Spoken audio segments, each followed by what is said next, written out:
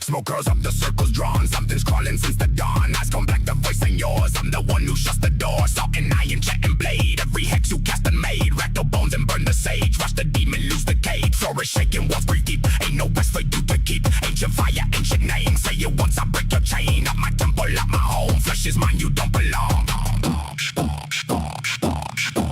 Cast it out. Shaman fire, burn your down. Flesh is mine, ghost get gone. Break a day, you don't belong. Cast it out. Drum is loud, I scream and shout. Bone ash, shadow flee, this body's not your home. Leave me. Leave me. Leave me. Leave me. Voice like static, throat like grave. Body twitching, trying to save. Ritual master, drums are hard. Beating faster, tearing apart. Ain't your words, I don't shout, I roar. Keep the demon through the door. Candle flick, the shadows run. This exorcism's just begun. Twist and turn, but you can't hide. I'm the storm you cannot ride. Bone the dust and dust to none. By the time I'm done, you're done. Feel the drum, it's in your chest. Beating out your final test. Cast it out. Shaman fire, burn your down. Flesh is mine, ghost get gone. Break a day, you don't belong. Cast it out. Drum is loud, I scream and shout. Bone ash, shadow flee, this body's not your home. Leave me. Leave me. Leave me. Leave me. That's the only word I shout. Bone and blood and salt and fire. Watch you burn out, watch you tire. Circles, goes and drums a blur. Every hit's a step for her. I'm the shaman, I don't fold. Ancient power, 1,000 years old. This flesh is mine, this flesh is home. Get out now, you're done, you're gone.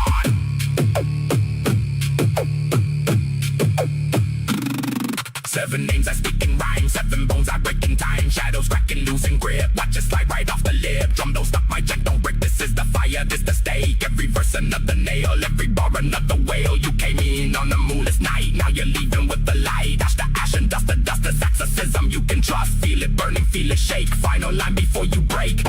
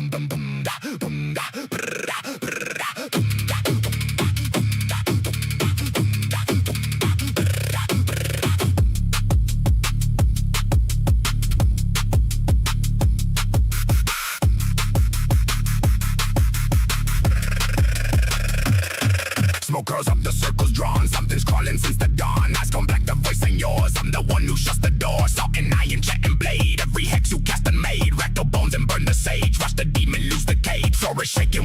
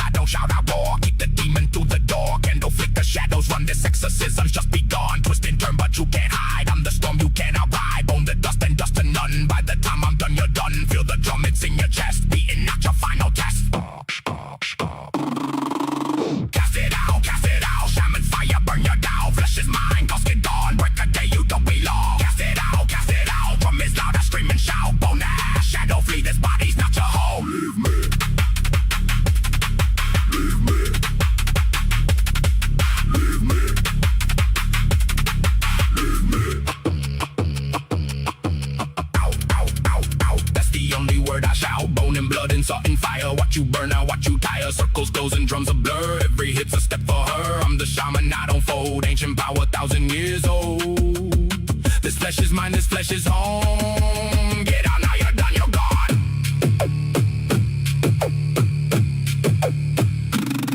7 names I speak in rhyme, 7 bones I break in time. Shadows cracking, losing grip, watch it slide right off the lip. Drum don't stop, my jet don't break, this is the fire, this the stake. Every verse another nail, every bar another whale. You came in on a moonless night, now you're leaving with the light. Ash to ash and dust to dust, this exorcism you can trust. Feel it burning, feel it shake, final line before you break.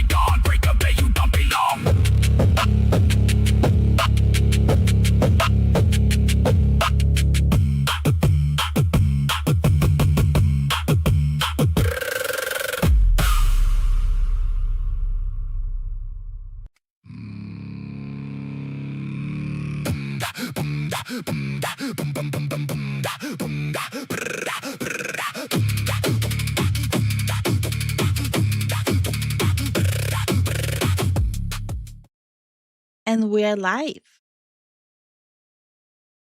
And Zen is AFK. Hi, Game Slayer. Hi, Starwin. Hi, Kuro. Hi, Ow. Hi, Shadow. Hi, James. Hi, Misura. Hi, Moose. Hi, Grey Wonder.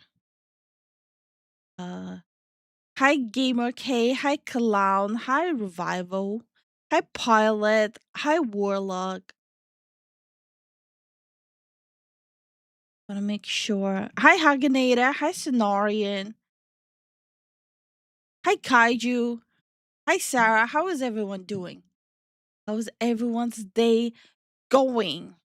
You guys having a good day? Hi, Spydrick. How are you guys doing? Hi, Ben. How are you doing? So we're gonna do an old-fashioned. Man, this gaming company really does suck. Just a little old-fashioned. Aw, Tamori, thank you so much for the 3 months. How are you doing? Is the day treating you well? I keep forgetting it's still the weekend. Like, I genuinely keep forgetting about that.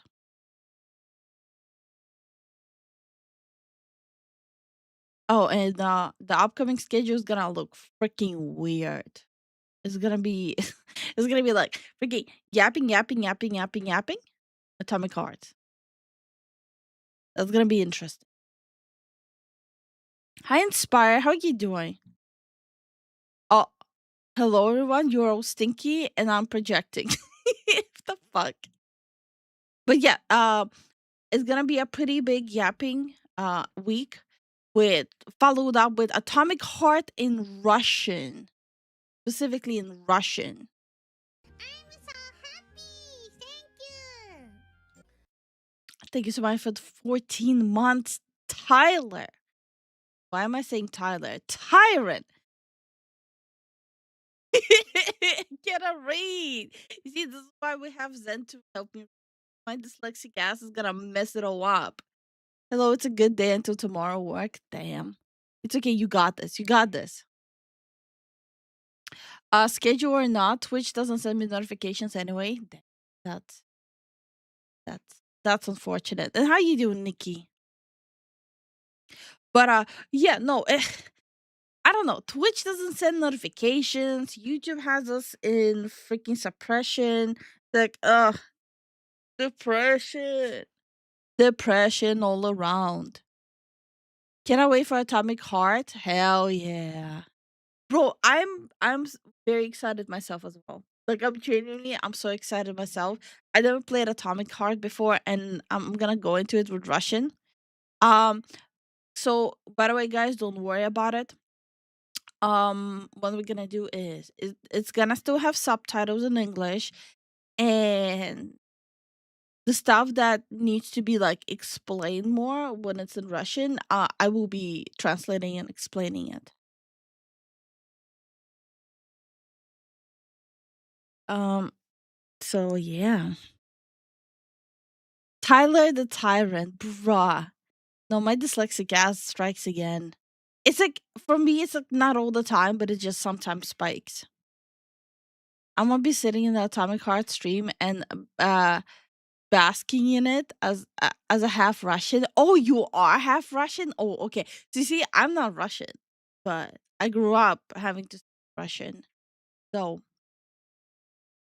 don't judge too much. Help, I'm building a hotel with tiny Legos and my hands are hurting, but I want to finish it. Sorry for going off topic a bit. How dare you? Which Lego set, by the way?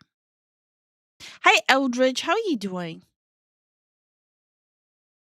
I know barely Russian. I learned from Russian films in high school, so this should be interesting. Wait, we're getting like more and more people who know a little bit of Russian. That's interesting. Hi, Dora. How are you doing? My batteries in my phone are almost dead. Oh, that's. You should probably charge it. Wait, you're dyslexic? Same. It does make a reading funny, bro. Sometimes you have to like double take. Sometimes I read some wild shit, and I'm like, wait, hold on. It just said came. Hmm. Hi, Mechanical Mag. How are you doing? Sometimes it just like it just slips up on stream, and it's just like, the fuck is wrong with me? Atomic Heart 2 is coming out soon, I think. Yeah, I heard about it. I don't know about soon, but I did hear that the second one is coming. So this is perfect time to play the first one. Let's see. Did they say the release? No, it doesn't have a release date yet. Um, they did say it's gonna be in 2026, but they didn't say when. They announced it in 2025, June 8th, that the second one will drop. Sometimes words are just hard. They are. They freaking are. I still need to get to complete the last DLC. I don't even know. I don't even know. Do I have DLCs? I genuinely don't know. By the way, I'm not gonna say the name on Steam just in case for privacy reasons. But I got Atomic Heart gifted without a thank you note, and I don't know who to thank. Like, guys, when you're gifting us games, please add a note so we know who to thank. Because I don't know who to thank even.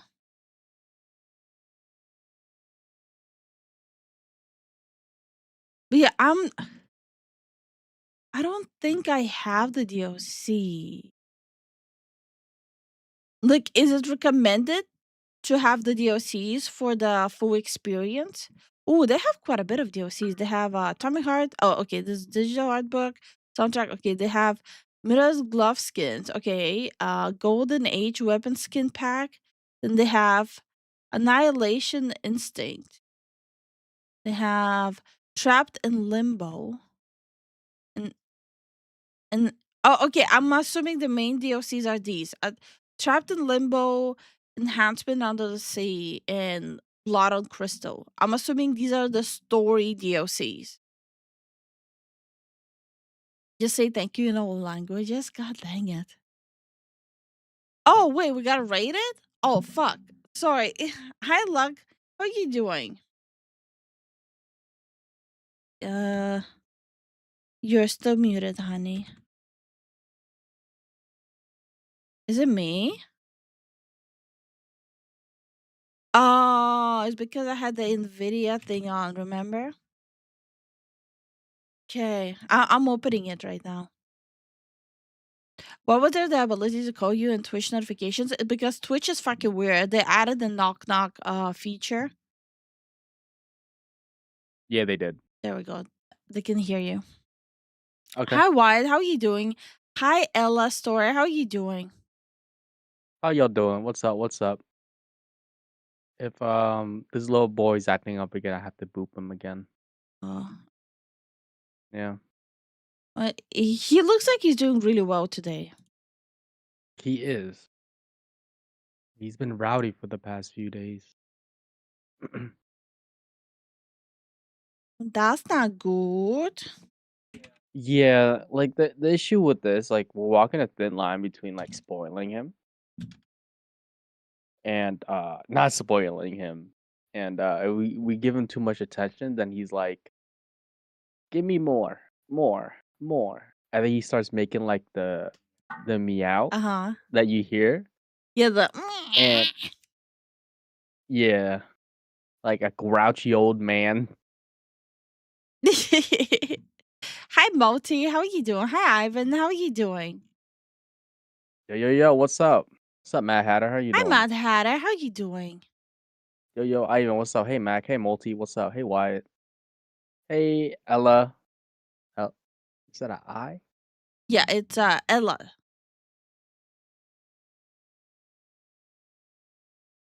Or is it Elis? Elas? Okay, you see now I'm not sure either. Because that's an I next to the L. Yeah. Who the guys? I made a rant before. Why does the capital I and lowercase L so similar on the on the Yeah. keyboard? I don't like that. That's stupid. That's so stupid. I hate it. Why is this a thing? Hey, Nikki, how you doing?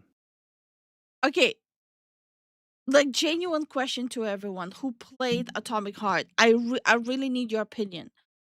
Do I need the Atomic Heart DLCs to experience the whole thing? Is it like the continuation of the story?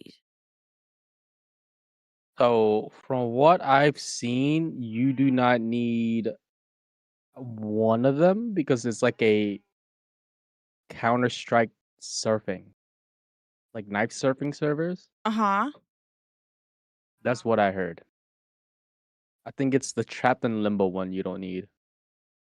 Anything else? I don't know. Maybe you can have 1, 2, 3. There's 3 DLCs that looks like people liked a lot. Hi Joelle, how you doing? I've not played the What's DLC up? and I think I had an awesome experience. Okay. I mean, you don't need to buy DLC, but they're pretty okay. The DLCs are just okay. Okay. Atomic Heart 2 starts off after the event of the first. Continue with the main protag. Oh, so is it one of the DLC like a prelude? Oh, okay. Which reminds me, I'm going to get those when I'm parked. Yeah, Starwind. Uh, one of them is Alright. actually on sale right now. Thank Good you timing. guys for the 2. Thank you, Wyatt, for the 235 stream streak. Hell yeah. All the DLCs give more context to event after the main storyline. Oh yeah. Since we will be doing Atomic Heart on the weekend, and obviously the VODs will forever be on YouTube. So whoever misses it, you have like time to catch up as well. We the Atomic Heart will be played until I finish it. I think that's fair. And I think it's a pretty long game. Isn't it an open world? How long is Atomic? Well, knowing me, I'm gonna get sidetracked like crazy. 16 to 25 hours the main story. So like 60 hours for me. For people who've been watching me play South Park, Stick of Truth, you know I'm gonna get sidetracked. By the way, the new episode is out on Patreon, and god damn it, that made me so happy. I'm not streaming it on Twitch or YouTube. My ass would have lost the channel so freaking hard. Like, holy hell. Who watched who had the opportunity to watch the new Patreon episode? By the way, it's free for everyone. You don't even need to have an account to watch it. It's free for everyone. So is the height difference between them accurate, or is that just their V2 model? Oh, it's accurate. It's accurate, yes. Is the height is accurate. Yes. Hey, Sarah Sam, how you doing? Bookshelf, you little shit. Oh, you can get lost in the weeds a bit. It does reward exploring side content. Ah, okay. Oh. It's crazy to me that it's been 3 years since Atomic Heart release. Man, that's an old game, huh? Um Honestly, mm. yeah, go on. No. Go on. Um, I heard a lot of good things about Atomic Heart. Like, I've always wanted to give it a whirl, just because, like, this apparently people were saying like, oh, this world is pretty unique. Mhm. So, yeah, I don't know. It's nice seeing how different countries do different things. Mhm. So, it always got me interested. It's like this because this was like a AAA game because it was published by Focus Entertainment. It looks like For Divinity is also one of them as well. Okay. Oh, Yeah. I wanted to point out. So we're very close to 3K subs on Zen channel. We crossed 2K subs on the music channel, and we crossed 200 Patreon members, Hell yeah. which is crazy. No, it's like ever since we started doing like the South Park Stick of Truth, there's a lot of people who have been joining Patreon, which is crazy. People are really enjoying the playthrough. And hold on, hold on. And we crossed 100 members in our Steam group. Which is crazy. Considering we don't even advertise the Steam group, it's crazy. Do we? Mhm. No, we don't. Do we? Do we? Oh, No, we do. Okay. no, we do. We advertise it. It's automatic advertising. Mm. So, I looked more into the publishing house For Divinity. They're also releasing Shawa American Story, that crazy game that was like Oh, I'm so excited about that one. they're releasing a game called Defiant, Chinese game. I don't know what it looks like. No, I think we talked about Defiant. Also, hi Mel, how are you doing? Hi Sarah Sam, how are you doing? And they're releasing a roguelike game, or is it already out? But it's called Realm of Tai Wu. Seems interesting to me because it's a roguelike. They already have Is another game. Defiant game called The Defiant? Yeah, The Defiant. Okay. How was the first one spelled again? Like American what? Show A. Show A.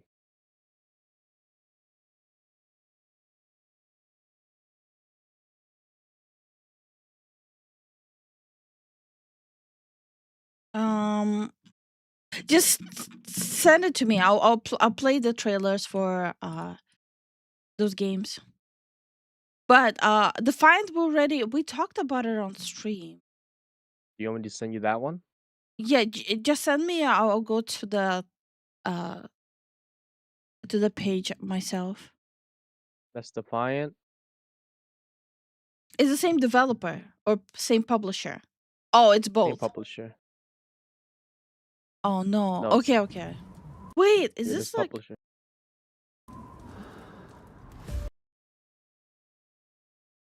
Were you talking about for Divinity? Yeah, for Divinity. Yeah, Okay. Yeah. that's the publisher. There, it looks like they release a lot of Eastern games, so that includes Russia as well. Oh, they're doing a lot of. I see. This is the one that got me interested because it's a roguelike. I like me some roguelikes. They do. Yeah, they do. They do a lot of the IRL. What's it called? IRL romance games, like dating games, like with actual people. Wait, what? Yeah. Island of Hearts. The fuck? Yeah, so you guys are not confused what we're talking about. So, which one was applying to show? Defiant and Shova, right? Yeah, that's what you wanted to show. Here we gonna show it to you guys again because Hey, Pyro. Hey, totally. so this is the Defiant. Oh shit, you guys cannot see it yet. My bad. So, what got me interested, right? It's like during World War II, but Defiant? witnessing from the Chinese side. Oh, all right. Let me play the trailer, maybe. Yeah, go for it.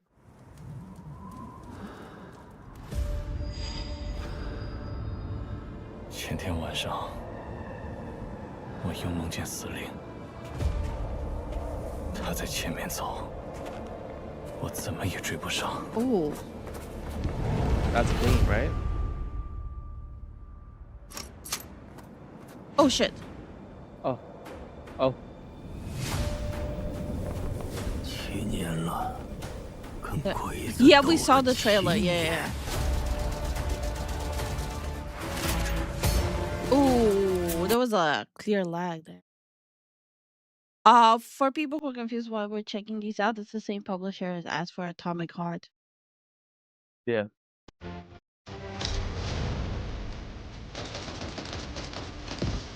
要活下去，活下去就有希望。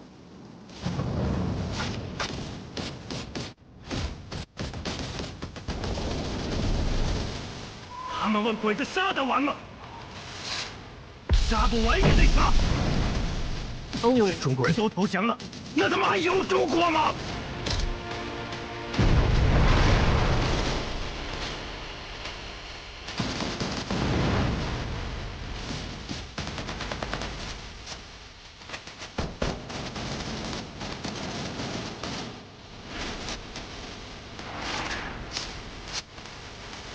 oh.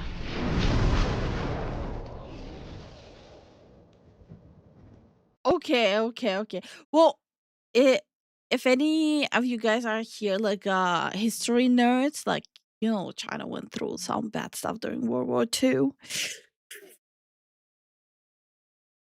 They're not really known to do like World War II games, though. They Yeah, because they it's don't want to really talk about it. no, but I feel like this is a good push. So they're mostly after the Japanese in this game? No, they're defending against Japan. Okay, so I don't know how you guys are read up on the Chinese perspective of World War II. So during that time they're also, when like Japan took over and stuff like that, there has been rebellion. Mm. There was rebellions within during the Japanese regime when they took over those parts of China. So this is probably from like the freedom fighters, Chinese freedom fighters. Like, because this is witness the heroic deeds on the Chinese battlefield during the World War II in this FPS game. So it's gonna be a lot of I wonder if they're gonna throw us with a lot of historic battles that was witnessed That's why there. I said this is so like this is not common that they do that, because in Asia it's very common to be like, we don't talk about it. Yeah. Like I even watched like a video of it not that long ago, how like in the West versus the East. In the West, like how everyone like is easily talks about World War II and like 9/11 and all that stuff, right? No one has like issues talking about it in the West. But when it comes to the East, even like like the stuff that happened, you don't really talk about it. Like you know about it, but you don't really talk about it. You don't bring it up. So Yeah. that's why it's like, damn, I did not expect this. And hi, Mr. Biggles, how are you doing? Hey, Bagels, how you doing? Gamer K, it's not really hard to differentiate between like different Asians. It really isn't. You'll have to like actually. Oh, my phone just reset it. Give me a sec. Uh I don't know. Here, when someone mixes them up, we just call them Ubisoft. If you know, you know. Hi, Pyro. How are you doing? Japan, I believe, really doesn't like talking about it. It's an Asian thing on itself. Like the East doesn't like talking about stuff like that. It includes Southeast Asia too. So you have East Asia and Southeast Asia. They don't like talking about history stuff. Like Yeah. they'll So teach you, but they won't talk about it. Japan, they don't really talk about in Japan history lesson of like what they did. They'll just be like, oh yeah, this is what we did. It's bad. And then it would just be like a small footnote in like their textbook. I don't know how it is now, but it used to be like that back No, then. it's so like fun fact. Love in Deep Space, they got in hot waters. One of the reasons was because of that. Oh, Yes, because people thought they included the experiment numbers in the game. You know uh, what I'm talking about when I'm saying experiment numbers. you guys talking about World War II? My first thought: why are people so addicted to War Thunder? No, but like honestly, like honest and like being serious. No one really talks about. So Asia has a lot of skeletons when they go to war, like specifically like Japanese, and then there's also what happened with China, Every country has skeletons in the closet. South Korea during Vietnam War. People heard about that, maybe, hopefully. That's like a OG ball knowledge if you guys know. No, I think there might be only like one or two people here who know about it. But hi, I'm dying. How are you doing? I want to stray from this conversation. Okay. So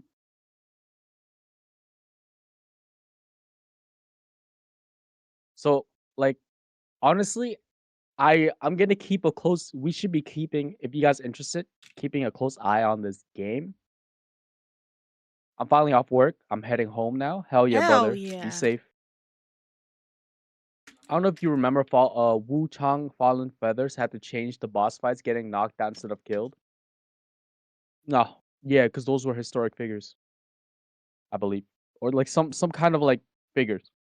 I didn't read too much deep into it, but I mean, if that's how they wanna, if that's how it should be run, it should be run. I see it from perspective like, okay, yeah, like it makes sense. You don't see like I know there's a game where there's games where like they make fun of our past presidents. You know, it kind of rubs us the wrong way, but that's just it rubs me the wrong way. But you know, Wait, still, which past presidents? Which country are you talking about, honey? You're talking in tongues. You're talking in tongues, honey. I'm not presidents.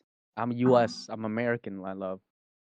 So basically, what I'm saying is that there's a line that shouldn't really be crossed, but like play around with. Yeah, I'm not a fan when people do that. Like, it, maybe it's maybe it's because like where I live, basically most of my life, I don't like it. Red Hood, thank you for the 30 streak. Honey, So this you is a wanna magical grab thing, and your breakfast? yeah, Hi, Ivan Dread. How are you doing? I'm trying to steer clear of these topics, honey, because I'm not the biggest fan when people are making fun of history, political heads. So yeah, I'm just not a fan of it.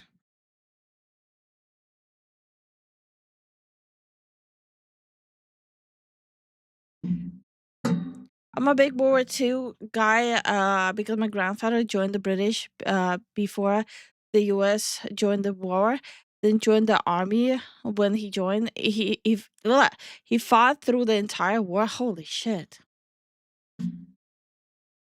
damn, he's a G. What the fuck? Oh yeah. Uh hold on. Yeah, Shova American Story. This is the one I'm looking forward to. I'm really looking forward to this one. Like I'm so excited. I think it's gonna be great. At least I hope it's gonna be great.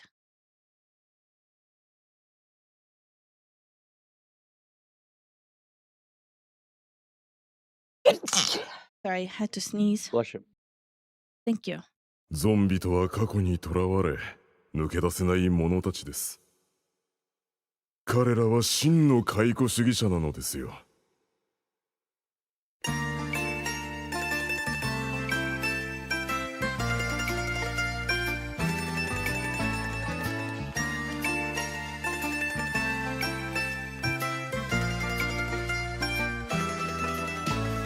ピースマムは何でも知ってるって話だが、助言をもらうには高い代償を払うことになるかもしれないな。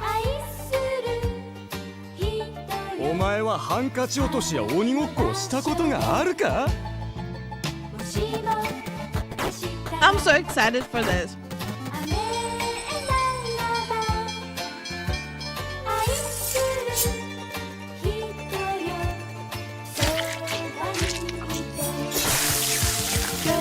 That's crazy.「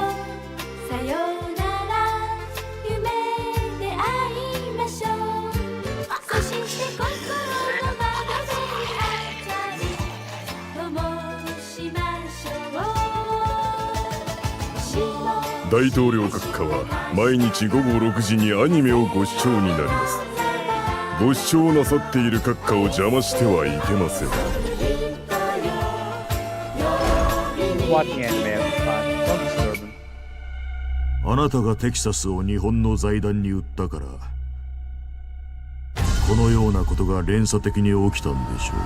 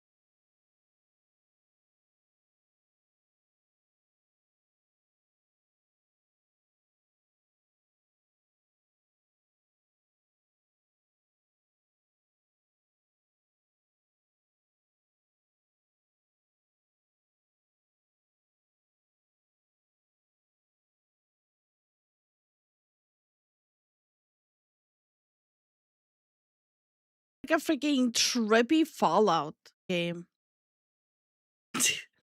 Oh yeah. Hi, Jigsaw. How are you doing? Hi, Mustasha. How are you doing? Hi, Nick. How are you doing? Yo yo yo. What's up?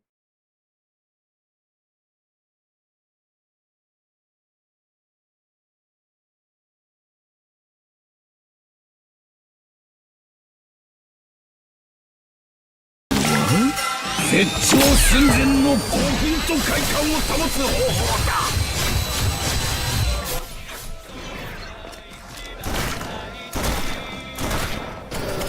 It's getting so goofy, man.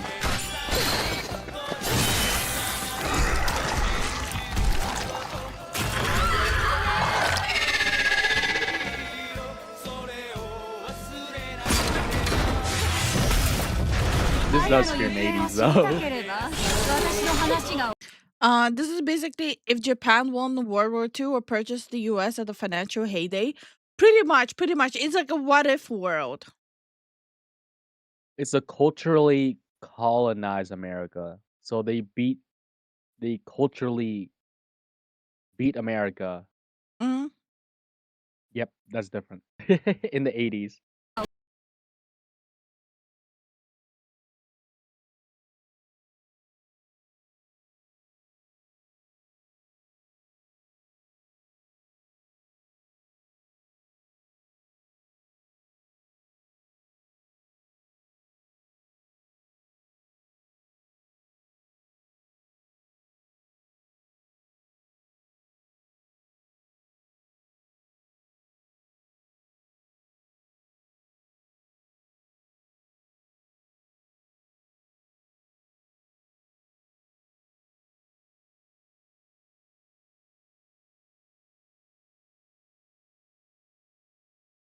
Okay. No.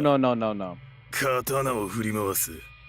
If America went full weeb and just forgotten the 愚かな American ジャパン culture. ガールか。すっきりさせてやろうか。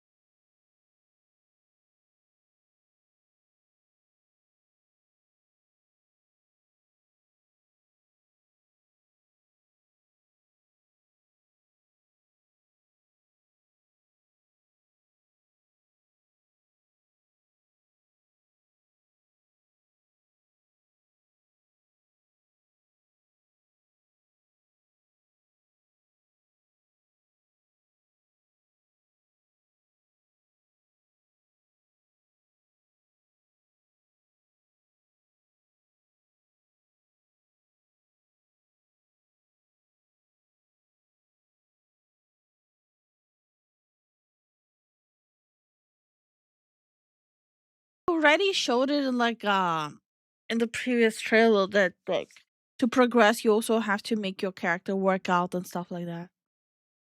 Right.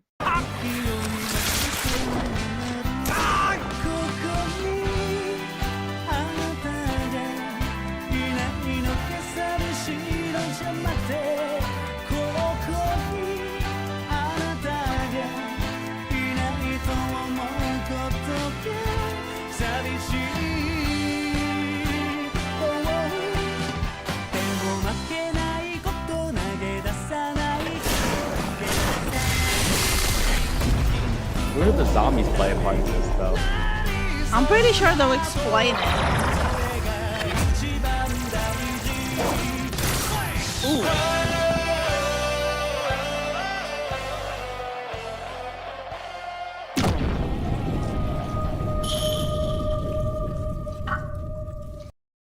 I'm excited about this one. I think this is gonna be great. I need a doctor. I was bitten by a rattlesnake. Hatsune Miku, help! But yeah, I think this is gonna be great. I can see a Texan just like coming out wearing a traditional Japanese kimono, the guy version of a kimono with a cowboy Yukata? hat. Yeah. Honey, that's already happening. Remember the guy And it, who was talking about, "Ooh, you're racially appropriating my culture while wearing a freaking kimono and the the rice patty hat." I will never forget it. I was talking about in the game, not real life. Okay. It You was see, supposed to be a joke. honey, I You honey. killed the joke. I know. You killed the joke. Let's move on. You killed the joke. Let's move on. I know. I still have PTSD. I have unresolved. No, that shit pissed me off. I'm sorry. Okay. I have PTSD. I'm gonna shut up. Anyway, my bad. I'm trying to fix the frame because it's been bothering me so much.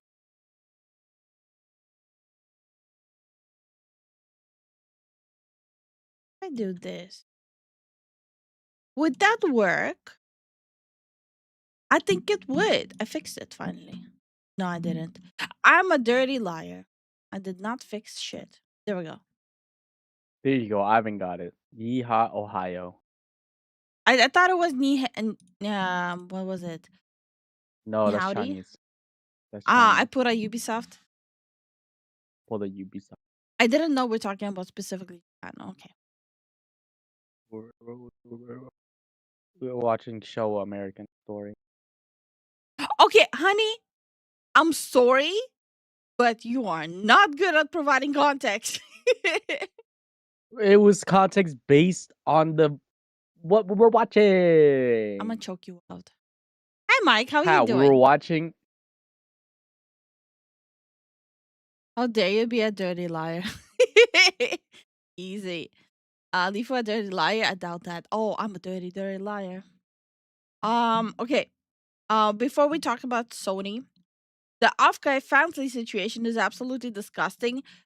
Yeah, so they had like a booth. Remember we talked about Offkai. So Yeah, apparently, yes, they had a booth in the main hall where you can go and basically see bad pictures. that's crazy. Yeah. People, I saw people on Twitter be like, "Oh, it's okay. You have to have an account to actually see those pictures." But then people are like, "This is all the shit I can see without creating an account," and it's like actual IRL asses out. Okay. Yeah, it was pretty bad. It was pretty bad. It was genuinely pretty bad pictures. Let's put it this way. If I pull up the pictures of what people actually saw, I will 1000% lose my channel due to pornography. Yeah. You would think there'll be like, I don't know, be more not like that when they're in the main page or the main booth. Mm, But I guess I was wrong. My bad, guys. but yeah. So in this video, I'm be talking about the very troubling situation involving the VTuber convention Offkai Expo. Now, this convention has been mired in controversy in the past. By the way, before anyone even brings it up, I don't have any big moral grandstanding. I don't care if people do porn or if people do like adult content or lewd content. I don't have any moral grandstand on that. You do you. I just don't think it should be that blatant in the open. I don't think it should be normalized as something to look forward to do when you hit 18, you know? Right. I don't think it's something like a kid should be like, "Oh, I cannot wait to grow up so I can do like family content." I don't think that's normal. And I don't want it to be normalized. That being said, I'm not gonna be going after VTubers who do lewd content. Does it make sense? No, it makes sense. Hi Jason, how you doing? Hi Bernie, how are you doing? Hi Nico, how you doing? How y'all doing? Goon in private, not next to me on the bus. Yes, exactly. VTuber convention, I thought Zen and Lifu were the only VTubers. Okay. Well, according to Foundry marketing, according to Offkai marketing, meet your new Oshi on Foundry. Sorry, guys, you've been missing out the whole time. We're not on Foundry. We're not VTubers. We cannot be your Oshis. For blacklisting creators like Kirsha over wrongthink. However, with this year's convention, there are many featured guests that are very problematic in their own right and hypocritical, as we'll see later on in this video. But this year's convention is mainly mired in controversy because there is adult content being featured in open spaces of the convention where minors as young as 13 are allowed to walk around free. And that's not okay. Like this is the only problem I genuinely have with it. Like I'm done with conventions. I don't want to go to conventions. I don't want to go to conventions where there's VTubers. I don't want to go to conventions where there's cosplayers. Miss me with that shit. For context, the reason why I avoid conventions is I used to be a cosplayer and I fucking hate cosplayers for a reason. You want to know why? Check up every single cosplayer drama. It's always groping and whatnot. Not just by the convention goers, but the cosplayers themselves. They think it's okay because you're in character anyways, right? Really? It's disturbing. Yeah.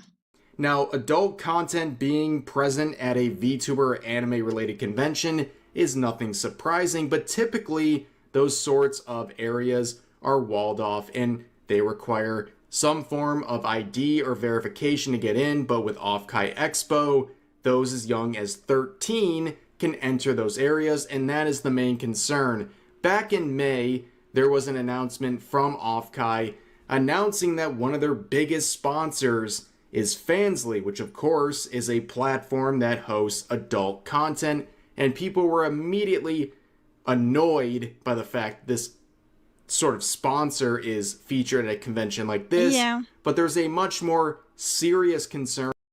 This is the ad I was talking about. Like, find your Oshi on Foundly. As pointed out. Yeah, like Foundly is the best 18 plus site. You find your next Oshi and so much more. That's so. The only thing you're gonna find on Foundly is carpal tunnel. What? From jacking off. It's a porn site? Carpal tunnel? Oh, okay. I thought you said purple tunnel. I was like, what are you talking about? Out in replies like this, saying kids walk around during the day. Surely this is not being done while Lethal what? Am I wrong? Okay, listen. Who opens Foundly just for the articles? There's articles on Fansly? I don't know. I never opened it. The only time I opened Foundly is to report the account that was pretending to be me. That's the only time. I say maybe. What do you mean? Stop right there, criminal scum. Nobody breaks Jason the law on opens my Foundly watch. for the articles. I say maybe.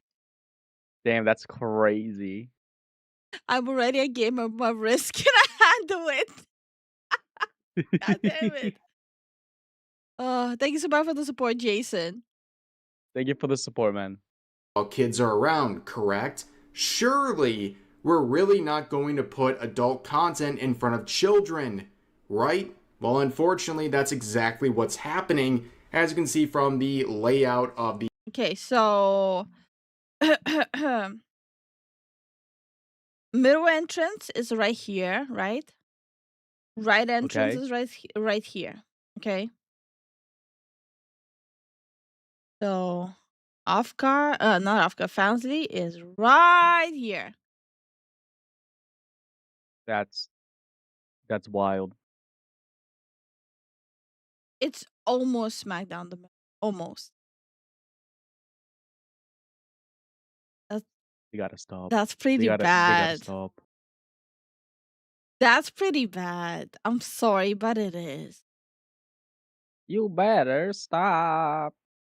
The main hall, the expedition hall here, you can see Fansly right smack dab in the middle of everything. And what makes this very disturbing is the fact that minors as young as 13 are allowed in this portion of the convention as long as they have Remember how everyone was attacking it, like whenever you were speaking up against Offkai on Twitter, people were attacking for like and saying like, no, they will put it in a different section. They will do it separately. Remember? I was one of the I people who got remember. attacked. Yeah. They were like, you're stupid. They'll put it separately. You're stupid. They're not gonna do it midday. parents with them, or they have a minor consent form filled out. Only in California, ladies and gentlemen, is something like this allowed to exist. Now, of course, this whole problem could be avoided by simply banning minors from this convention. I mean, why wouldn't they just do that in the first place? But instead, they're allowing minors with these exceptions to walk around the convention and be exposed to adult content. And as we enter the final day of Offkai Expo 2026, the very apparent reality involving this convention has become true. You can see. You know what sucks the most? This is the main VTuber convention for the West. Yep. If you have an audience in the West, if you want to make it as a VTuber in the West, no, not make it, but like network and stuff like that, this genuinely Offkai is the only main convention in the West when it comes to VTubing. And it's riddled with controversy year after year. That's fucking blows. How would they know the consent form was legit signed by a parent or guardian? They can't. They cannot prove that. That's a problem. They can't prove it. Like that's how loose the rules are over there. Mm-hmm. I will underline this. I do feel bad. There were like some VTubers who caught absolute strays over it. They do loot content, but they have nothing to do with what Fansly is doing and like the marketing stuff like that. They literally just got caught in the crossfire. That's always the case, yeah. I do feel bad for them. Like, please do not attack anyone, especially the people who are just minding their own business. Fansly promoting their booth saying, Offkai is open. If you're a creator, come collect your free swag bag before they're gone. If you're not a creator, come say hi anyway. We don't bite. Your favorite VTuber is probably at our booth today. Come verify that for yourself. And of course, people are just, again, not very enthused to see this sort of platform being a featured sponsor of this event. But as people are going around the convention, they are seeing that this booth is front and center at the Expedition Hall, which again is open for minors as young as 13. And things would get even more troubling, as pointed out in this tweet, where there is a QR code you can scan with no account required whatsoever, no verification, no vetting process whatsoever, that opens up some of the related VTubers at this convention. And obviously I can't play through the video this user provided, going through the various links and videos provided. But of course, to give you a very brief and censored description of what we're looking at, you have one VTuber with stuff on her face describing self-pleasure, another one basically doing a striptease, another one doing a job, ASMR, and also many other lewd content, including real-life content, not just VTubers, but Yep. People were posting screenshots of all the stuff you can see, even if you don't have an account. There's like full on like human nudity and everything. You can't be serious, man. Hi Night Owl, how are you doing? Yo, what's up? All of this stuff, obviously extremely not safe for work, which again is something you can access as young as 13, walking through this convention with no account required, This is what I've been saying. While I don't have issues with VTubers doing 18 plus, I'm not happy that it's so normalized and like it's kind of like it's very common when you're like a VTuber in the West and do 18 plus. It's the normalization that I have an issue with. What happened with like, hey, and again, that might make me sound like a prude, and it is what it is. Then what happened with like, sex happens like behind closed doors? I don't know. verification. It's Mm. nowadays they don't care. Like people are very open about that, at least in the West. In the US, Mm. they're very, how do you say it? Very sex positive, but in a very toxic way. Yeah, the way you said it, I think that's exactly what it is. Mhm. Process whatsoever.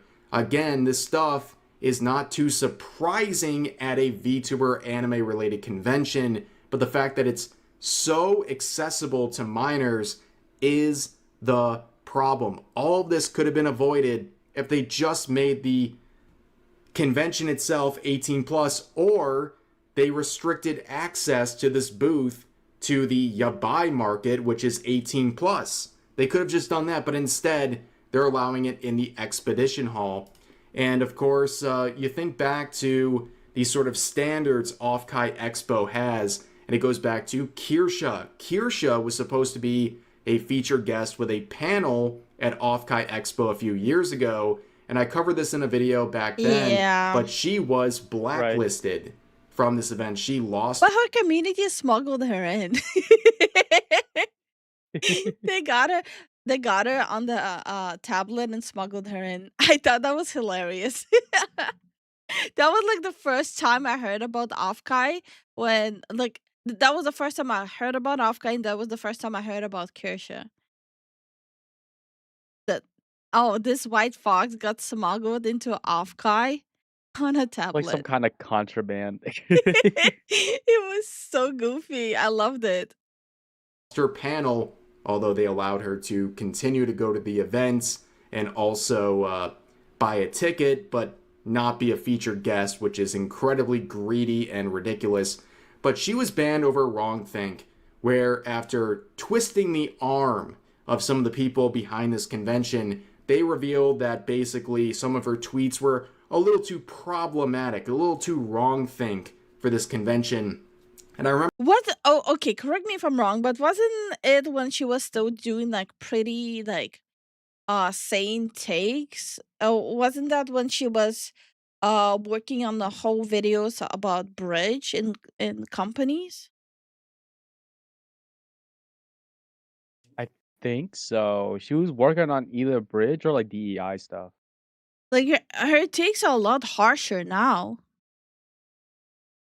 one of the examples that they provided right here was her labeling her Discord pronouns as Burger Queen, mocking the fact that Discord is trying to force pronouns into people's bios. But then we have all this What is that banner? Holy hell. nonsense involving No. this year's convention, featuring VTubers like Kawaii Grin here, who had this to say: meet and greet tomorrow at 1 p.m. But I'm in the Fansly booth all day today if you want to say hello. Ovulating, by the way, which is I'm sorry, but that's deranged. That is not normal. That's weird as hell, bro. Stop. That is You're in too not deep. normal. No, you're in too deep. Get out. What are you doing? Hi Goku, how you doing? Hi Bully, how you doing? Yo, yo, yo. That is, I'm sorry, that is so disturbing. Like genuinely, bro, I'm gonna start streams going like, I'm bleeding everywhere. Ooh. That's gonna be my streams from now on. No, honey, stop. God damn it. Not like That's just this, so dude. stupid. I'm sorry. I'm just I'm bleeding everywhere. Ah.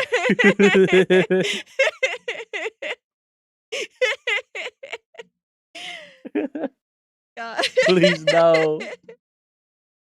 Guys, how will you know if I'm fertile if I don't bleed and Mufasa your forehead with it? No. No, honey, stop. God. Oh, we're cooked, dude. What the fuck? It's a ridiculous and insane thing to say before not only doing a meet and greet as a VTuber, but doing it not even as a VTuber, but in the flesh. Like, VTubing? Is this what we're doing? Like, yeah, this already annoys a lot of people, but then this is the focus. But when I looked at this account, I was like, this looks really familiar. And of course, it's because, well, I made a video about this VTuber a couple of years ago. You can see the title, Hypocritical VTuber Risks Career, Slandering Body Pillow Company. So here's the context, a little trip down memory lane here. They called out a company called Cuddly Octopus. They're one of many to fall into this same pattern of behavior, by the way. Cuddly Octopus sells body pillows for VTubers, and Kawaii Grin decided to make a public post calling them out and just outright slandering them, saying that they're selling literal CP because they believe some of the characters depicted were underage and being depicted in not safe for work situations, and were mocking people who disagreed. Oh, it's the whole lolly thing. I'm not gonna comment on lolly shit. Catch me missing that shit. No. I've avoided commenting on the lolly stuff for 2 years now. You're not gonna catch me sleeping right now. With this notion. Now, reminder, this is back in 2023 when likes were still public on Twitter, and wow, what a better era. Things were so much more. Bro, I did like it when the likes were public. I loved it. And the reality is, if people would have looked at my likes, it's just like some really retarded memes. Or frogs. Listen. Like sometimes like me and Zen like lie in bed for sleeping and I'm like, hey, look at this dumbass. It's gonna be like a cat who fails a jump. Oh, yeah. I love those. More fun back then when you could just scroll through the publicly listed likes of all these people virtue signaling about fictional content and immediately expose them as massive hypocrites consuming the exact same content they're trying to slander people over on Twitter. But anyways, I tried to warn them, right, when they initially made their call out post, which of course is now deleted, where I said your likes are public, like, come on, LMAO, but they did not listen, so I went forward with a video, not just because of the tweet, but because of a subsequent stream where she would crash out, call me out by name, mock me as basically irrelevant, and try to excuse her behavior because A, she doesn't know anything about anime and manga. Wait, why did she call Rev irrelevant? What? It was back then. Like back then. 3 years ago? 3 years ago, Rev was like still like 10 times bigger than us.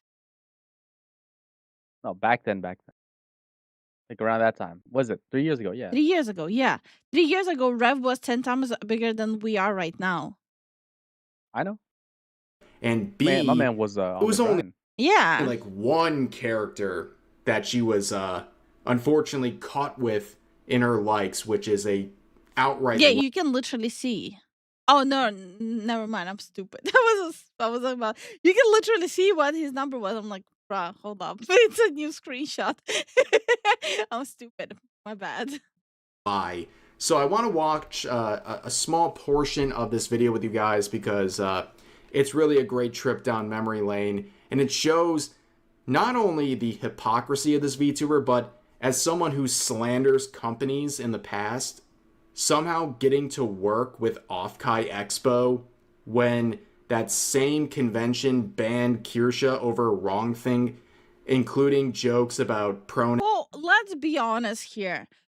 Stuff like being banned from one company and not banned from another company is a normal thing. Like the quote unquote canceling, it doesn't exist anymore. Right now, being quote unquote canceled, would it be with the left or the right? Yes, I'm talking America speak. It doesn't mean shit. If you're canceled by one side, the other side is gonna lift you up. That's Yep. how it works right now. You wanna grow, you better get canceled. That's why we don't grow. Because people don't know which category to put us. And Yeah, that's they're how we kind of like squinting it. at us all the time. Like, What the heck are you? how do I label them? Pronouns, but let's get right into it. Rev, what do you have to say? Yeah, like some people who Some people want to be canceled nowadays. Exactly. Cancellation equates to growth these days. Yeah. Yep. That's genuinely what is going on. The second you get canceled, you grow. That's when you start being able to do content full time. Yep. Hi, Pizza Man. How you doing? Hi, Hey, Pizza Man. Jersey. Hey, How you JRC, what's doing? up?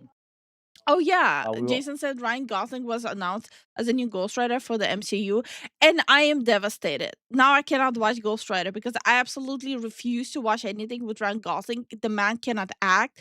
I cannot stand him. Okay, and Goku, thank you for the 35 streak. Thank you. who are like open lolly lovers or open people who like lewd lollies or are like Release the Google Doc, bitch. Try me. Release the Google Doc. Try me, bitch. Try me. Try me, bitch. Thank you so much for the support, Jason. Thank you for the support, man. Cancel culture was scary at one point, but when you keep canceling people for stupid reasons, it loses all meaning, just like the word racist. Bro, like, the reality is cancel culture for years now worked the exact same way. You cancel someone, they grow. It's been years since that function has been unlocked. The Xbox achievement has been checked off. Yep. like pedos basically. Like you, by your own standards. Oh. Like, bro, your likes are public. Your likes are They public. are. And I don't be They liking were. anything fucking sussy. Like, I don't know what you're talking about. So they did screenshot some, and I do feel fucking terrible. She feels honestly, terrible. because I didn't even realize like some of the characters were underage. Well, first of all, Your Honor, I didn't know they were underage. And of course, this is her standard, right? She's That's calling crazy. people predators. That is crazy. Stop right there, criminal scum. You can't just say that. Breaks the law on my watch. Lifu doesn't like Ryan Gosling. I think both sides can agree to cancel Lifu now. Bro, you know what? The Ryan Gosling shit is so fucking overhyped. I'm sorry, but you're lying to yourself if you say you like him. It's the whole freaking Megan Fox thing. Everyone thought she's hot, and now people are like, eh. Just wait and see.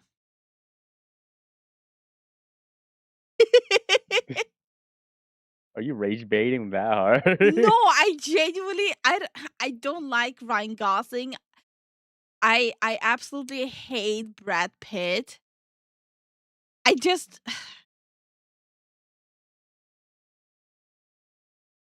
I'm sorry, but no. Thank you for the support, man. Thank you so much for the support, Jason. He was great in Project Hail Mary. You see, and I'll never know because I won't ever watch it.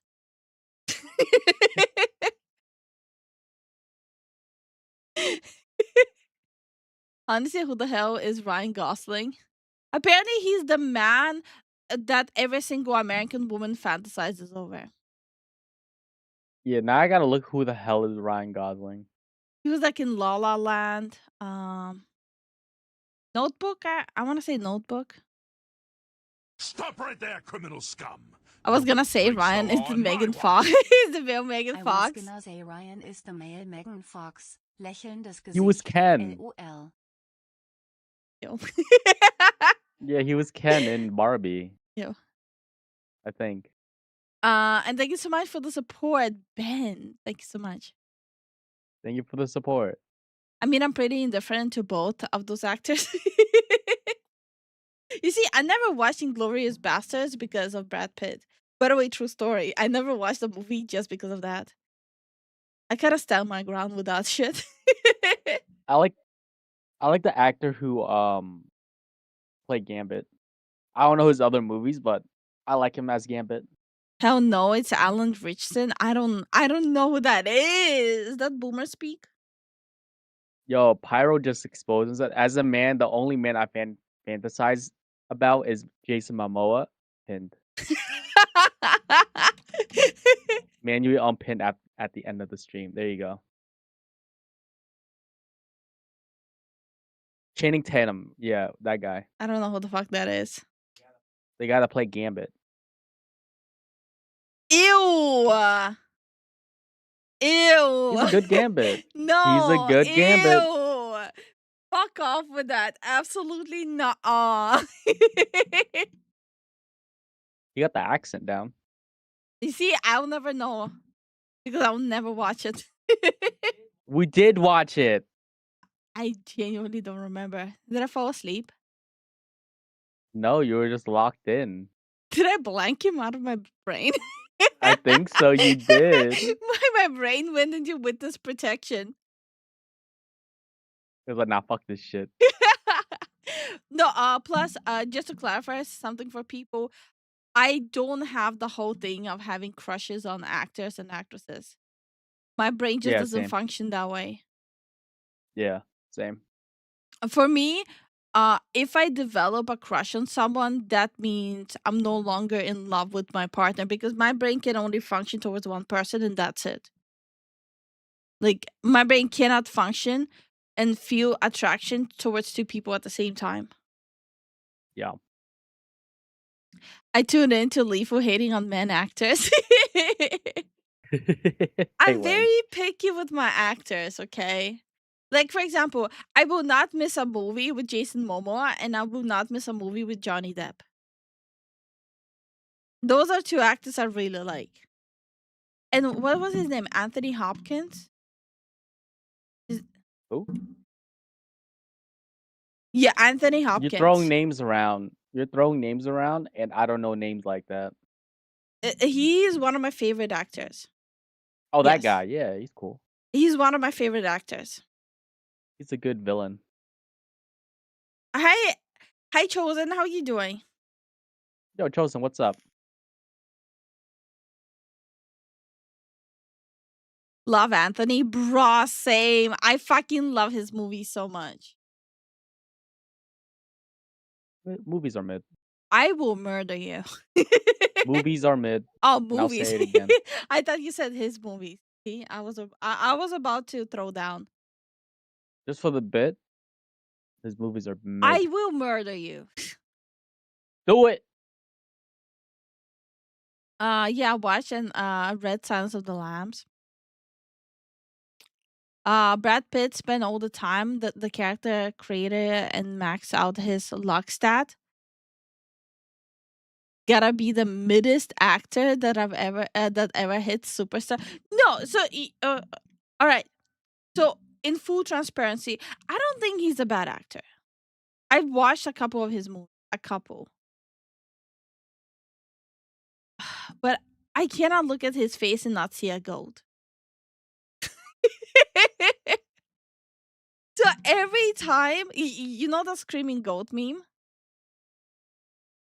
Yeah. Every time I see his face, that's what's going on in my head, the screaming goat. Like, and I cannot unsee it. Why not? Like, I don't know why. His face just reminds me of the screaming goat. I can't. Wasn't he the one that was with Angelina Jolie or whatever her Yeah, name is? yeah. Oh yeah. I heard some backstory about that. I don't like this dude. Like at all. Did Homeland Security find out about your thoughts on Brad Pitt and Ryan Gosling, and that's why you left the US? Yes. I got deported from the US because I don't like Ryan Gosling. I don't like Brad Pitt. I don't like Godot. I don't like Zendaya. I got deported. I got kicked out for that.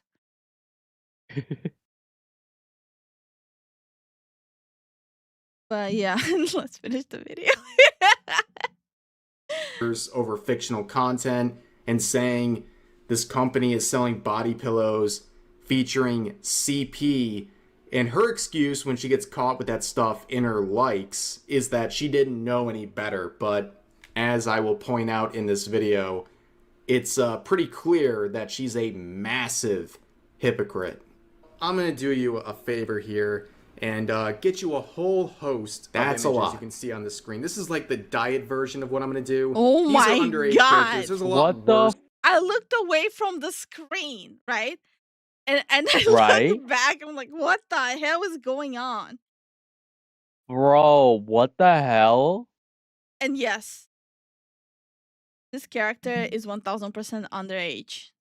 I actually watched the anime. She's in like middle school or something. Dude, I'm about to black the In her whole likes, screen. there's characters elementary school aged and actual lolicon, but I'm going to start with the not an exaggeration, by the way. There's a little compilation, and she'll later state she doesn't know anything about anime, so I'm going to give her a little bit of a lesson on these characters. So right there, you got Nagatoro, who is 15, Hatsune Miku, who's 16, Hitori from Bocchi the Rock, who is 16, Komi-san, who's between the ages of 15 to 17 in that series. You have Karin from Blue Archive, who is 16. Good for her. Spider-Gwen, who in the Spider-Verse era is between 14 to 16 from what I can see. God dang and, it. you know, every single image on this screen would make her a predator for liking them if you apply her own standards back to her. Now, and then there's the Marin Kitagawa wall. Oh my God, it's the my dress No, up stop darling it. thing. Well, but of course, this goes back. Why? Why they do this? Why does he do this? So here's the problem I have with that. Remember when I was asking, do you think it's normal when someone has like a full-on anime-looking VTuber model and you don't watch anime? Is that weird or not? That you just literally don't watch anime. So like in this instance, like either she genuinely doesn't watch anime and she doesn't know the ages whatsoever, or she's a hypocrite. I think she's capping. In my opinion, both are bad. On the one hand, you are quote unquote grifting on the anime subculture. Because VTubing came from the anime subculture. Right? Or you're just a hypocrite. Either way, it's bad. Either way, you're cooked. Definitely a hypocrite and a grifter. No, because no one's under the delusion that like VTubing came from anime, right? That was the whole point. The first VTubers, they look like anime girls. Right now, you have the more hyper-realistic avatars. Yeah, specifically in the West. But the roots came from like being a cute anime girl. Like, am I missing something? The term "check the hard drive" applies to this. I would not go that far. I'm not gonna make allegations like that. Yeah. No, I wouldn't go resort to allegations here. Mm. Hi, Misty. How are you doing? Hey, Misty, what's up, man? This is rough, man. To that era with likes being public, it was so easy to expose people spouting off about fictional content and thinking they have the moral high ground when in reality they're massive hypocrites. But it gets way worse than that. So that's just kind of a blanket easy statement right there, where it's like, she says anything that's underage, you're a predator for liking characters depicted in that sort of a way. There's a huge compilation of screenshots, and by the way, Marin Kitagawa is 15 years old in My Dress Up Darling, just to confirm that. But she also goes on to make other excuses, basically saying the characters she likes are similar in appearance to her VTuber model. And, well, that is a standard I don't think she really wanted to bring up, because it just makes her look even worse. Okay, first of all, no, it doesn't. It does not look like her VTuber model at all. But yeah, you see, that brings another issue, right? The whole why I said quote unquote grifting, which by the way, I hate that word. I hate that freaking word so much. And my skin crawls me saying that. Like, I give myself the cringe saying it. But like, to you base your VTuber model off of anime. Like, you literally confirm that you base your model off of those specific anime, which is even worse, right? Because then literally you're either lying and you're just grifting based on the popular anime, or you are just put on black lying and a hypocrite. There really is no between. Nope.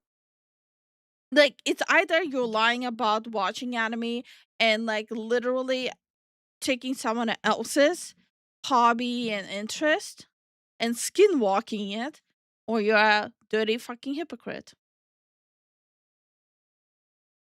Pick which one you want to be. Check your poison, buddy. Drop. And they're not like little lolly looking avatars either. They're Oh. like full blown art pieces, and they look very well endowed. Like, Okay, the fact that she says they're not like lolly, they're like full on art pieces and they look well endowed. I had full on like big breasts and butt when I was in middle school. Does that make it any better? No, I was still a kid. So it's the whole thing. It's we're going back to the whole thing of body type thing. If you're flat chested and you're still an adult, you're inappropriate. If you're big booba but you're a kid, that's appropriate, according to her. Because yes, when you're still in school and when you're still a child, you can be well endowed.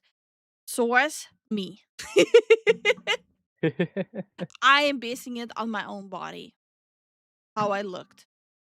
women, they look like my avatars. Well So I was like, endowed. oh, I didn't And they look like her model. know. Wow. I'm an uneducated anime person, and I guess that's my fault. Yeah, so this is the part of the video where I'm just going to put the worst stuff on the screen. These are all elementary school aged characters and / or hardcore lolicon. I think that qualifies as virtue signaling. It's the I'm better than all of you, so you should listen to me grift. Pretty much, yeah. I agree. It's definitely virtue signaling. And yes, she basically just confirmed that she doesn't watch anime. So why the fuck are you skinwalking the culture? Right? Like, am I crazy? You can't be calling out other people being creeps when you are kind of in the subculture of a culture. Like, I genuinely, I'm so tired of hobby skinwalkers. Like, I'm genuinely tired. Like, and yes, I'm not gonna be calling them tourists. I'm gonna be calling them skinwalkers. Yeah. I mean, that's appropriate as well. I believe so. I will spare you the description here, but like most of these characters are in elementary school or middle school. And she was describing these characters as well endowed and that they looked just like. You can literally see their characters that are not well endowed. You can literally see that. Like her own VTuber model that is more. Bruh, bring back having the likes public, please. Bring it back so we can expose people. Busty, of course. I mean, it's just insane levels of hypocrisy. And this was really the reason why I made this video back in 2023. Because not only did she get caught on Twitter being a hypocrite, but she went on stream like this, making her heart-wrenching soliloquy, defending herself and deflecting any sort of blame, taking zero accountability, but also name-dropping me as well. I don't read manga, so I do feel fucking terrible. I didn't know that some of them were underage because they're like well endowed, they look like adults. But that's the thing also, like, I feel bad. I didn't know they were Yeah, but she just, even if what she's saying is true, it still sounds bad. Like, literally, okay, you're a skinwalker and you like anything that has the vagina spread eagle. That's bad. Like, is she tone deaf? Is she not hearing herself? like Rev says Desu. Oh, that's like a random account. Ah, it's just a random account. Well, that random account. That was that was so fake. Yo, nah, she faked that. Account is still Make it here stop. in 2026. Kawaii grin, and here I am still making YouTube videos, and here you are at Offkai Expo doing a meet and greet for Fansly. How things have evolved over the years, but this all goes back to the standards at Offkai, right? They banned Kirsch over wrongthink, but they allow this person who has a history of slandering companies and being a massive hypocrite and a tourist who doesn't know anything about anime or manga but calls people predators over the same content she consumes as well from those mediums. It's just insane. It's just insane. It really reflects terribly on this convention. And now she's there working with this booth that is accessible to minors as young as 13. Where's that moral high ground she used to have, right? She would virtue signal about this stuff so hard back in the day, but has no problem working with this convention knowing. No, for me, just wow, she posted a selfie saying like, "Oh, come meet me, I'm ovulating." I think that's just freaking weird. Full well, minors as Yeah. No, I was gonna make a joke. It's too late now. Okay. young as 13 will be walking around and have access to this booth she is doing a meet and greet at, where she is promoting herself in a very, let's just say, risque sort of way. Not to mention the fact that we have the whole QR code situation. But yeah, this is a terrible look. I'm not some prude. I'm sorry. Like, I am not some prude for saying that VTuber and anime conventions should have guardrails in place to prevent minors from accessing adult content. Is that woke of me? Is that too woke of me? So I think there wasn't even any security to check the IDs to go into the Fansly booth. And Right. don't give me that whole bullshit like, oh, you would see if that's a kid. No, you would not. Again, I'm judging according to how I used to look before I even graduated school. You could not tell if I'm an adult or not. Like, it's so simple. They should have made this an 18 plus convention, or at the very least, made this sort of stuff in the yabai market, which is supposed to be for adults. The reason why they didn't do that flabbergasts me. I don't understand why they wouldn't do that in the first place. It seems totally irresponsible. But hey, that's the situation we're in now, and as they conclude their convention, I hope it was all worth it, because their reputation has continued to take a massive blow thanks to their antics this year. But that's going to do it for this video. If you enjoyed, please consider... Good video. Yeah, I don't know. I feel like the West needs more VTuber conventions because this cannot be the main VTuber convention in the West. Like, this is absolutely not okay. Yeah, no, it ain't okay, and it's just very, very odd that there's only one for now. Yeah. Hold on, I'll be right back. Yeah, he dropped it down. That's why he's being a little pissy. He's a little pissy boy.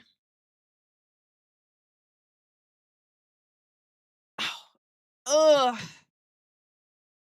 My neck hurts. I don't know how. What the fuck was I doing with my neck? It hurts.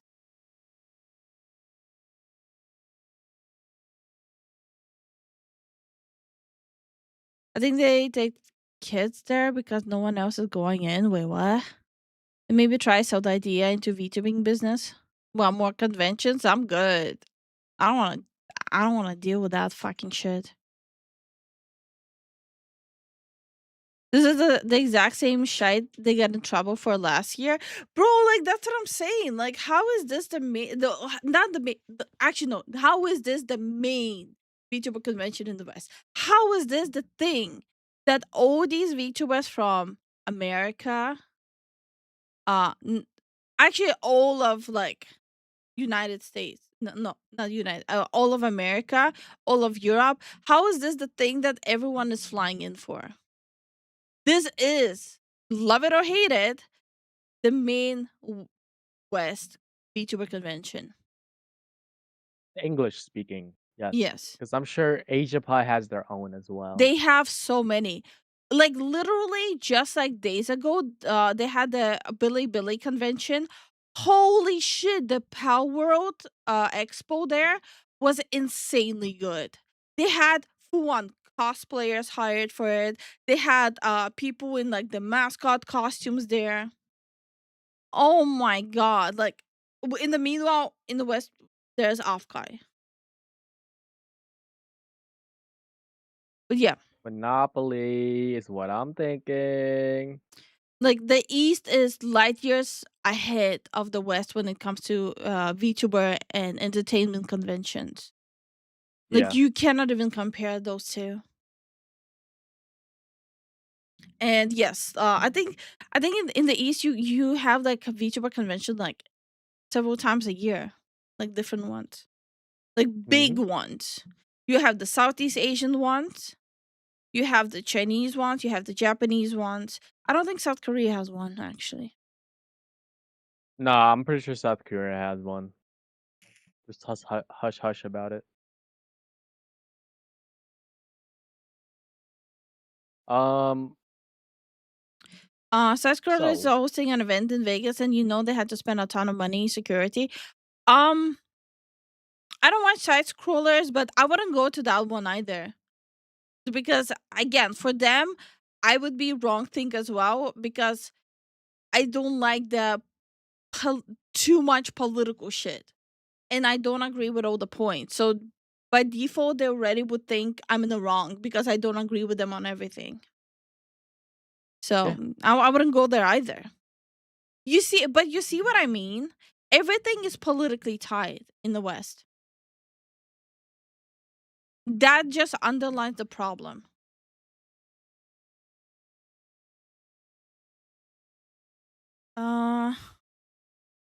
like, when it comes down to it, for some reason, and I can only base it off of US, right? Because I'm American. I lived there for my whole life.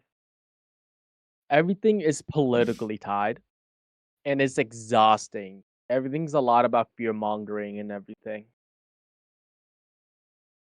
The overblown stuff like that.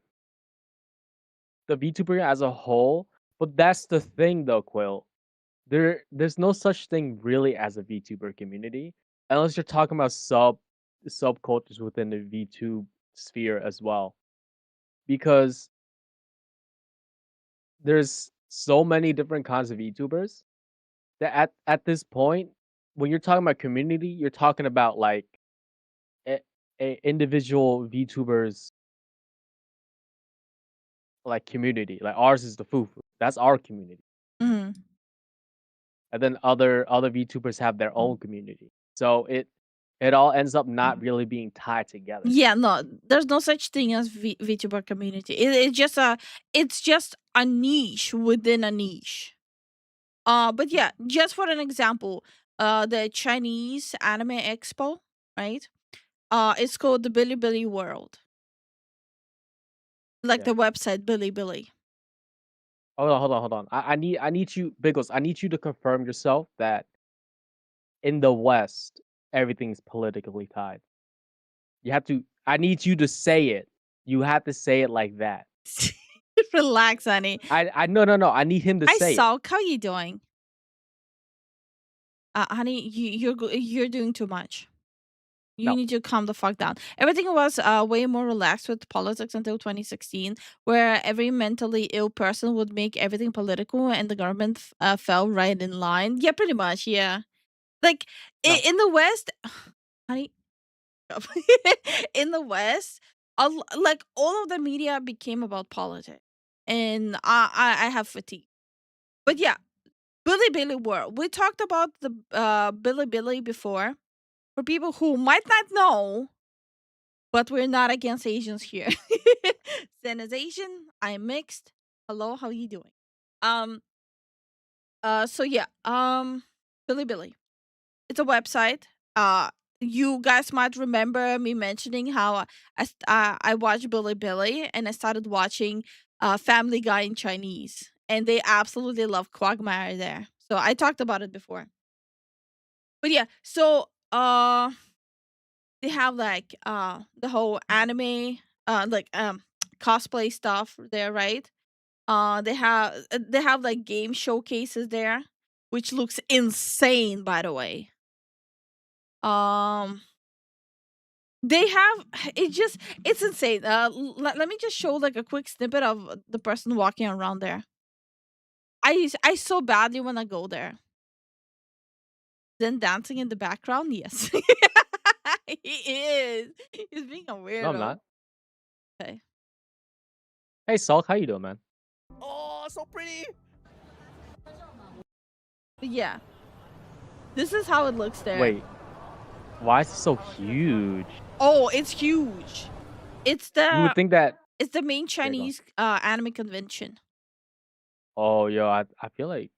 It's Are they worth going? yes. Going to Bilibili World in Shanghai is so fucking worth it. You have the Chinese anime and manga, you have the Korean one, you have the Japanese one, you have VTubers, you will have game booths and showcases and reveals, by the way. It's so freaking worth it. And you have anime themed cars there too. It's insane. I so badly want to go there. But yeah, like it's insane. It's so freaking huge. So this is the outside, right? But like the inside, This is where I came in from, over there. That's where I came in from. And then that's the big HSR Mecca. And then there's like all the way back down that hall over there that I haven't shown you yet. you can see how many people there how big are, it but is. because of it's so huge, there's space there. Actually, showing you guys the footage like this is pretty good compared to editing. If I edit, I can only fix the turns, but now I'm showing you I can turn it at any time, at the cost of a bit of quality, since it's not processed. Look at this. Wua is facing brown dot. Hold on. I disagree with your side scroll comment. Even if you disagree with them, they would love to have you there. If you reach out, I know for a fact people who watch us recommended us to them. I know that for a fact. I don't watch them, so it would be idiotic for me to reach out to be on their podcast. It's very idiotic. It's same as cloud chasing. Yeah. Plus, I'm not wrong with saying they're way too political. I am absolutely 100% justifiable in saying they're way too political. As for them not quote unquote liking me.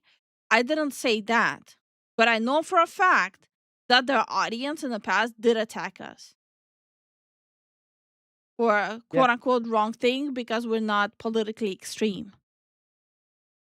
Yeah. So I can say for a fact all those things that happen, you would not be able to because you don't know everything. That's the reality.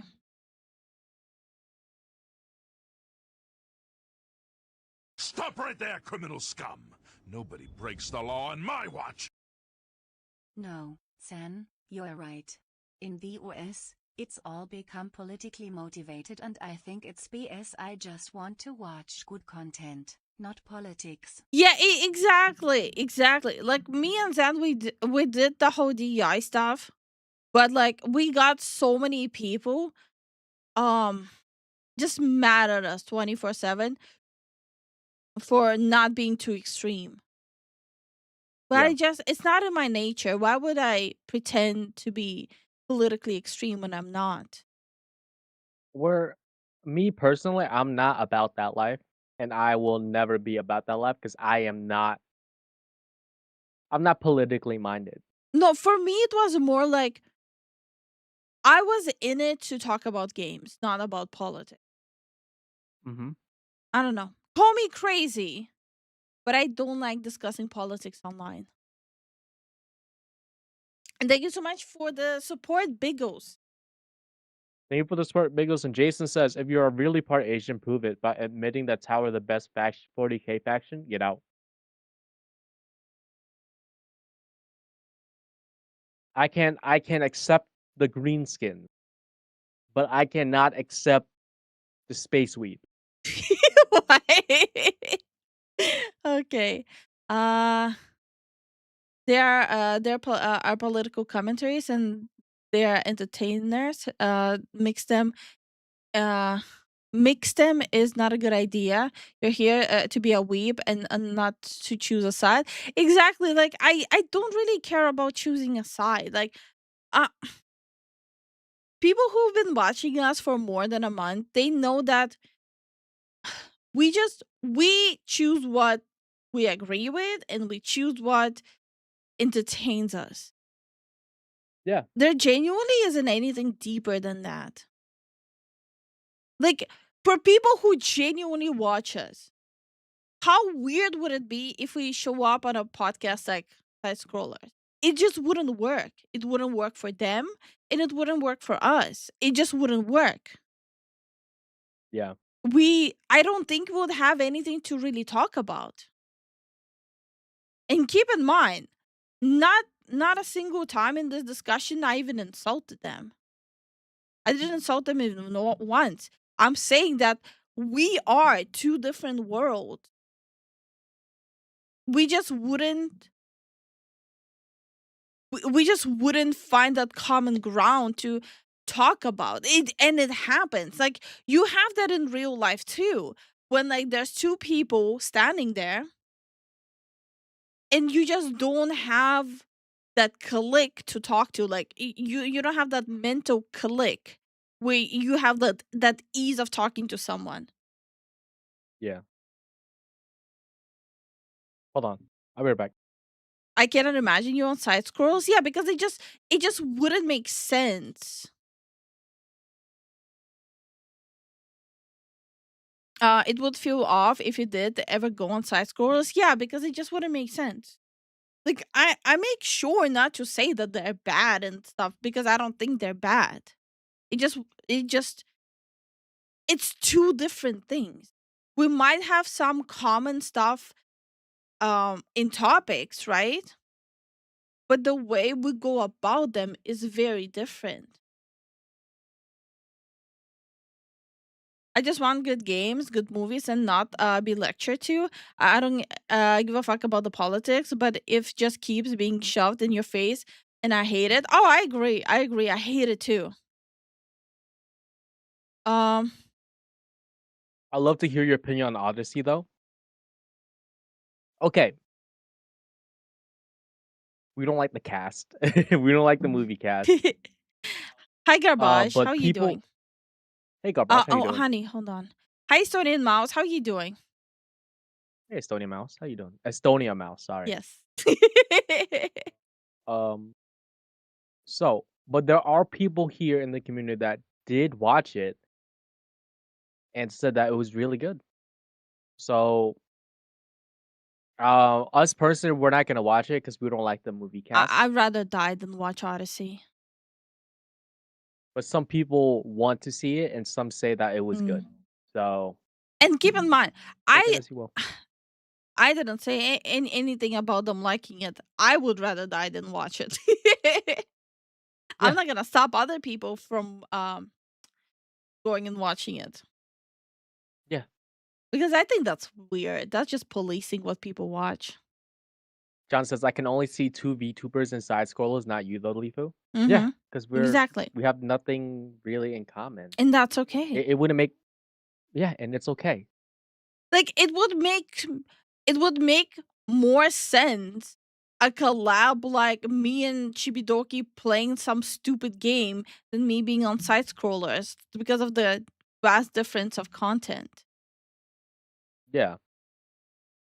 Like we have the same topics here and there, but it's too different. I'm not a fan of politics, but politics dragged me into this mess by wrecking the entertainment industry. Yeah, and you know what me and Zen did?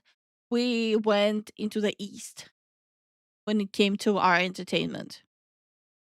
Yeah. We went towards the east and we haven't looked back because the east has been popping off for Oh some reason. God, I don't know yes. how. Yo, They're like, the movies from the East. Oh my God. guys, if you guys are not looking into Asian products, like Asian movies, horror movies, games, yo, you're missing out. Like not specifically Japan, right? Mm-hmm. I'm talking about like Korea, China, South China. Korea, Southeast Oh Asia, yeah. bro. They're releasing some small like sleepers. Like I'm telling you. Yeah. And like for sure there is some kind of a bias that we have towards the East because we're like mixed household, right? So we already were consuming East products. But like I feel like Bollywood, I mean, I actually do like Bollywood. I think Bollywood is pretty goated. They have really goated movies. Hey Stan, how you doing? Was it a bad movie, but it had great moments? That is probably the explanation for different opinions on the movie. Honestly, no idea. You would have to ask them yourselves, people who watched it, because you have to ask multiple people. Like, if they like it or not. If they don't, then they have to give a probable answer why. Was the acting good? All that stuff. Like, the usual stuff when you ask someone, like multiple people about the movie. That's all. But us, we're not watching it. It doesn't interest Mm. us. Korea is a big provider of good TV shows, apparently. You see, I'm not a fan of Korean shows. The only one I watch is this it's a improvisation zombie reality show where they throw in actors and stand-up comedians into an improv zombie show. There's no script, I want to nothing. watch that. Yeah, I'll show you. Their second season came out not that long ago. Other than that, I'm not the biggest fan of Korean shows. I mostly watch Southeast Asian movies. I found out that it's a little bit of a crack for me. Their horror stuff is pretty goated. I do watch Korean horror stuff. Like Korea has been really good with zombie stuff lately. Really good. China has been picking up zombie stuff. They're working on some zombie stuff. If you guys want a good action Southeast Asian movie, I would recommend The Raid. Mm. So yeah, it just we're really into zombie stuff, and Hollywood lost that glimmer when it comes to zombies. Western movie died around 2010, and that's when they start to remake Japanese media. No, even after 2010, there was good stuff from Hollywood, but now it has been a while. Yes. Kingdom. Oh yeah, that Korean zombie one. I kind of want to rewatch that. Which one? The zombie 1600s movie. Mm, I mean, not movie, TV series. mm. Kingdom. It's a zombie one. Korea. Yeah, you've been trying to get me to watch it with you. Yeah. Look at this. What the heck is that set, dude? I am telling you, Billy World. Yo, guys, meet up in China, Shanghai. Yo, meet up. Billy World 2027. Yo, wait, he can zoom around? I think that's his Wait, footage, he can like honey. Yeah, Is it? Are you sure? yeah, Look at the way he's moving his mouse though. that's his footage. Yeah, Okay, all right. Okay, my bad. honey, China is way further ahead when it comes to day-to-day content technology than US and Europe. Okay. Cuz I see multiple cameras on the left Yes. side. Yes. What the heck? That's not a zoom, bro. That's not a zoom. That's a whole 360. Welcome back, Kaiju. Welcome back, man. So you see, he recorded it. That's his recordings. Okay. Mm-hmm. The cosplay section. They had cosplay sections for each game. So the cosplayers for each game were at their own section. So they had like Brown Dust 2 cosplayers and everything.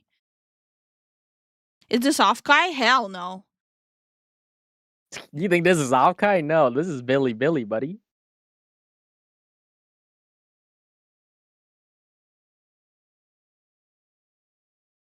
I really want to go there. Yeah.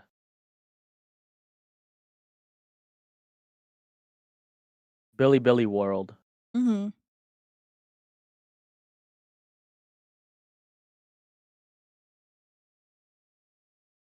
Dude, this is crazy. You see people walking around yeah. with suitcases? It's all the merch Mhm. they're buying. Jeez. You could see there's people literally walking around with those carry-on suitcases. And so they can put the stuff there. That's crazy. I respect that grind. Mm. That guy's on a mission. Oh, yeah. Oh, yeah. Every one of them are on a mission. What the hell? Oh, yeah. Honey, like literally the top game boots were there. The top gaming boots were there. The top anime games boots were there. The top gacha game boots were there. Mm-hmm. It's insane. Nah. I want to go there so bad.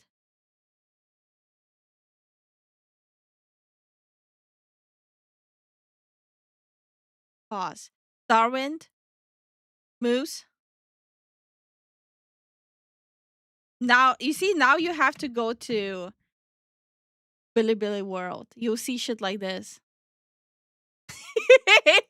Moose and Darwin are probably gonna camp out at this. They'll be probably like, can I buy this? How many lick stains it has?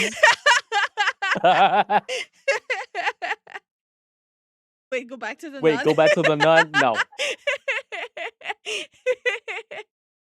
Hey, yo! Wait, what nun? What nun are you talking about? He's tripping. Oh, are you talking about this? This is not a nun. That's not a nun, dude. Oh, he's talking about the. Oh, that's a guy, dude. Oh no. That's a guy. Oh no, honey, our audience is gay. Oh no. Ivan, they're all guys, dude. My type of guy. A nipple is a nipple.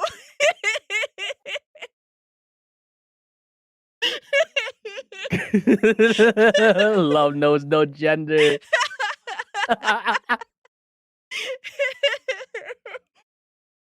God. Okay, maybe. Yo, that's crazy. Yo, that's wild. And this is why our community is the best. Oh my Yo, that's crazy. Everyone coming out of the woodworks like, hey, yo, let me get some of that. Our community is awesome. I gotta be honest. No, but yeah, this booth is just old guys. Yo, don't judge us. Oh my god. Oh, I'm crying here.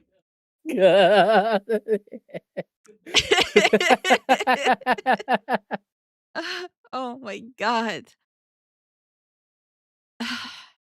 I don't. Forgive me none for I have sinned. No, Ivan. Ivan should never go to Southeast, bro. The guy is gonna be cooked. No girls into boy booth.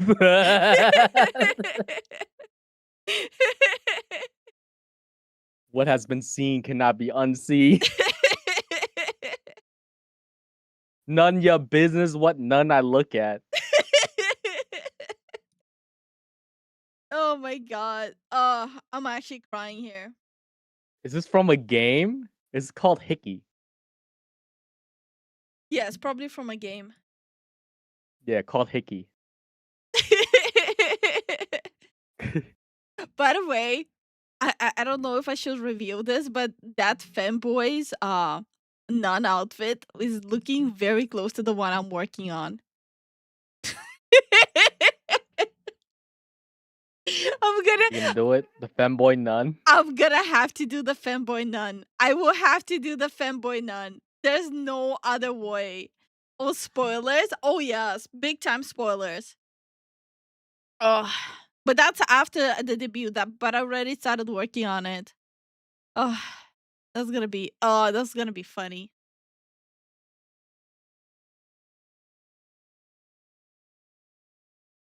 Never mind, you ruined it for me. Oh my god. Thank you so much for Mel, the thank 3 you for the- months, Mel. Thank you for the 3 months. How you doing? Dude, look at these plushies. I would so buy them. I buy all of them.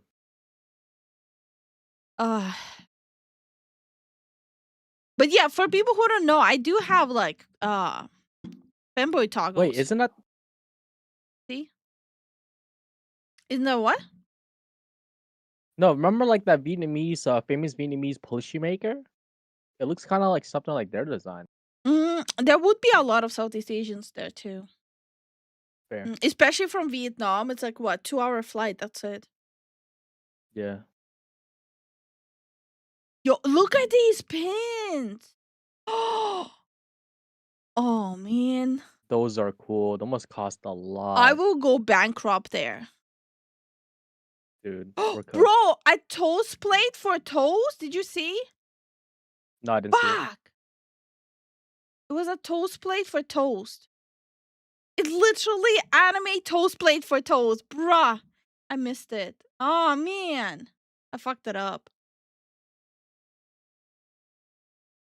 It looks so cool. I cannot find it anymore. This is very long. But yeah, like, look at this. Bro, I want to go there so bad. So, yeah. Billy World, anyone? Anyone Billy World? Oh. Move away. Oh, that's so cool.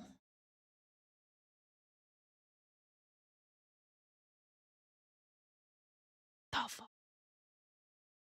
Sorry, I'm just so amazed. I love this. I love shit like this. I never seen like such detailed shit at Western conventions. Like to this extent. No, you don't see this. You don't see this there, man. I used to go to conventions a lot. It's not Rocka. Wait, there's still a thing? Yeah, they're very popular in China. They Damn. literally made Amazonian-sized Naraka Mommy Dearest.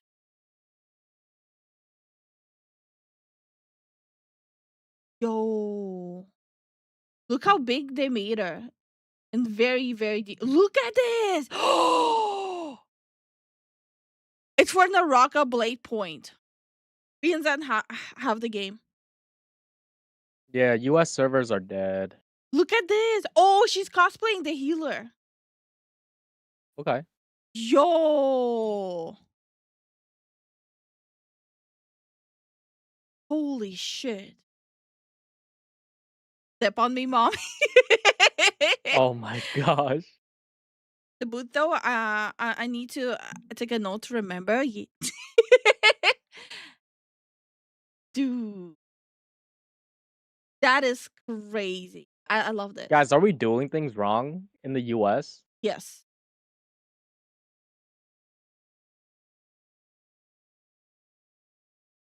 For people who don't know, we mentioned this before that we will start posting on Bilibili as well. We posted one video already. We'll be slowly like putting more and more videos there. We haven't advertised it anywhere though. Yeah. But yeah, even me and Zen, we're like we're trying to diversify and like start putting our content on Bilibili. I don't think it's good to just pigeonhole yourself in one subsection. Mm-hmm. We hate sexy ladies in the US, sadly. Well, apparently not to Offkai. The Offkai, you love them way too much. I mean, E3 is gone, so yeah, we're doing something wrong. E3 wasn't even that big regardless though. Yeah, it wasn't. So yeah. So Shanghai, right guys? Yep. There's another big one in Japan as well, but I think it's smaller than the Bilibili world. Honestly don't want to go to Bilibili. Not Bilibili, Japan. Yeah. For conventions. Oh no, Offkai loves sex with ladies, not sexy ladies. Okay. Damn, bruh. Damn. All right, let's have a little palate cleanser. Do you guys want a palate cleanser? It was huge until about a decade ago. I'm gonna tell you that E3 wasn't that talked about globally. Like it really wasn't. Uh, Blizzard World was massively talked about everywhere in the world, like Asia and Europe. Yeah, people love Blizzard. E3 not. No one really cared about E3 outside of like specific regions. Right. Yeah. Blizzard, the Blizzard convention was huge though. Everyone loved it. I knew people who would like literally like a year in advance were preparing to go there. Comic-Con used to Holy be crap. huge. It's not anymore. Yeah, of course Comic-Con's not huge anymore. I actually used to love Comic-Con. BlizzCon is always huge. It doesn't exist anymore. It's dead. All right. Every Wygore short in order, side by side, in the animation. So yeah, Legend of Evantress, Wygore special, side by side. So that's gonna be a lot of Wygore and a lot of Mikey. Oh my god. I was rewatching the campaigns for Dimwood, sorry. I was rewatching campaigns for Dimwood since this is the last season they're doing of it. Holy hell, it's hilarious. Wygore got even more unhinged. But yeah, unfortunately, they're ending the campaign. This is the last season for it. No. I think that they personally are happy because they have other projects that they are lining up, like Yeah, of other course. campaigns. So, Mhm. but yeah, time for Wygore and Mikey. E3 was the world's largest gaming convention, like I said. Though that was a decade plus ago. Okay, maybe I was too young for that. Okay, all right. Dark, beady eyes as a hunched figure looks at you. Welcome. Oh, God. The master has been waiting for you. The master's been waiting? Sir, are you all right? There's something wrong with your face. What are you talking having a heart about? attack? Your face is drooping. That's a stroke. In my whole Oh my god, that's me before coffee. Why is YouTube dropping the video quality? I want to see. Maggie's right. I saw my dad do this once. Three fingers. Three fingers. Oh, No, there was only 2. old Wygore knows his count. Did you say your name is Wygore? My name is Wygore. Please Damn it. I freaking love Wygore. don't let this be another mansion full of perverts. It's a castle, not really a manor. Or a... Oh, no, there's no perverts here. That's what a pervert would say. That's what a pervert. No. What is he holding? Brother. That has to be a thumbnail. Don't let your guard down. That's exactly what a pervert would say. It's no me, perverts. the master, the coachman, and of course the dead. It's Count Morlock. He will be so pleased to have you for dinner. The eye twitch. Hold on, I need to watch the eye twitch. Count Morlock. He will be so pleased to have you for dinner. Oh, he's gonna have us for dinner, Booker. Of all the tunnels you could have turned down, thank goodness you came here. So, if the master's waiting for us and expecting us, surely you already know our names, right? Well, he doesn't tell me anything. Put on Brumley. All right, my name's Booker. Jean-Claude Chantecler. Jean-Claude, oh, and a fellow rat. I love this one. Bro, okay, how many of you are watching like the last season going on? Bro, I swear there's gonna be so much animations coming from there. There's so many hilarious jokes and moments happening there. Oh my god. I'm just waiting for those animations now. Oh, it's so hilarious. I'm Wygore. No, not at all. No. Absolutely not, Wygore. Are you sure about that? Yes, I'm a mouse. My first name is Bitsy. Check this guy out. When was the last time you saw another one of your species? Oh, it's been a while. No. What a freak.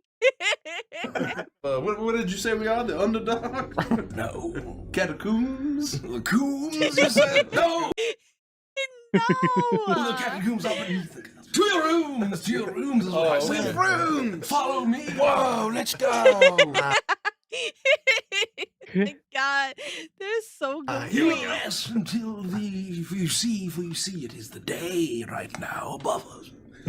How do you know? I can tell.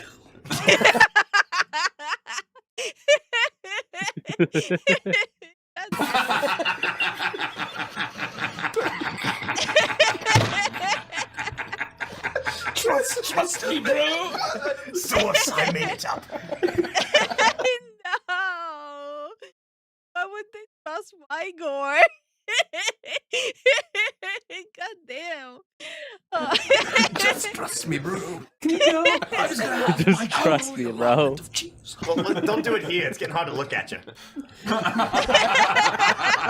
Good night, Wygore. Oh, sorry. Excuse me. Thank you for the plague. We're gonna get some sleep now. We'll be here. I wish you good night. Good night again, Wygore. Thanks for everything. Say good night. We appreciate it. Sleep well. We're trying. We're really trying here. Good night. You'll find this place as quiet as the grave. Yeah, I could see that it might be if you'd shut up. You know, that'd be good. It gets as dark as a crypt. God damn it.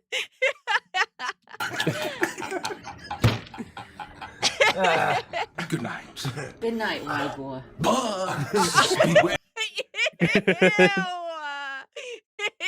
No, that is nasty. A skeleton. What?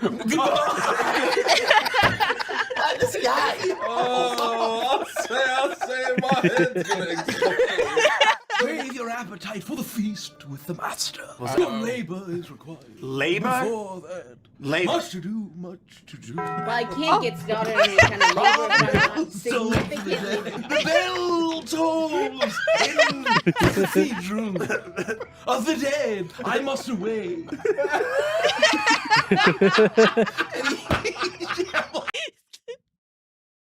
The fact that like every time someone slams the table, they add like a image of him either tripping or walking into something or being thrown at. Oh, I love that.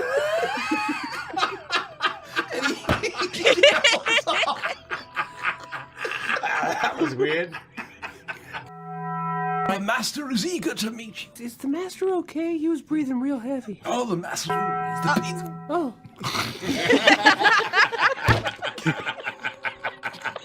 I have been summoned. Again? You have to away again? I'll say we're definitely gonna just follow. Yeah, you. we're coming this time. We're coming with. Oh, I mean, when Taco Bell calls you, you answer. Oh, hi, Born Killer. How you doing? Hi, HGTHG. How you doing? Hey Isaac, what's up? Thank you for the jewels, dude. And hey Akira, how you doing?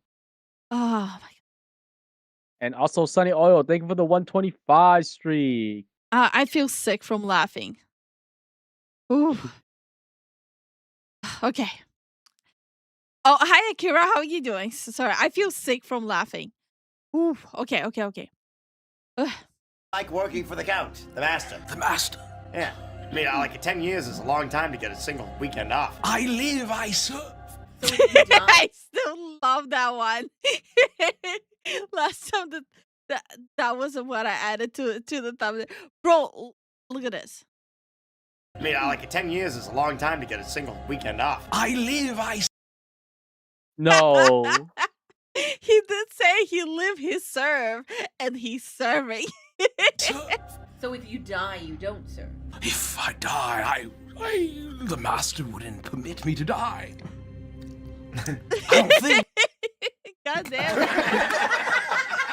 It's like, I'm pretty That's my sure I'm favorite too moment. important. That's my favorite moment. I think I'm too important. I'm taking it. I'm putting the chips on that one right now. I'm going all in. Is that Sinner Twisters us? Ah, Sinner Twisters. May I, master? May I have one Sinner Twister? Very well. Oh, master, thank you. One Sinner Twister for Igor. He's actually having he's actually having the freaking cinnamon twist. No. I love this so much.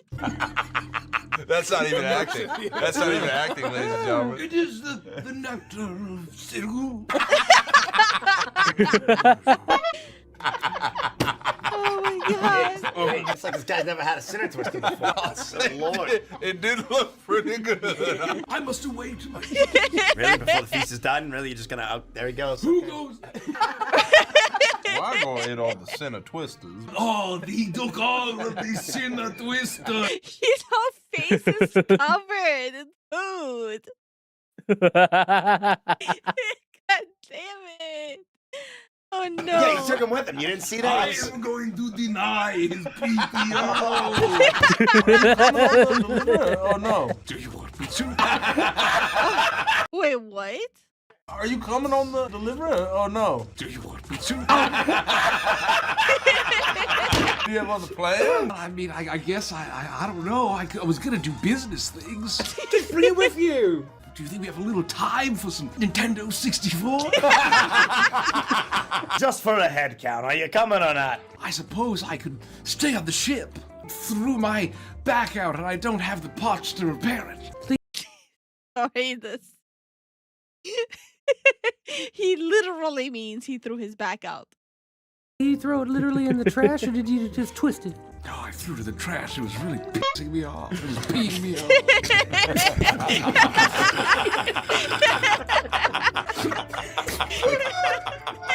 You know, You just don't need any of that. Igor show, I would so watch it. Oh yeah. Oh, I would 100% watch the Igor show. We'll leave the table. Can we just go downstairs and watch this? Anybody want to go? can you promise us simple currency or leverage? I usually only demand leverage for particular devices and power-ups. This is a doomsday device in a filthy sack. I suppose you're right. Why shouldn't I demand leverage? And if you know anything about Overlord Trogbar, his closet is full of skeletons. Full of skeletons. Real skeletons or the other kind? Oh, it's a cemetery. It's a massacre of skeletons. Excellent. He's just done. You can kill him. He's dead. He's gonna be totally cool to us, though, right? It's like totally safe to deliver to him. His nickname is Satan-Hearted Bone to Pick. Satan-Hearted Bone to Pick. Now that's a strong name. So D&D campaign when? We are gonna launch our D&D campaign after September. We did like a couple of soft announcements about it, but we are launching it after September, after we debut our new models. You guys will see why, because I am doing whole overlays for D&D and stuff like that. So it's definitely coming. It just, we're trying to launch it with everything in place rather than just sitting there. Wow, wait, that's a And nickname? it's Or? truly as evil as the deepest depths of cacophony. You'll probably be fine. Can you get in the computer and make it faster? Like inside of it? Yeah, it's slow. You got all these tabs open. Just close those tabs. I don't think it's a tab. Let me take a look at this. How did you get all of this on here? It wasn't me, it was my dang old homunculus. Your dang old homunculus went to plaguerathotties.com? Damn it. He is a whippersnapper.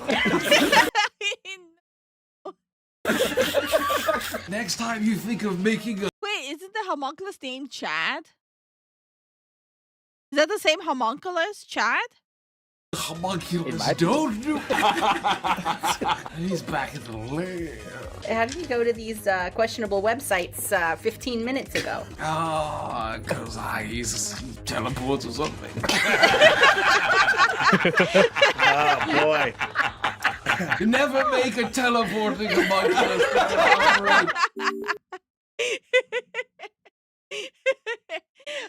Yeah, so definitely go check out Legends of Evantress.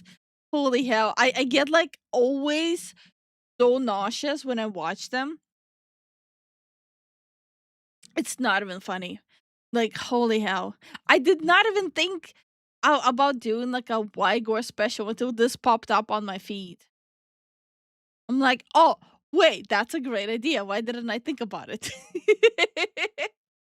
Wygore? But I want, but I want some cinnamon twist. Wygore is definitely like, it's bitsy than Wygore for me. Why do you like the rodent? What's next? You like the raccoon? No, I don't like the raccoon. Oh, No. I like Bitsy than Wygore. I don't know why. The two rats, I like them. I don't remember the names, but I like the rooster guy too. The rooster guy? Oh, bro, I can never pronounce his name. I cannot pronounce his name whatsoever. Skaven. Bro, I rediscovered my love for Skavens. I actually really like Skavens. I'm really into Skavens lately. I don't know why. It's like something in me is like, yes, ugly mutant sludge rats. Yes. That's what I want to be associated with. Yes. Yes. Okay. That was a good palate cleanser. Yes. Yes. No. Okay, we should We talk about games. Oh man. Skaven is best. Skaven best faction. Yes, he is. No. So I always love this, like any of the sisters, but lately I'm kind of straying away from the sisters. I'm kind of going away from the sisters and more into Skavens. They're two different universes. I know. I said what I said. After you get comfy with D&D, check out the other tabletop game. He can give you ideas to customize things. Oh, we have dungeon masters in our friends group, like for different games. Yeah, we do. So we're completely set. It's just right now, just too many balls in the air. Mm-hmm. Jean-Claude, something, I forgot the rooster. Yeah, it was Jean-Claude something, yes.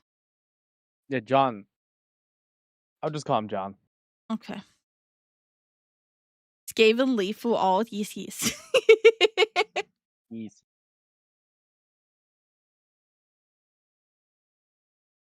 Lifu secretly a rat VTuber disguised as a fox? No. No, I'm not gonna be a rat VTuber. I'm pretty happy with being a fox. Even though being a fox is not original anymore. Okay. Did you guys know that they released Nintendo Switch 2 Nintendo Switch 2 second edition already? Really? It's not even been that long. Yeah, they dropped this trailer 2 days ago. Nintendo Switch 2 Nintendo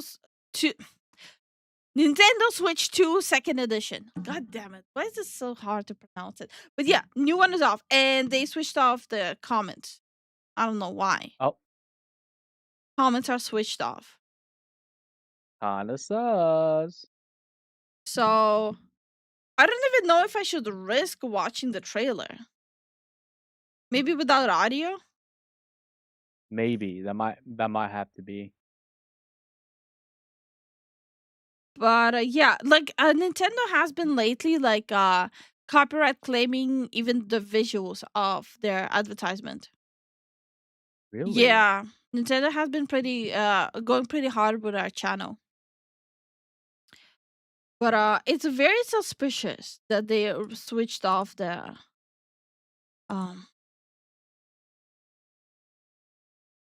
comments. But I might just play this video.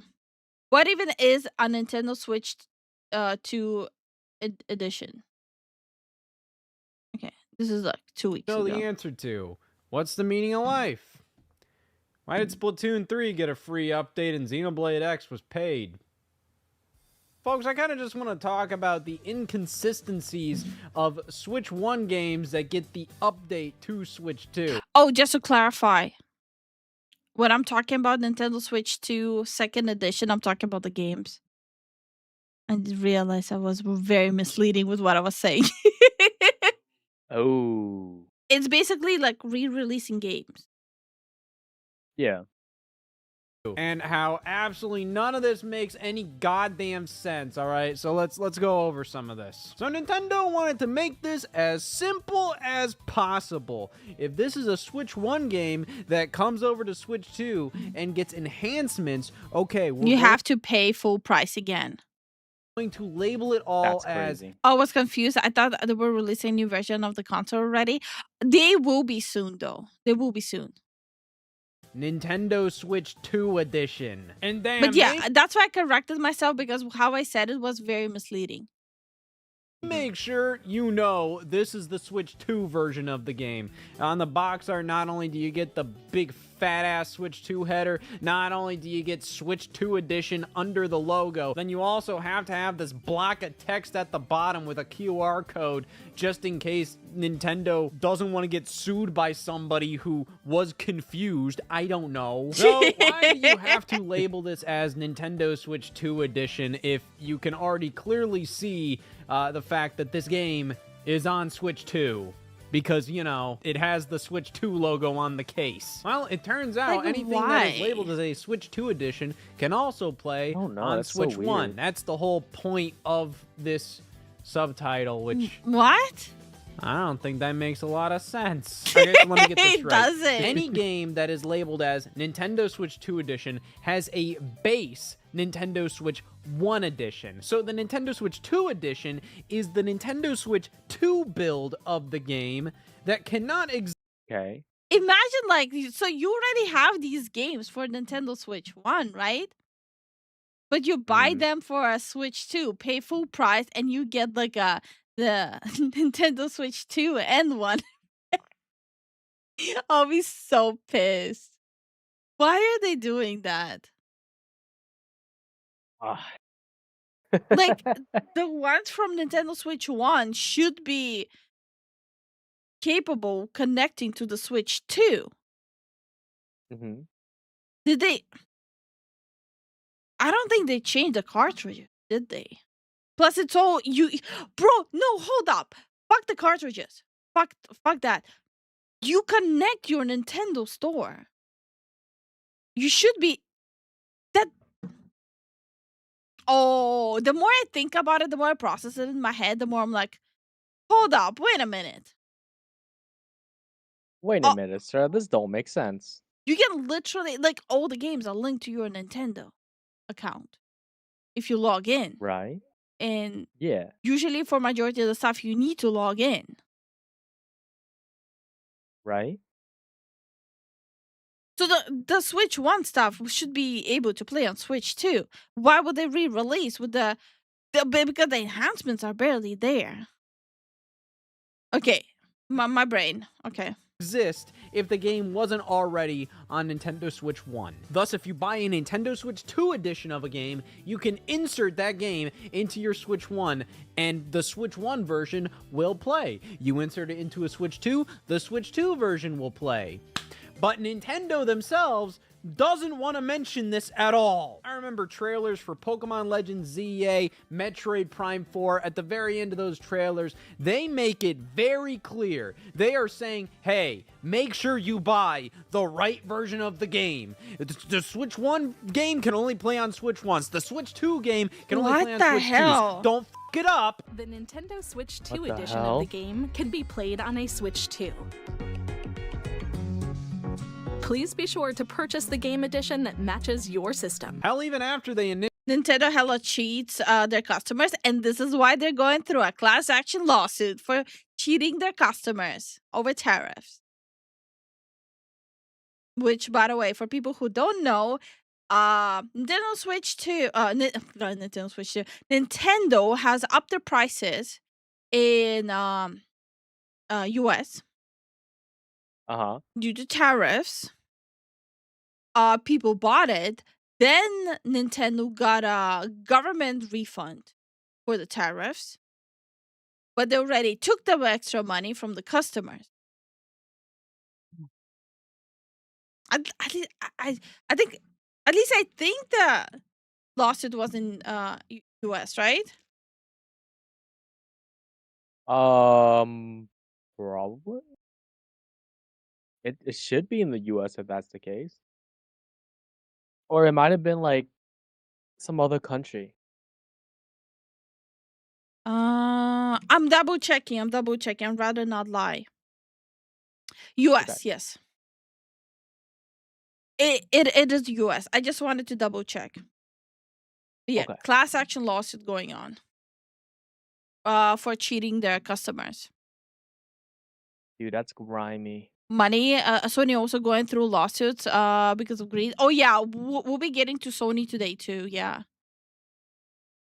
initially announced super- Switch 2 edition, That's greedy, there yeah, was some you're right. misinformation going around where Nintendo representatives were saying like, oh, Switch 2 editions of something like Zelda at retail, the retail copies will just be the Switch 1 game card with a download code for the Switch 2 upgrade pack, which would have been lame as hell, but I thought that made perfect sense. Like, I wouldn't have liked that, but it's also like, okay, well, that makes economical sense, I guess. But no, it's way Does cooler it? than that. It's literally a game card that works on both Switch 1 and 2. Now, as much as I'm saying that, I've never taken advantage of that. And I'm sure most people that say, like, wow, that's cool, have also never taken advantage of that. But it's kind of a neat thing that it's possible. Now, the fact that Switch 2 editions do that and can play on both consoles means that a Switch 2 edition, theoretically, I do not think could. Wasn't Nintendo also like recently going like, "Oh, look at us, guys! We finally stopped bricking your consoles. Like, good job, us." Yeah, they're kind of. They don't read the room. They really don't. Be a game key card, because game key cards, well, it's pretty much just telling your console, hey, you have access to the license of this game, you can download it. And the Switch 1 doesn't run game key cards, so yeah, if there's a Switch 2 edition, it needs to be on the cartridge. Except for Civilization 7. To my knowledge, this is the only Nintendo Switch 2 edition out at retail that is just a download code in the box. Which I think everything is gonna be a download code by the end of this year. Yes. It's just awful. What I ended up doing here was just buying the Nintendo Switch 1 version of the game and then buying the Switch 2 edition upgrade pack on the eShop, because like nothing's worse than a code in the box. At least now, like, okay, well, I own a physical copy of Civilization 7. And either way, like, the Switch 2 edition upgrade would have been DLC anyway, so it's just like, who the hell cares? Yeah, this is the best possible way to do this. But yes, even though Civ 7 Nintendo Switch 2 edition, the way they went about it is kind of stinky, at least, hey, we know what a Switch 2 edition is. It's basically an upgrade pack to a Nintendo Switch 1 game, and when you get a Nintendo Switch 2 edition... Do people actually play Civ on Nintendo? I never in my life heard someone go, "Oh, cannot wait to get back home and play Civ on my Nintendo."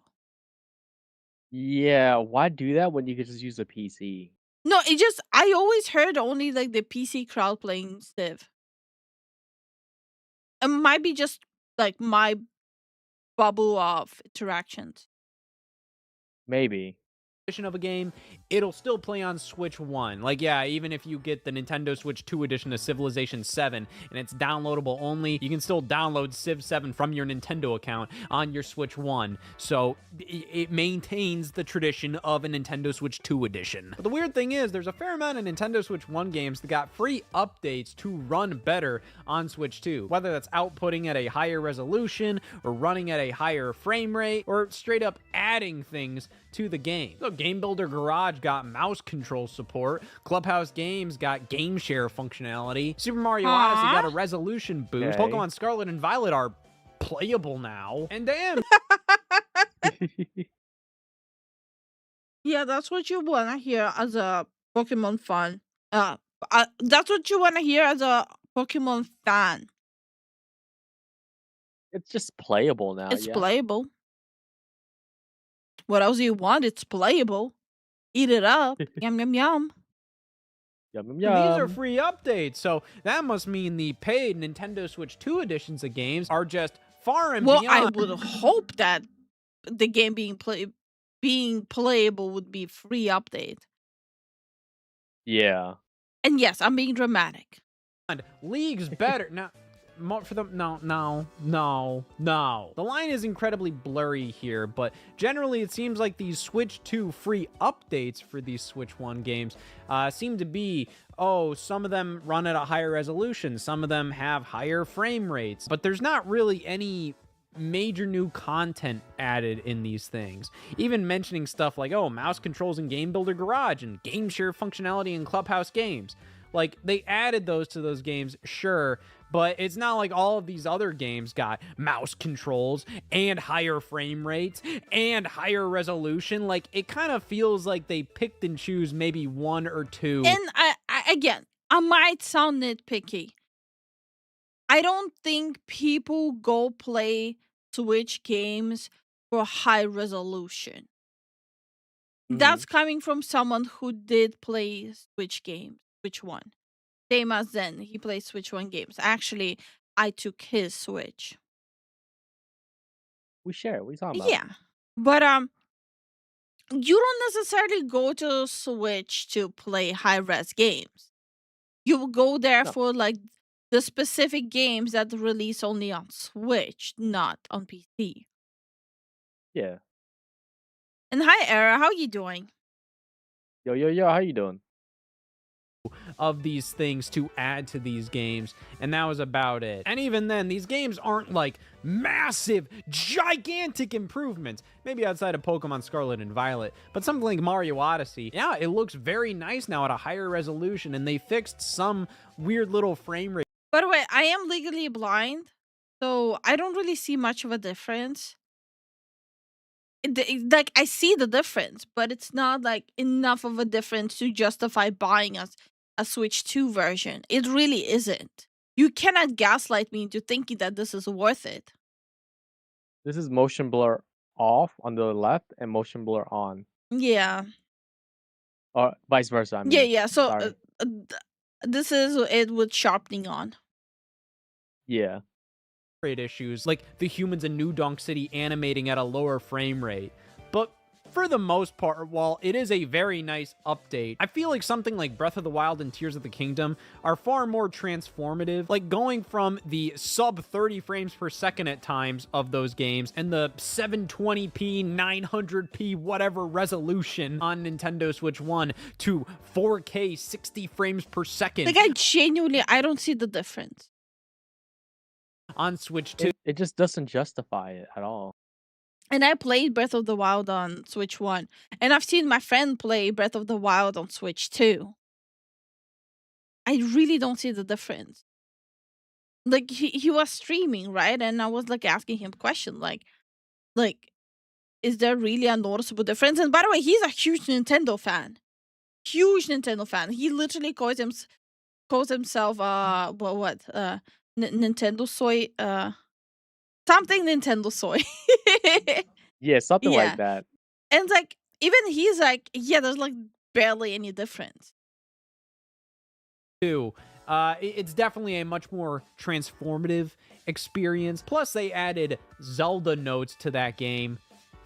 Which, who the fuck cares? But still, it does What feel like is the that? Zelda Switch 2 editions are meatier than the Switch 2 free updates. The free updates are kind of just like, hey, let's kind of clean a couple of these games up to run and look better on Switch 2, or maybe take advantage of some unique features on Switch 2. And now, even with Game Builder Garage, utilizing the Joy-Con 2 mouse in that game technically already had a USB mouse support, so it's kind of just adding an extra little controller option to that game, so it's nothing that crazy. Plus, when you boot up one of these Switch 1 games with a free Switch 2 update, they still say Nintendo Switch on the little loading screen. But when you boot up the Nintendo Switch 2 edition of Breath of the Wild, for example, it does say Nintendo Switch 2. So I guess the Nintendo Switch 2 edition is a full-on Nintendo Switch 2 game, whereas these Switch 1 games with a free Switch 2 update,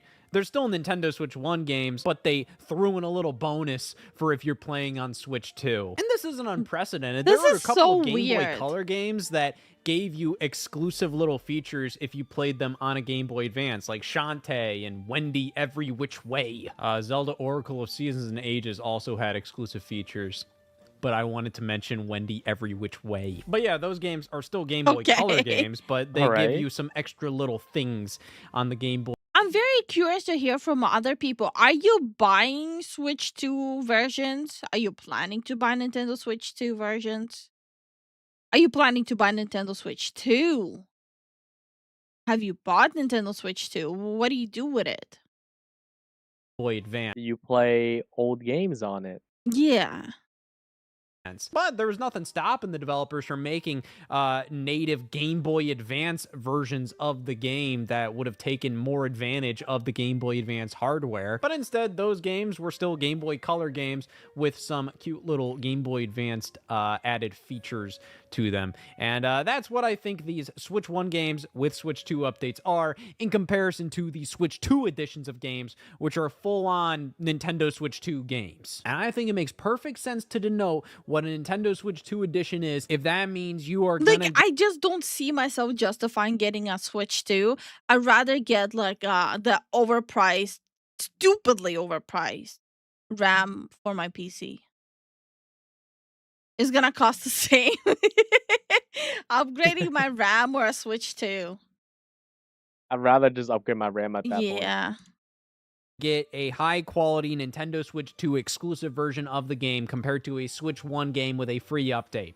One problem, that's not the fucking case. Okay, what the hell is going on here? A lot of third parties have Nintendo Switch 2 editions of their Switch 1 games, but they're completely free, which, you know, hey, I'll take it. But okay, well, what are we doing here? I would have assumed the point of labeling something as a Nintendo Switch 2 edition of a game is so then there is absolutely no confusion involved. But why does it matter if people are confused if the upgrade pack is free? It's free. Why do we have to denote it's the Nintendo Switch 2 edition of the game? Yeah, just release that the is game. weird. just put Hollow Knight Silk Song on Switch 2. That's all you need to do. And then if somebody has... It kind of feels like give me my pat on the back and a cookie. I want a cookie. Okay. Hi, Star. How you doing? Hi, Matcha. How are you doing? How y'all doing today? I did want to read. No, my brother has one. I don't have a Switch. I still use my DS. I got it for Donkey Kong and Star Fox. Damn, I can load that. I get Switch 2 version if they exist. And no to all of that. I used to like Nintendo, but years of scummy practices don't bring me in anymore. I don't see myself getting a Switch 2 at the moment. I'll only go over to my brother just to play Zelda and 007 GoldenEye. Yeah, buy Switch 2 editions if I don't already own the Switch 1 version. That makes sense. Like, that makes sense buying the Switch 2 versions if you don't have the first one. That makes sense. It makes sense, but wouldn't it be full price instead of like the discount that they, usually do? They don't do discounts unless you order from like a third party. Oh shoot, you're Yeah. right. Oh no. The only way you get like discounts is literally third parties, because when Nintendo does sales is like maximum 10%. They really don't do it that often. If Nintendo isn't about being easy to take with on car travels and interact easily with other users, that ain't experience I want from Nintendo. Though some people are after that golden SNES era still. Like, I wanna be so badly one of the people who can get into handheld games. But besides like Animal Crossing, I just don't see myself playing other games on Switch. Or like handheld in general. Yeah. I just prefer playing games on PC. I did try Overwatch on Switch. I tried some Pokemon games on Switch. I tried some RPG games on Switch. And I think Dauntless as well. It was Dauntless that I tried, right? Yeah. Yeah, it's just Overwatch felt really weird on Switch.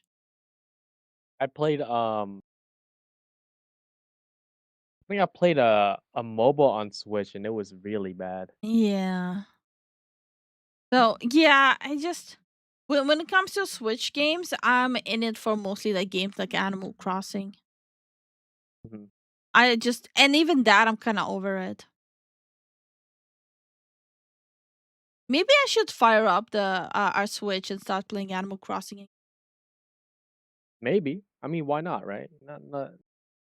Not losing anything. Yeah, fair. Had the Switch 1 version and they were like, I have a Switch 2 now and I want to play Hollow Knight Silk Song at a better frame rate and better resolution.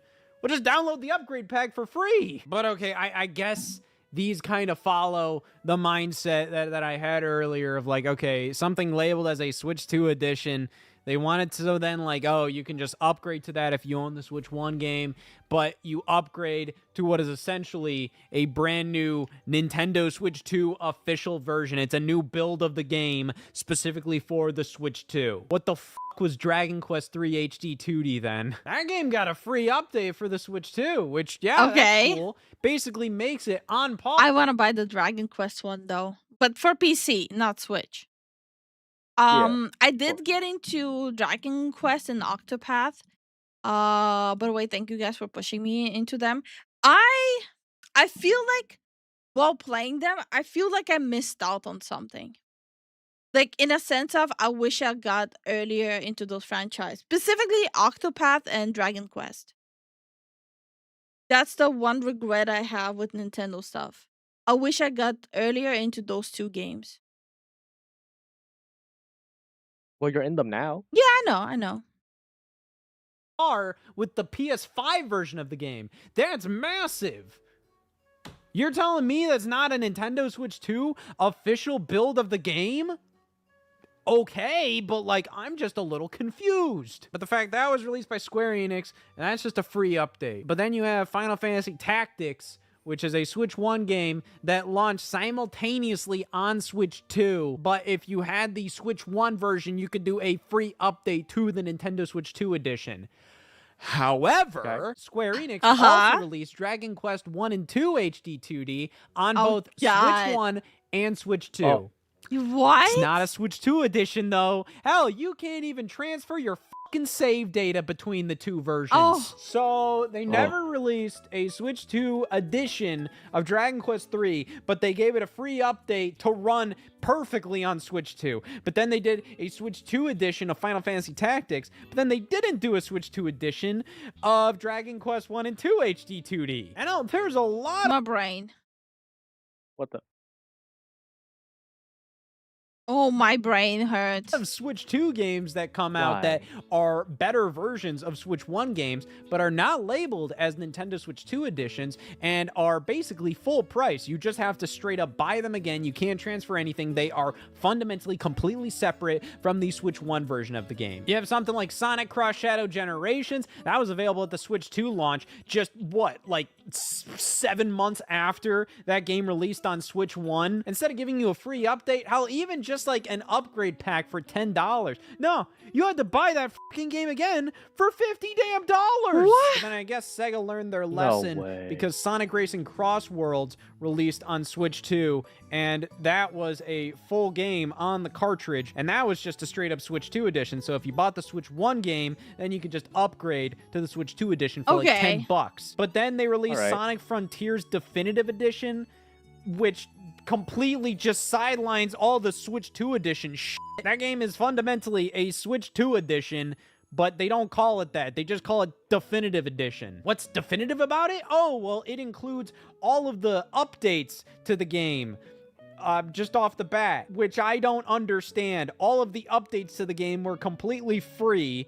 I guess it would have been nice if, like, oh, the entire game was... That is scummy. That is very scummy. What the hell, dude? Wait, when people are talking about like Sega and stuff like that, no one brings this up, by the way. Because this is not Nintendo doing, this is a Sega doing. Yeah. On the cartridge, and all of the updates just come baked on. But no, that game is a goddamn game key card, so it's just like, that doesn't fucking matter. I have to download the game anyways. Why does it matter? Oh, the game comes baked in with all the free updates. I assume they did not do Switch 2 editions for those two Sonic games because they did not want to shell out the money for a full game on the cartridge. But they probably also didn't want to do a code in the box like with Civilization 7, so they decided to go the game key card route, and that's why Sonic Cross Shadow Generations is not labeled as Nintendo Switch 2 edition, because you can't make a Nintendo Switch 2 edition on a game key card. But then I guess they didn't want to include like absolutely any upgrade path for people who own Sonic Frontiers on Switch 1. at all, so that's why they just labeled Sonic Frontiers on Switch 2 as God damn it. Definitive Edition. Then you have Yakuza Kiwami, which was the only Yakuza game released on Switch 1, seemingly kind of as a test run to see if the Yakuza series No, it was a test run to see if it will even work. could do well on a Nintendo platform, because the first test run they did was an HD remaster of Yakuza 1 and 2 on the Wii U only in Japan, and that didn't do well because guess... Yeah, because who's gonna play Yakuza on a Wii? Like, what kind of games did you play on a Wii? Call of Duty. You played that on a And- Wii? Yeah. Resident Evil 4. They're actually really good. Am I the only Like- one who only liked Wii for Wii Sports? Well, you're a nerd, so. What the fuck you mean? No, like, for me, I always thought, okay, Wii is for like those sports goofy games, right? That's what the Wii is for. More child. Who the hell plays those games on a Wii? A lot of people. I heard a lot of people, and I've seen people bought the Wii specifically just for Resident Evil. What? Yeah. No. Yes. What the hell? You guys are weird. Honey, you have to see the gameplay of it. It's unironically really good. But to be fair, didn't people buy PlayStation 4 just for Spider-Man? Yes. I mean, fair enough. I can confirm that Resident Evil worked well on the Wii. They put 0 and 1 remake on the Wii. God dang it. It was really good. Like, actually really good. So am I the only one who literally pigeonholed themselves with like Wii Sports? Yes. You were missing out quite a bit. God dang it. Well, what was I doing? Esports? God dang it. Guess what? But yeah, they put out Yakuza Kiwami 1 on Switch 1, and then they put out a bunch of the Yakuza games on Switch 2, including Yakuza Kiwami 1, which is just a Switch 2 game. It is not a Switch 2 edition. There's no upgrade path. Well, let's be fair here. If you already own the Switch 1 version of Yakuza Kiwami, you get a discount on the Switch 2 version of the game. That's it. Which, I mean, it's better than nothing. Yeah. But here's the Yeah. thing. I own the physical copy of Yakuza Kiwami for Switch 1 from... I have almost every single Yakuza game on Steam. Hell yeah. So, miss me with buying Switch versions. Like, hold on.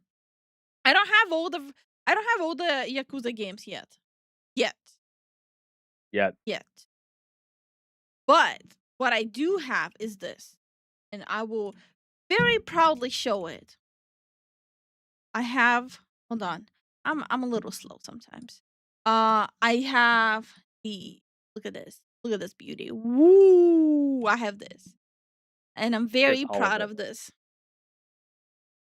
I think Yakuza games are amazing. Yakuza games are really great. But another thing we have, well, mainly because of Zen,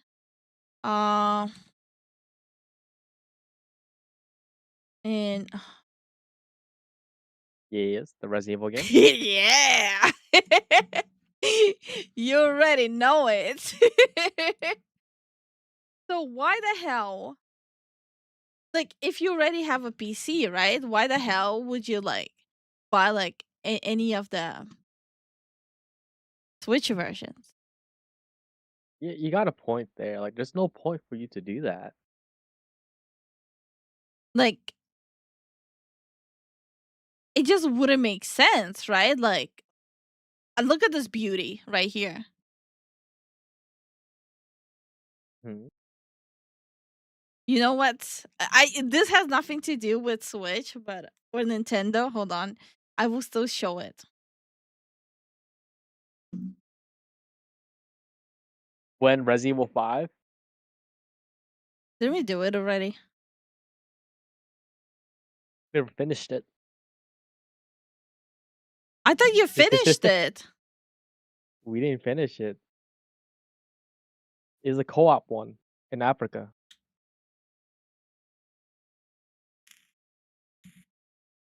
Oh, you're talking about the co-op one.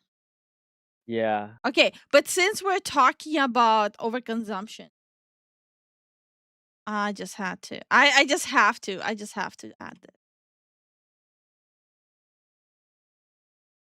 Yeah. Yeah, I'm showing them the Warhammer library.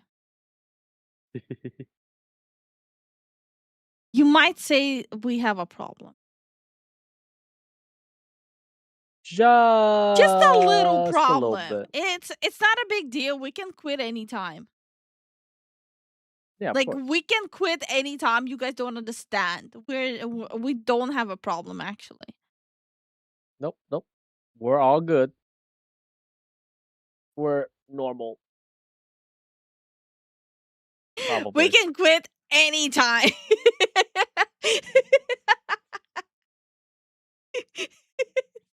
But Guys, we can quit anytime, I swear. oh no, lies. Hi, Lair. How are you doing? Hey, Lara, how you doing? I beg your pardon?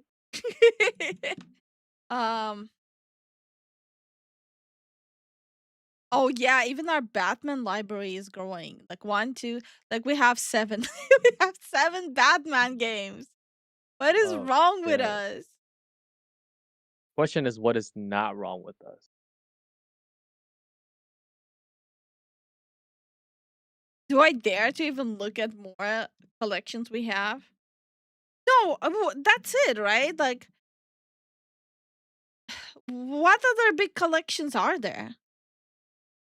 We don't have that much. No. I mean, in general, what big collections are there?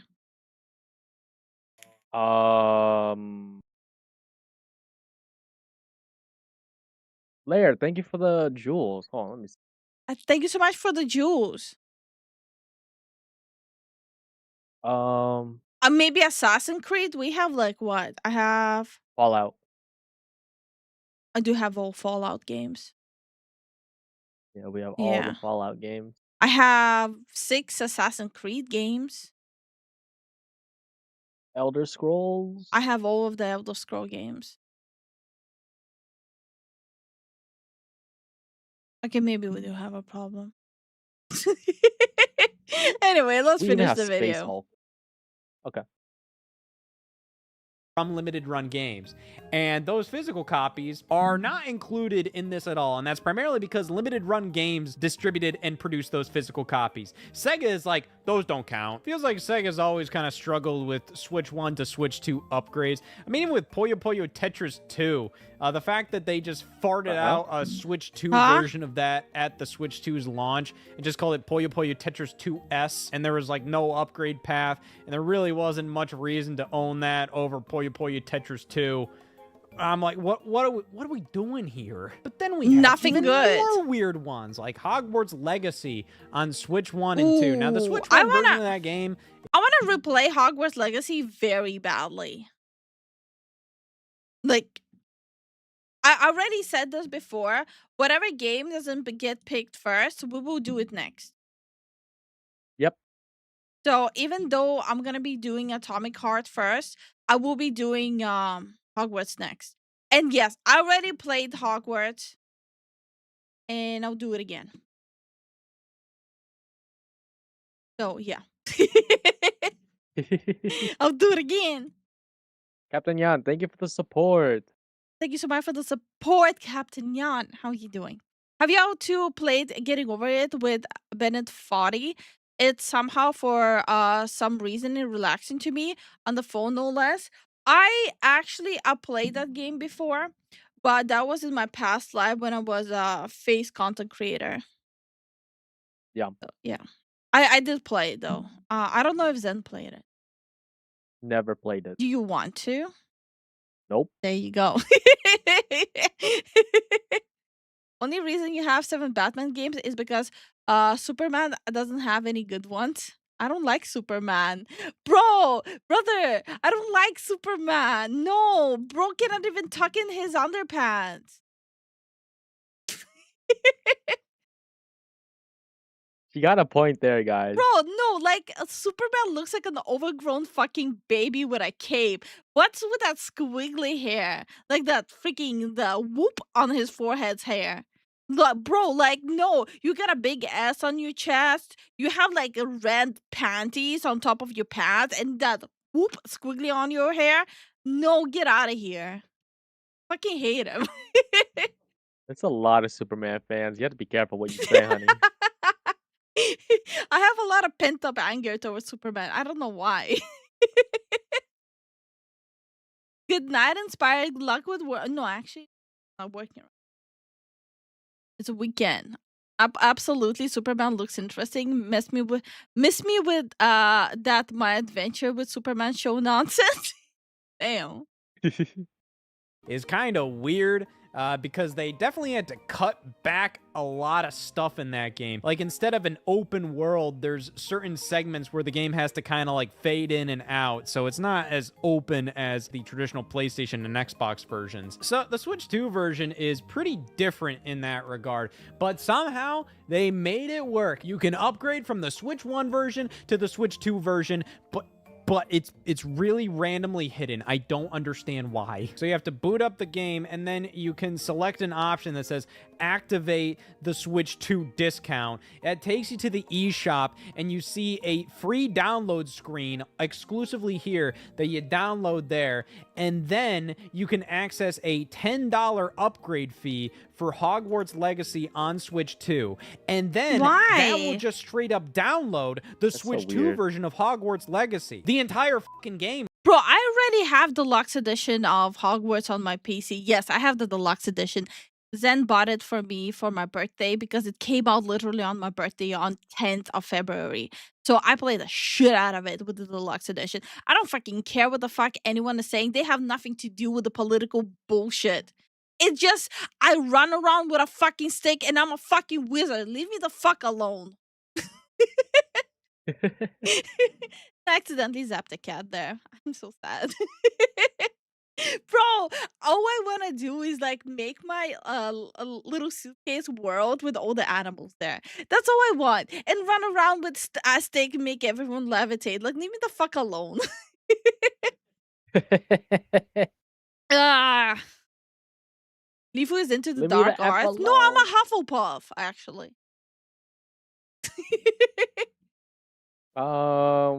Last time I checked, Shut up. you were a Ravenclaw, but No. Yeah. So the game kept on trying to put me in Ravenclaw, so I got pissed. They put me into Slytherin, so I went and cheated and put myself in Hufflepuff. I want to be a Hufflepuff. In my soul, I know I'm not a Ravenclaw. I know I'm not a Slytherin. I know I'm a Hufflepuff. In my soul, I know it. I feel like I'm a Ravenclaw. Oh wait, no, I got what's that one? The one that you wanted. Yeah, I got Hufflepuff first try. I hate you. I remember now. And hi, Gaming Tracker. How you doing? Hi, Roland. How you doing? Yo. I got Ravenclaw. Ravenclaw suck. Like, you don't need the game card for Hogwarts Legacy on Switch 1 anymore. So that's a strange loophole. The fact that you can literally just pop in Hogwarts Legacy on Switch 1 on your Switch 2, and then you can download the entirety of Hogwarts Legacy on Switch 2 to your system, and then you can just sell Hogwarts Legacy on Switch 1 at that point. You don't need it anymore. I don't know why they did that, and I don't know why you can still do that. They never took down this option. So you can completely upgrade Hogwarts Legacy from Switch 1 to Switch 2, and you know, your save data transfers all over to all of that. I don't know why they don't just straight up call it the Switch 2 edition. Maybe because like it's fundamentally such a different game, because like, yeah, it's just the straight up. And it still looks better on PC than Switch 2. Okay, I am trying I am very trying not to compare the graphics quality to PC graphics quality. But you cannot sell it for like the price they are, like what, 500 to 600 for Switch 2? Mm-hmm. You really can't. Like, this is my gripe with Nintendo and Nintendo fans. The amount of copium, and this is coming from someone who has a Switch, who has a Switch. This is coming from someone who does play Nintendo games. Well, not anymore after the whole fiasco, but it's like you cannot have this amount of cope. It just, I'm sorry, but PC gaming is genuinely better. It's better than consoles, it's better than handheld. And yes, I'm even lumping in Steam Deck. Like, Steam Deck is good for what it is, but you cannot replace PC gaming. You can't. No, they're two different beasts. But even if you compare like the Nintendo Switch and Steam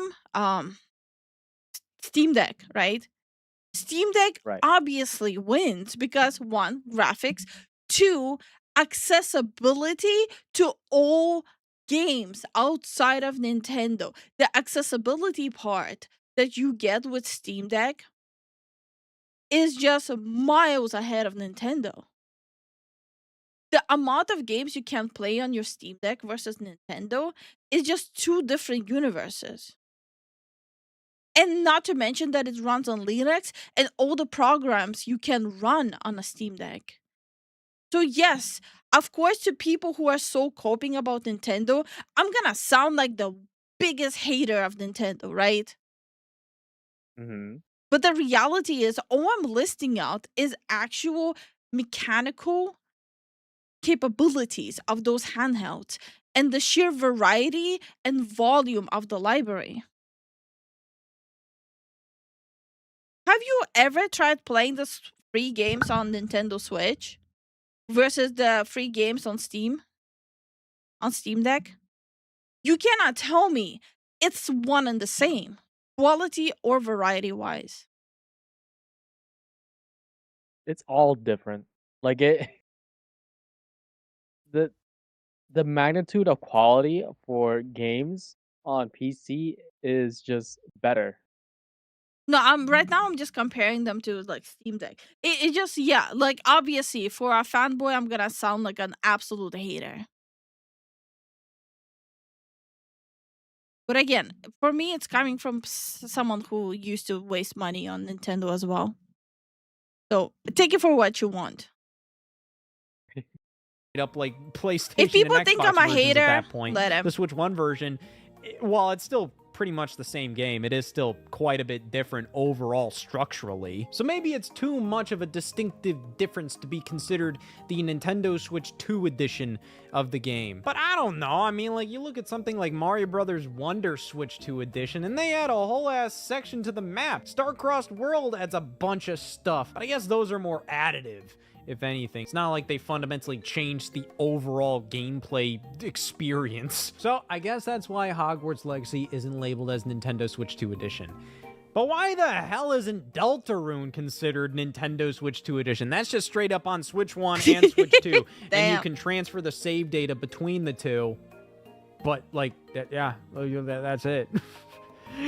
Like, what the fuck is the difference between the Switch 1 and Switch 2 versions of Deltarune? Especially when you have games like Hollow Knight getting a Nintendo Switch 2 edition, and Deltarune on Switch 2 is just pretty much... Okay, so I have a theory why they make, like, the difference. It's because the developers did have to go back in, and make some changes in it, and that's why also the uptick in the difference in some stuff you have to pay for.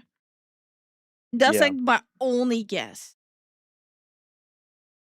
A resolution difference. So why doesn't Deltarune get the Nintendo Switch 2 label, yet Hollow Knight does? Okay, well, I would assume Nintendo gets to tell you if you get to use the Nintendo Switch 2 edition label or not, which I find it strange that Deltarune doesn't have it because Deltarune shows up in Nintendo Directs all the time. Okay, so I guess it's Nintendo tells you can use it, and also if you yourself want to use it as the game developer slash publisher. And I assume all of these games that get the Nintendo Switch 2 edition label, they went to Nintendo and they were like, hey, can our Nintendo Switch 2 version of the game have the Nintendo Switch 2 edition label? And Nintendo goes, sure. I assume with something like Deltarune, they just didn't really give a shit. Hogwarts Legacy, it might have just been because there was too much of a structural difference between the two versions of the game. Okay, I do see the big difference in graphics for Hogwarts, though. But again, it still doesn't compare to what I'm used to playing Hogwarts in. To actively label it as... By the way, is the drama around Hogwarts finally over? Are people allowed to play Hogwarts finally without psychopaths going after them? Or are we still doing that? I think we're still doing that. Okay. That's the Nintendo Switch 2 edition, but they still wanted to give you the option to upgrade to the Nintendo Switch 2 edition at a discount. And then something like Sonic Cross Shadow Generations, I assume they did not make it a Nintendo Switch 2 edition because they did not want to pay for the full game on a game cartridge, and they also didn't want to do a crummy little digital code in the box like Civilization 7 did. So they opted for it's just Sonic Cross Shadow Generations. That's it. There's no upgrade path, nothing, just on a game key card. That's just all they wanted to do. But then still, what the hell is Nintendo themselves really doing around here? You have something like Donkey Kong Country Returns HD, which gets a free update, which adds content like Dixie Kong as a playable character and a new Turbo Time Attack mode, along with Switch 2 enhancements like a better resolution. You know, I was always surprised how many Donkey Kong fans are there. I never liked Donkey Kong, so like it always like, oh wow, there's a whole fan base. Thank you so much for the support, Atsumori. Thank you so much. Yeah, thank you for the support, man. Holy crap. But yeah, no, I figured as much that the whole drama is not over yet, and it probably is gonna get worse when Hogwarts 2 drops. I'm gonna be playing it like so. Guys, prepare to go to battle when it happens. And you know shit is gonna happen. People are gonna be freaks about it. But like, I don't want that stopping us from enjoying Hogwarts 2. This is generally a good game. Yeah, it just literally, like, you're running around, doing some puzzles, having some, like, mid-tier battles. Like, come on, they're super easy. And just having fun. Like, you're running around with a fucking stick collecting animals. Like, it's not that deep. Let me run around with my stick, dude. Faster load times. But then Xenoblade Chronicles X gets a Switch 2 edition, which enhances the resolution. Not very well, mind you. But disregarding the quality of that upgrade, it fundamentally adds a better resolution and better frame rate. Donkey Kong Country Returns HD added a better resolution and faster load times. That was free. Xenoblade Chronicles X was $5. Now, $5 is $5. It's nothing that crazy. But still, I mean, I guess they're charging for this because, like, oh, it's resolution and frame rate. Donkey Kong, it's just kind of like, well, the game looks nicer and clearer on Switch 2. Load times are faster, but it's kind of like, I mean, like, that's just kind of like a bonus thing they threw in. I think Xenoblade Chronicles X, regardless of the upgrade being kind of half-assed, it's still like a bit more transformative. But then Animal Crossing New Horizons adds mouse controls, a higher resolution. That damn upgrade was also $5, which again, it's like, okay. You see, I never zoomed into Animal Crossing. I remember once trying to play it on our TV, and I'm like, yeah, I'm good. It's weird playing it on the TV. Dude, I can't see shit. No, literally, I was lying in bed with the Animal Crossing on the TV. I'm like, what did he say? Like, literally be lying there like, I don't see anything. I beat Atomic Heart, but never done the DLC yet. Ooh. And thank you so much for the support, Gaming Trucker. Yeah, we were discussing one of the 3 DLCs is just like the CS like gliding thing. So it's like 2 story DLCs. Same thing happened with Xenoblade Chronicles 2 and 3. Damn. $5, sure, whatever. But alongside that, they had a brand new free update with a bunch of new content. And you're charging me $20 extra for fucking Jamboree TV? Okay, the point is, it's all over the place how Switch 1 games decide to upgrade to Switch 2 games. And it's just kind of funny to see absolutely how insanely complicated things can be. Can I just point it out how tidy his surrounding looks like? No RGB, natural light, wooden bookshelves, everything organized. Is the green screen? It is? No, I was joking. Holy I'm hell. You pulling see, with I you. would have fully believed you. At times. And I would say Well, now I am thinking it's a green screen. Thanks, honey. it's definitely pretty No funny problem, honey. considering I think Nintendo came up with the Nintendo Switch 2 Edition name to make things as uncomplicated as possible. But then just created like Xenoblade Chronicles Definitive Edition, Nintendo Switch 2 Edition. So what are Well, you telling okay, is it a green screen or is his head that square? Honey, I think you're looking too into it. You put It's those not a worms green in my screen. head. It's not a green screen, honey. You cannot put those worms in my head and then take it back.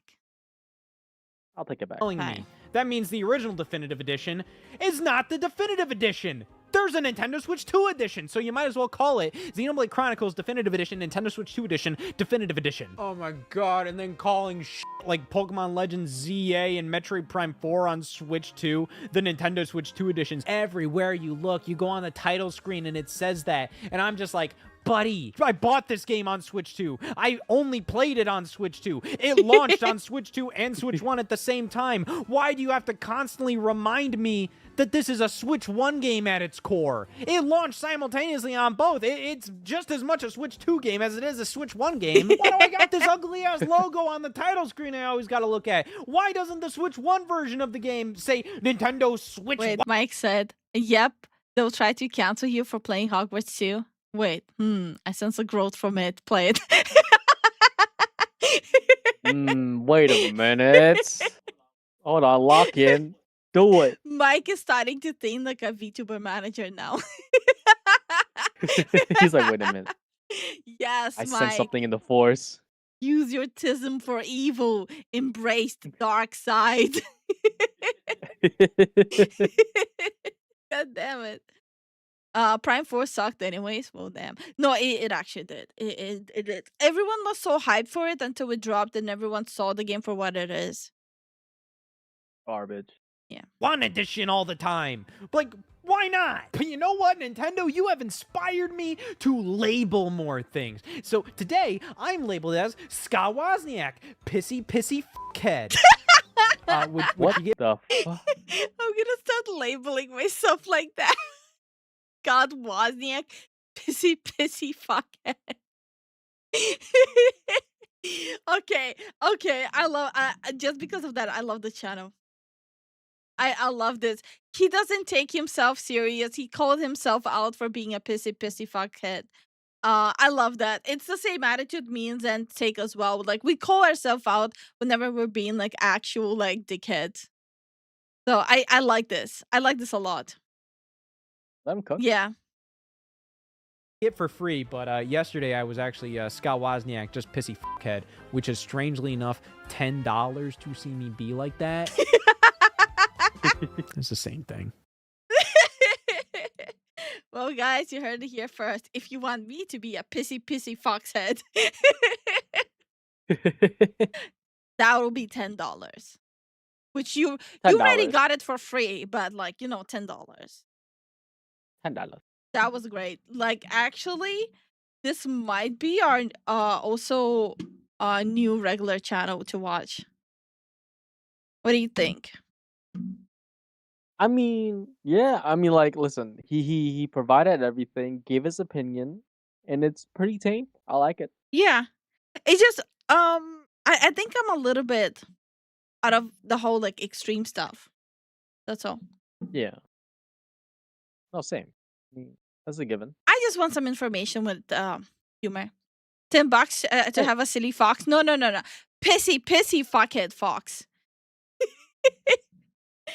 Yeah, let her cook. Hi Nick, how are you doing? How you doing, Nick? Okay, do you guys want palette cleanser and then we'll tackle Sony or Bethesda? What do you think? Whatever you want. So like palette cleanser, then Bethesda or Sony? What do you guys want? I know we have Sony in the title. I'll just change the title when the stream ends. I really hope the next Metroid will be a side scroller like a Dread. I'm praying. Metroid, that's Zen. Yeah.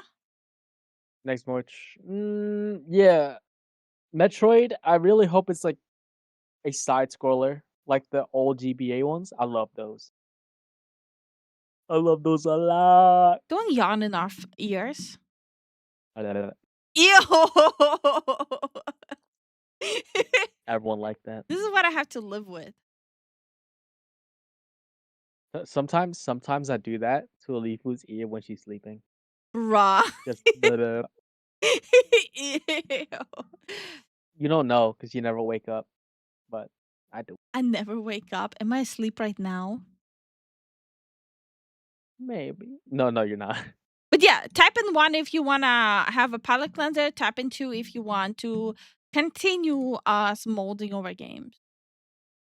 But irregardless, we'll continue molding over games after the palette cleanser if it's the palette cleanser first. Let's have the palette cleanser for last. Oh, for last. Okay. For last. One. Okay, we have 2 1s and 1 2. That's 1, 2, 3. so weird to say. Okay, the palette cleanser first wins. Okay. It's okay. We don't do the whole thing to talking about games too seriously anymore. So it's fine. Yeah.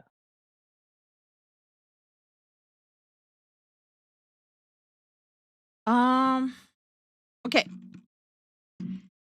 Here's the palette cleanser.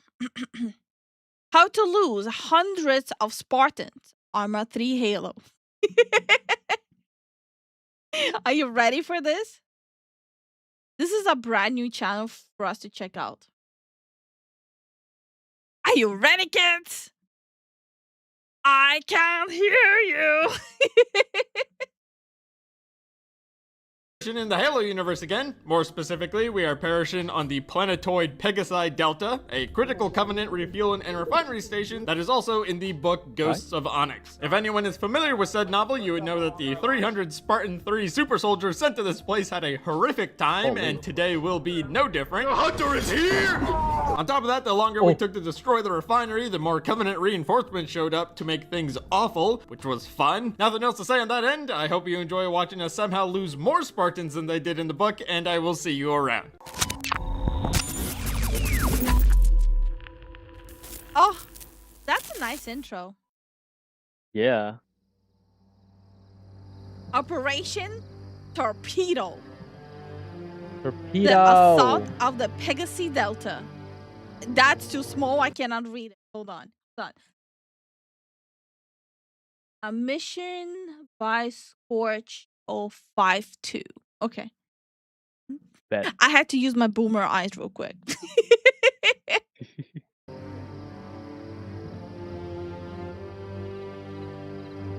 It's so red. Move to split cat if you have your loadout set up. Yo, this is like my nightmare map. Nah, I can't see. Oh no. Oh yeah, I don't think. Bro, I would be like, where? What? Like my eyes are bleeding looking at this. I am slightly colorblind, not fully colorblind. So this is a nightmare for me. There is no red line, there's a... Oh, there's grunts right there. Hey, this map is nice. Got smoke grenades. So red. Okay. Oh my god, you're floating! Nice Cypher. Oh my god. Plasma grenade behind you. Okay. You gotta get those goddamn big old guns. Do not draw its fucking fire, for the love of God. Funny if that turned around right. You shoot it, you go, oh, you fucking idiot! Damn it!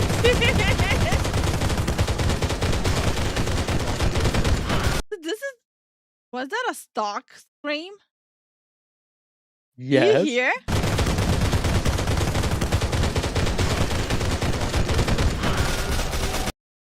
The scream is everywhere. So this is a mod for Arma 3, right? Yeah, it is. Why am I so surprised that games have mods? Like, is it a workshop mod or like a external mod? It might be a workshop mod, like a server mod or something. My brain is like still so behind. Like my brain still is like trying to get used to not playing games vanilla. Yes, I'm one of the people who plays games vanilla, and it annoys the shit out of people. And we'll keep doing it. No, remember when I was like streaming Skyrim? My like Yeah. freaking 10th playthrough of Skyrim. People like, you play vanilla and this is how many playthroughs you already done? I'm like, I like vanilla Skyrim. So also because I cannot mod for shit. I always break the game. They make a lot of custom scenarios that other clan takes part in. Ooh, that's pretty cool. I like that. You gotta experience vanilla once before adding extras. Sure. It's absolutely not because I'm really dog at mods. And I break every single game, including Minecraft. Uh-oh. Uh-oh. Uh-oh. Uh-oh. Oh. Oh, no. Oh.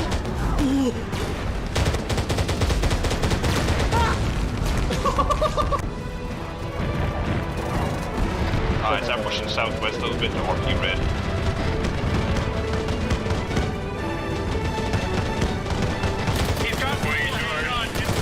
How do they see that? Survive this game to our lovely Don't. wives and kids. We don't have them. We are kids. We don't have no.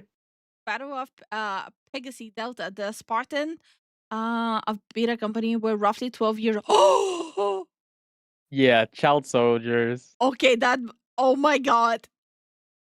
Okay, now it makes sense. We don't have one of those. We are kids. Damn. And hi, Loudbot. Sorry, we didn't say hi to you. How you doing, man? We need to brain rot you one day with the Christmas mod saga. Bro, I'm scared. Oh!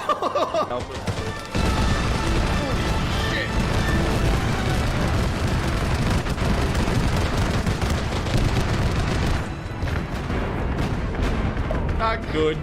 Yeah, a little bit. Hey, you okay wherever you are? We're driving right at that guy. Oh, I see it. Oh, there's a hunter by that gun. Go, go, go, go, go! Boo! Where's the gun? We made it to the red point, but now we get pinched. What do you mean the red point? Isn't everything there the red point? Yes, everything is red there, dude. By both sides. We're gonna die. C4. My point. Another one. Oh yeah, Spartan were children involved into super soldiers. Ah, Tale as old as time. Okay. I mean, you got Warhammer, you got Witchers. Tale as old as time. Why is Disney not making a fairy tale out of it yet? I don't know. Well. Wait. See. In that case, it would have to compete with Space King. Praise be. Praise be. Set off the bombs! We blew it. We should go for the other gun. Get 2 in 1, you know? Our luck never fails. I have no explosives. Ah, you. Uh-oh. Uh-oh. Oh. They tried. There's a hunter with a. Oh, okay, then. Oh. Aim the turret into the gun. We blew both guns. Good job. Oh. Don't go bye-bye. How are they even Very nice. seeing? Stand by for Mark. Kill it! Jinx, you okay back there? I don't think he is. He's toasty. I think He's a little, This is like a Halo scene piece you would find. Oh my god. Oh. The ghost can only hold for so long. I'll buy you as much time as I can. Oh, this is it for me. This is it. Oh my god! Incoming. Get another one. Holy moly! Gotta go with that. Bro, his body was literally like flying. Like, look at this. He's contorting like blah, blah, blah, blah. These ragdolls. Oh. I got people dying. You damn right, it's funny YouTube moments, and now VTubers are reacting to it.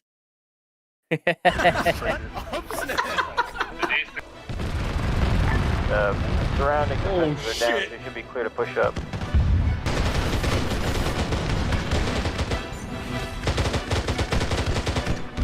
Oh my god, is that a warhawk to our right? Holy shit! Oh. We're out of here! We're out of here! Oh! You should have your license. I just got hit by a car that came off a cliff! Oh, Inexcusable. Did you really just... No! No! What are you doing? Oh, hey, we're still fine though. That was excellent. All right, well, I think we're pretty good on shit. Let's push up along there our goes the lines. wombat. Everyone, all squads, step off.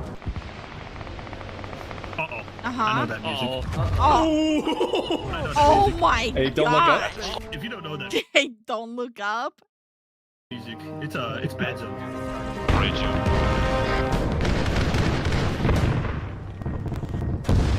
Oh. Turn down. oh, fuck. Shit. Good job.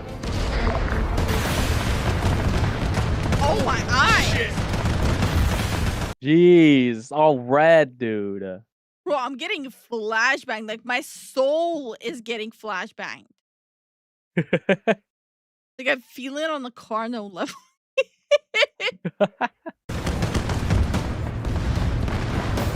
God dang. Did you just try to top attack and Oh. Is this how US looks right now? Yes, that's how Canada looks too. It ain't funny because we went through the same thing before we moved from US, okay? We went through it ourselves too. We're coping still, okay? Don't cancel us. Nah, giddy up.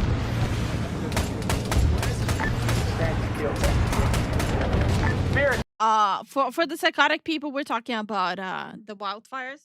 Ow. You okay?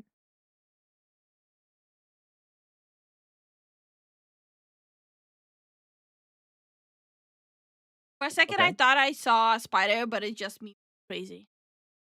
It's just me being psychotic. Inner demons. Don't pay attention. Just I need to take my meds.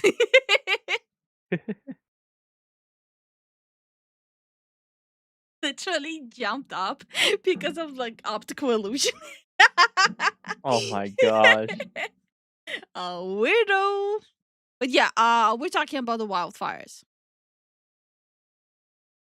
Australia, red sky. No, it's like the what? The west of Australia, like where they dig for iron. Mm-hmm. It was iron, right? Yeah, it was iron. No. Yeah. Yeah, it was like in the sands. Yeah.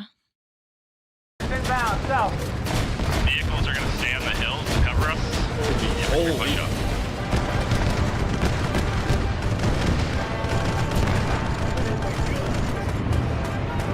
This is a wild day.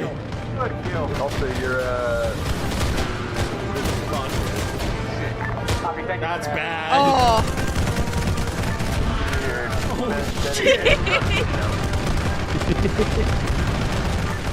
Squad is taking the Sun Devil, most of it.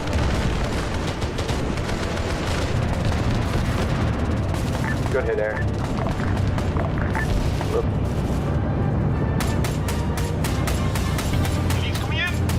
No, actually though. Damn. The timing. The timing of the pause. No, but actually though, Uh-huh. what's the difference? There's not much of a difference, to be honest. Same map. They finally added Australia into Arma. There it is. Like, what's the difference? Like, it's same. Same, not different. Ooh. Hello? I'm dying. We got some turrets on a platform southwest of us. The big gun shooting at the wombat. Oh no! There's so many bodies. Oh, you're still alive. I have one more C4 left. Okay, here you go. Oh my god! Get away. Wait, is that the mod sound effect? And what's with my timings? Is it the mod sound effects, or is it actually like he edited those in? He might have edited those in. Oh, okay.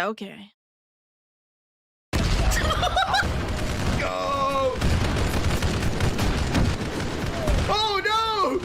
Hey, get back, Curly! Curly! He's really bad at throwing C4. Run! Purple. Is it dead? Yeah. Pull it down, baby. We did it. What is that? Markers and the purple X and a whole pair. What is wrong with that thing?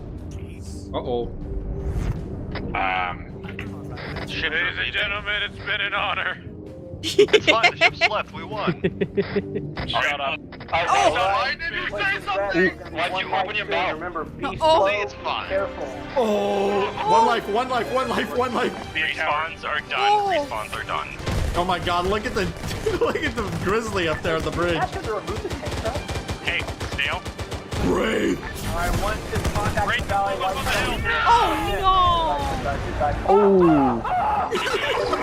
Oh my god! Get back! No! Are you okay? Are you alive? Are you okay? I think he's dead. Just a little bit. I mean, like, it's safe to say when he's Frenching the ground, yeah, he's not okay. The hunter is here! Oh! Enemy Wraith! AT, please! AT, please! Whoever's in the grizzly is the race in front of you. Oh boy. Oh!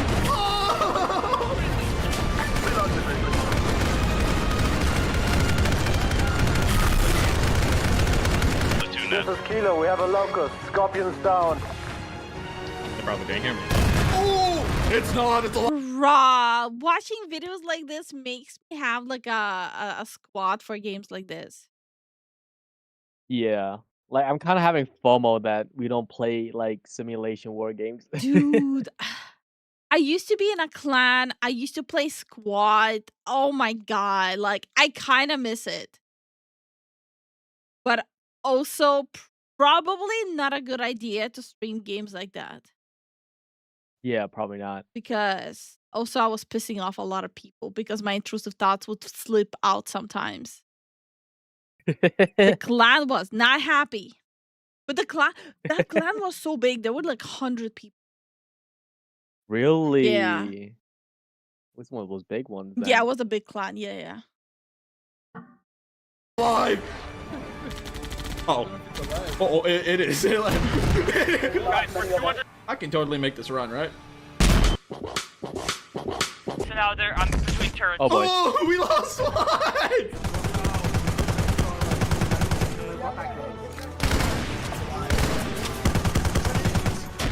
Dead.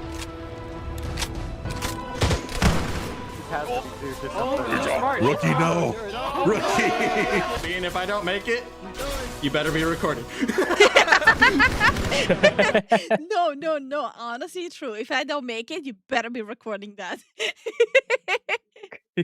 His mind is in the right place. And good night, Warlock. And hi, Merc. Good night, How are Warlock. you doing? Yo, how you doing? That works. Oh! It's not dead! No! Not that. Let me change that. Was that? No! It's the final boss. It is the final boss. It's like Destiny, right? No, Cypher! He's completing God's work back there, okay? Bomber. Oh no!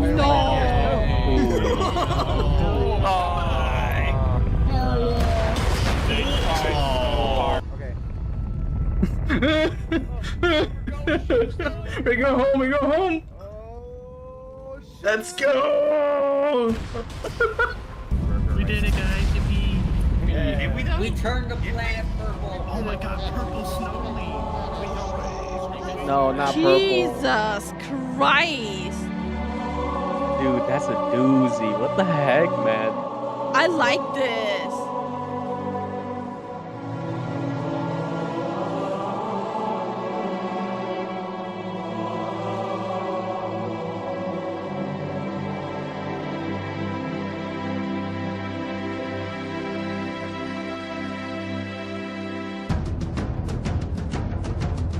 I vibe with this music.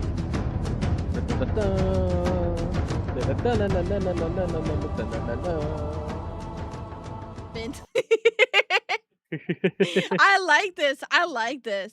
I don't know if it's an interesting watch to watch us react to it, but I liked it. I liked watching it. I love it. Mm. I love the pacing of that. Yeah, I liked it too. It just makes me makes me just wanna go back to games like this. Yeah. So like whenever I watch games, not games, whenever I watch like videos like this, I have this massive FOMO in me. Because those games are fun. I just don't know if they're fun to watch, especially fun to watch reacting to it. I'm enjoying myself so far.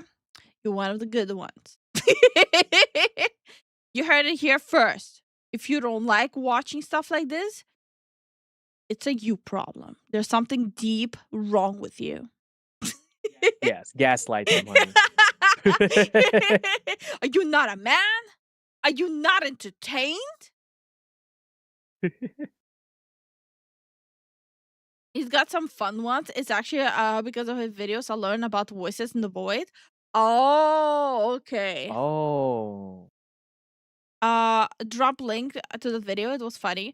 We're gonna actually also post reacting to it, so we definitely will spread it to our community. Yeah.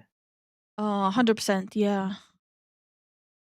Now I'm just wondering if we should put it in the main channel or the second channel. You can put it in both. I mean, both. No. The main channel first. See how that goes, and then if people are not jobbing with it, second channel that works too. For people who don't know, like we split what kind of stuff we put where. Because we don't want to have the same stuff on both channels. We want to have the both channels like two completely different feelings, completely different content.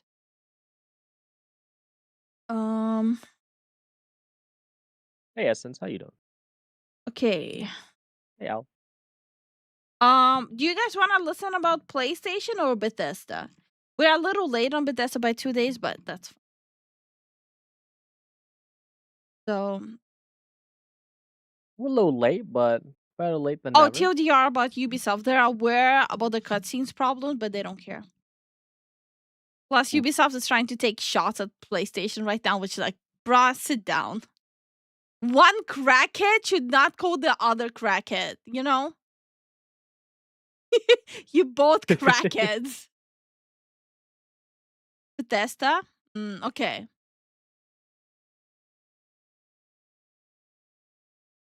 Because the main update would be PlayStation was, so I'm pretty sure all of you already know everything that's happening with Bethesda PlayStation, right? They they basically they stopped doing the whole physical copies by like what year? Was it 2029? 2027. Okay, but which is very 2027 soon. they want to get rid of all the physical copies and all that stuff. And then they had like a whole cyber attack again. Again, they got hacked, like the 10th time this year. So they shut down all the servers. So people with like digital copies and not physical copies, they couldn't even play their games. It's just like, yeah, Congratulations, you play yourself, you dumbass. It just like, how the fuck does a company that gets hacked every fucking 5 to 6 business days wanna go fully digital? Riddle me this. When you get hacked so many times, why the hell do you want everyone to go digital?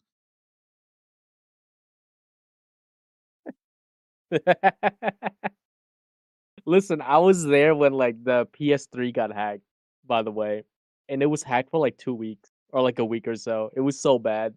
I hated it. Yeah, but I said The riddle me only this. saving, I know, but the saving grace was that you could put in a disc, and I don't know, like you could still play the game. But nowadays, you can't really play your game unless you have access to your internet or the servers. So And then here's the best part, okay? Here's the fucking best part, right? You buy PlayStation, right? Get this. You buy PlayStation. You buy digital copies, okay? Hear me out, hear me out. Then you have to make an account, tie your payment information to it, tie your billing information to it. And hear me out. Here's the kicker, right? So you pay for your internet, you pay for the games, the digital copies, you pay for your console, right? Get this. Then you pay subscriptions to, be able to connect the console you bought to the internet you're paying for, okay? You pay the monthly subscription, right? Okay, and get this. They get hacked every month. And here's the kicker. They will just shut down the service. Fuck you. Fuck your money. Fuck your subscriptions. Fuck your games. Even if it's offline games, there's no offline games because fuck you. Because you're a little Soylent boy who will buy those shitty ass games. I'm sorry for every PlayStation player here. Know who you are. No, I actually listen. I will give a lot of PlayStation bros a big pass because it is a comfort thing to play on a console that you grew up with, right? Uh-huh.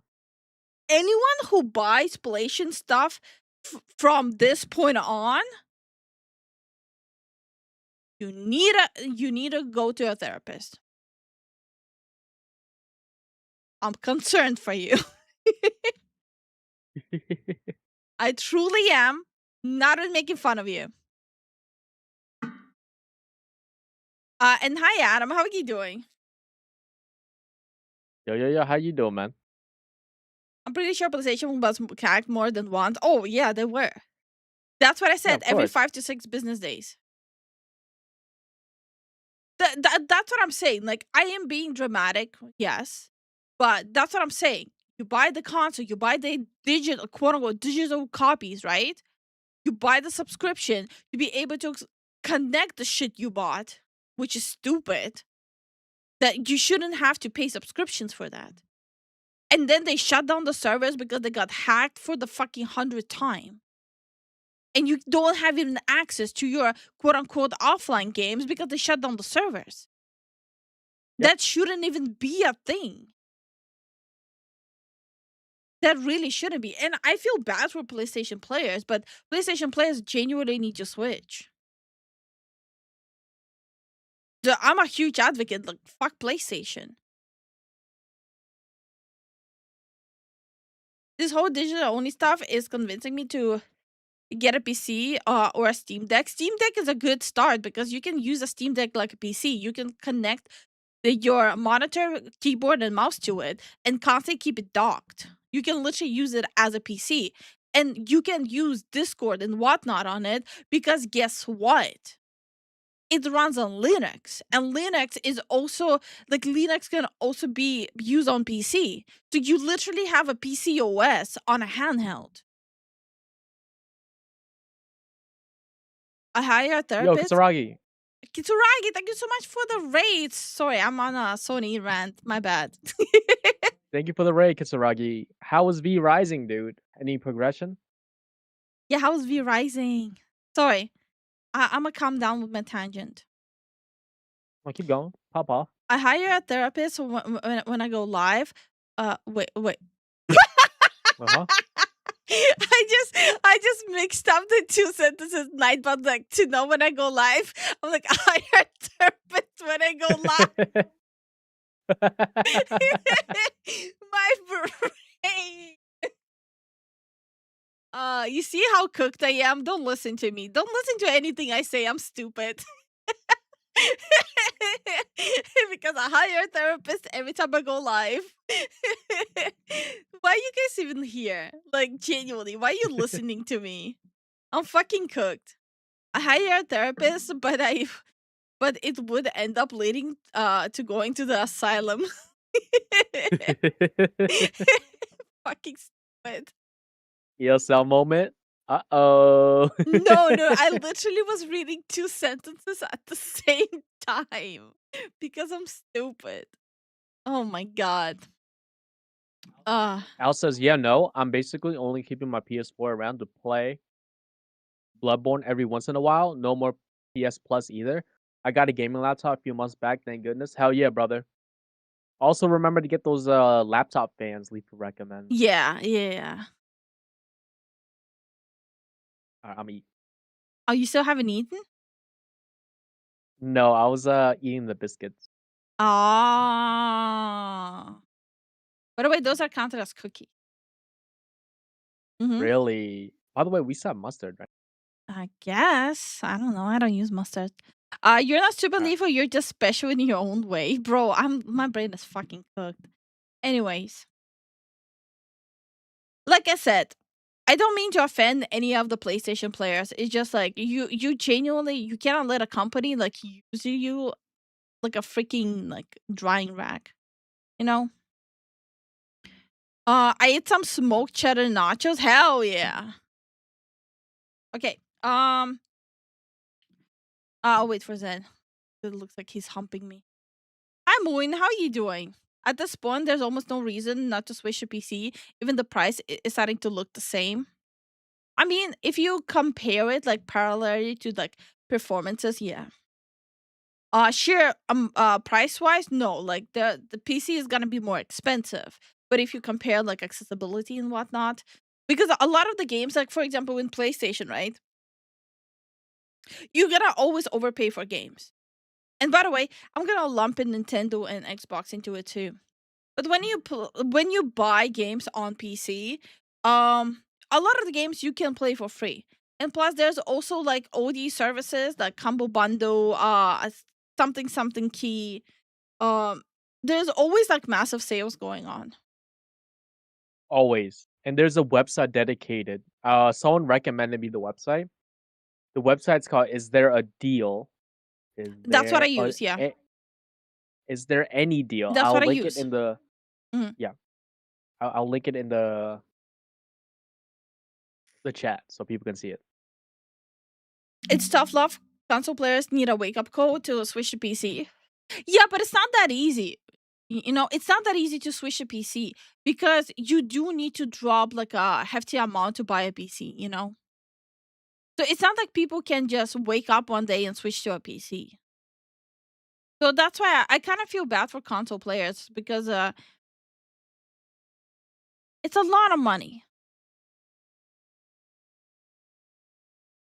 Okay. Bethesda has finally lost control. You know what? I would be so happy if Larian starts developing Elder Scroll games. They would bring back like the Elvish slurs again. Like Morrowind. What? You're right. And they'll probably do a better job with it. Yeah. Switching, especially now, is very pricey. Exactly. That's why I feel bad for console people. Like, it's very expensive right now. So they're kind of stuck with a console while the PC prices keep on going up. It's a really uncomfortable situation to be in. A lot of people bought the Steam machine. It was a second place in the weekly sales. That's not bad. I'm broke as fuck. RAM is retardedly expensive. It is. Even I cannot upgrade my RAM. Even though I stream, play games, render, draw, rig every freaking day. Even I cannot allow myself to like a luxury like that. So I get it. I 100% get it. Okay, let's get to the video.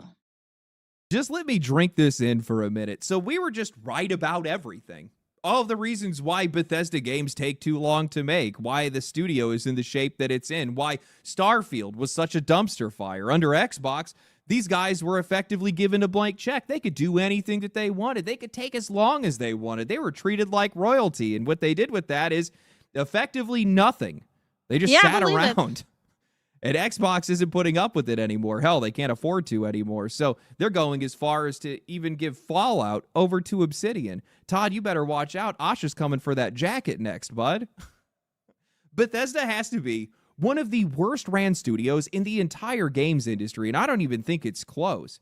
These guys have been coddled by their fans, or not all of their fans, but a good portion of them. The media has coddled these guys as well. They've never really been made to face the consequences of their own actions, but those days are over.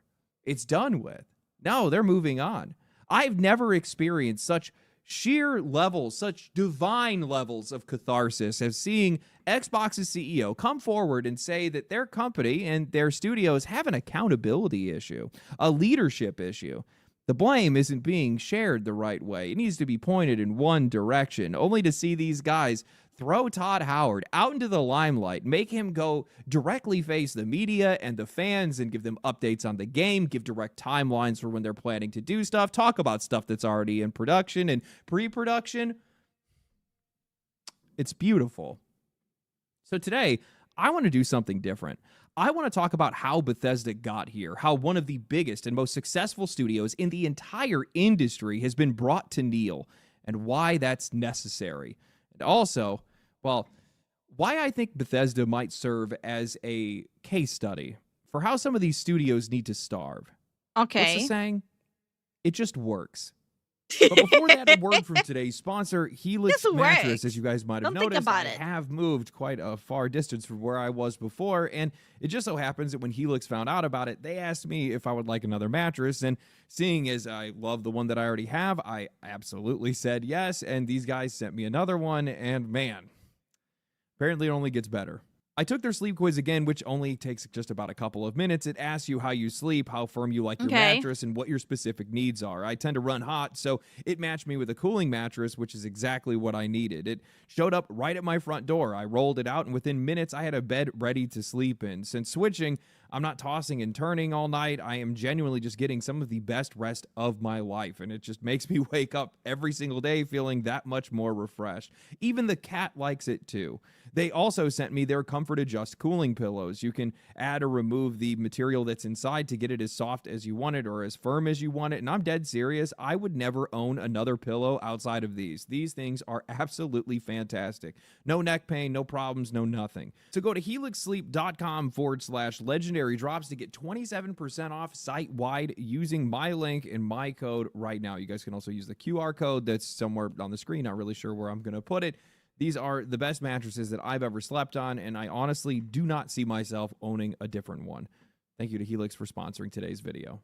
When you think of some of the biggest names in the games industry, you tend to think of Capcom, Take-Two, EA, Activision, PlayStation, Nintendo, CD Projekt Red, and Bethesda. But up until just recently, I never really thought about how much Bethesda stays out of the limelight. For one of the most decorated, well-known, and successful companies in the industry, it's kind of wild just how much of a wallflower these guys are compared to everybody else. This is the studio that basically defined the Western RPG. They brought a level of freedom and interactivity that most people probably didn't even think was possible. You could freely explore, stumble into random events, make choices that had actual consequences, kill important NPCs, brick your... Okay, but the question is, how many of the same developers are still in Bethesda in the first place, working on anything related to Fallout or Elder Scroll Online? Not Elder Scroll Online, sorry, my bad. Elder Scroll. Like, quite genuinely. How many of the same people that are left? Yeah, it kind of makes you wonder, right? Because I would think that Bethesda would have a high turnover rate, where a lot of people come in and get out. Because it really sounds like it's not a great place to work. asking the right questions, Lifu. I'm always asking the right questions. After years of being in the gaming industry and seeing that how many people get inched out of it, that's the first question that comes to your mind. So I'm actually looking that up. Good night, Garbage. Oh wait, no. Have a good day, Garbage. Have a good day, man. Also, we also have to keep in mind that some people might have retired early too. There's a lot of developers that probably made decent amount of money working with these big companies, and they saw the wind was blowing, and they're like, "Yo, I'm out. Peace." Or went full indie, and they don't really talk about their experience with big companies like Probably other developers do. NDAs. That too. Let's see.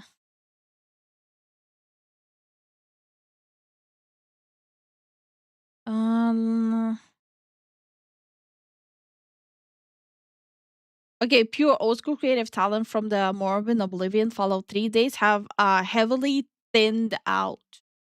But studio director who started on Oblivion is still there in leadership roles. Many classic era developers left years ago. Bruce and Nesmith, lead designer on Skyrim, left in 2021. Yeah, no, there's about 5% of old developers are still there. That's insane. That's a new company. Yeah, that's a new company, yes. Bethesda doesn't exist anymore. Like, this is a new company. If it's around 5%, that's it. That's a brand new company.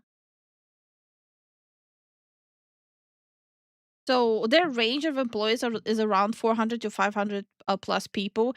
Their LinkedIn lists that they have around 200, 500 people.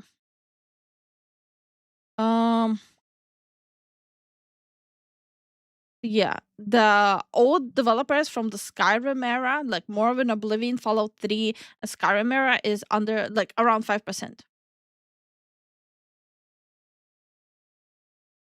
No, that's a new company. That's not Bethesda anymore. Yeah, that's crazy. Your own run, or just point your camera in a direction and make your own story. They were some of the first, and honestly still some of the few games that genuinely let you play however you wanted. So why is that studio, of all studios, such a wallflower? Why does Bethesda blend into the background compared to everybody else? Well, I think the answer is that they became way too successful. According to Bethesda, Skyrim has now sold 65 million copies across all editions, while Fallout 4 has sold 35 million units. That's just 2 games. Skyrim alone has already brought in well over $2 billion, and that's before DLC or microtransactions. And off the back of that success, Bethesda stopped facing the normal pressure to release games consistently or even support those games that they already made because, well, they had enough money just not to care. So the gap between Morrowind and Oblivion was 4 years. Oblivion to Skyrim was 5, and it's now been 15 years since Skyrim came out. Fallout 3 to Fallout 4 was 7 years, and since Fallout 4 released in 2015, it's been more than a decade of silence outside of Fallout 76, which is a live service spin-off that was made by Bethesda Austin rather than Bethesda Game Studios proper. Well, I guess I probably shouldn't say that they haven't released anything because, well, they have re-released Skyrim some odd 15 separate times if you count. So I'm just trying to figure out. So yeah, so Skyrim came out 2011, and then Elder Scrolls Online came out 2014. So no matter how much you twisted it, and if you try to go like, well, he's forgetting about Elder Scrolls Online, it's been 12 years. No, yeah, 12 years since Elder Scrolls Online released. So irregardless, even if he didn't mention Elder Scrolls Online, it's been way over a decade. Every single port to new consoles that have been coming out ever since the Xbox 360. They even made a text-based version for the Amazon Alexa, which, yes, Bethesda actually made that themselves. These guys will do anything other than make a new game. Mhm. Now, as funny as the Skyrim re-releases are, I think it reveals a real problem with Bethesda. They made a game, or they made games that were so successful that they no longer had to operate under the same pressure as everybody else. They could take their time. They could do whatever they wanted. They didn't need to release games consistently, talk to their audience, or even finish fixing the games that they had already sold because, well, the old ones kept making money anyway, and there was always somebody else there to fix their games for them. For years, people have treated Bethesda's problems like they were part of their charm. The bugs were funny. Broken quests were just something that happened. Characters falling through a floor, save files corrupted, NPCs walking into walls, entire systems that barely even worked, and somehow, well, all that just became a part of the Bethesda experience. People would laugh, they post clips online, and they just download a fan-made patch that would fix half of the game. Bethesda benefited from that probably more than any studio ever has. They have had one of the most... You want to hear something really heinous? The senior character artist from Elder Scroll, who literally designed Khajiits and Argonians for Morrowind through Skyrim, was laid off by Xbox in 2026, and he's still not able to secure a job. This is how shitty all of this is. The dude that designed Khajiits and Argonians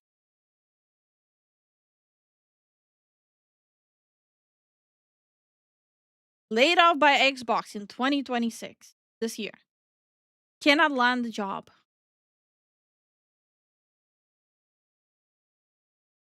Talented and dedicated modding communities in the entire world that have been working for these guys for free, fixing bugs, rebuilding systems, adding content, improving performance, and keeping these games relevant for years. Bethesda would release the framework, and then the community would spend the next decade finishing it. And now the funny thing is that Bethesda is so terrible that they'd come back years later and break all that work themselves. Their next-gen update that they had for Fallout 4 broke modded playthroughs, completely ruined VATs, and damaged a game that a community had already spent nearly a decade fixing. Then Bethesda left it like that for a year and a half before returning with their Anniversary Edition, hands out asking for more money while fixing the problems that they caused with their previous update. Think about... Wait, when did Bethesda officially fully join Microsoft on their Xbox? When did Bethesda join Xbox? March 2021.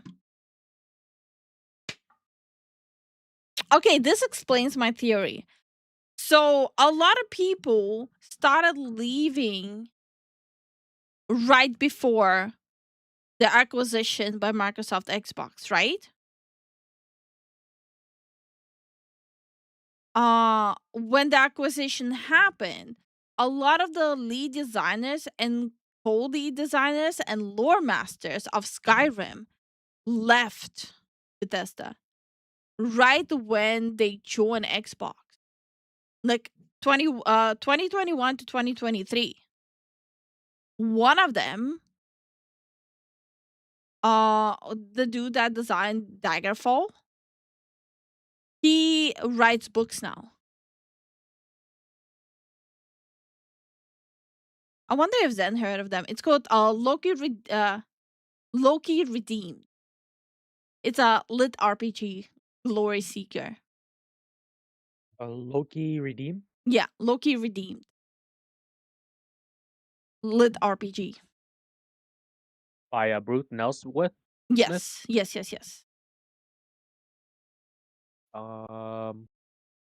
You think it's a case of Blacklist? No, I don't think it's a case of Blacklist, but for like a senior designer like he is, like the one that made Khajiit and Argonian, the pay needs to be also accordingly. But the culture of game development in the West has changed it so much that he would have to design some day-dems.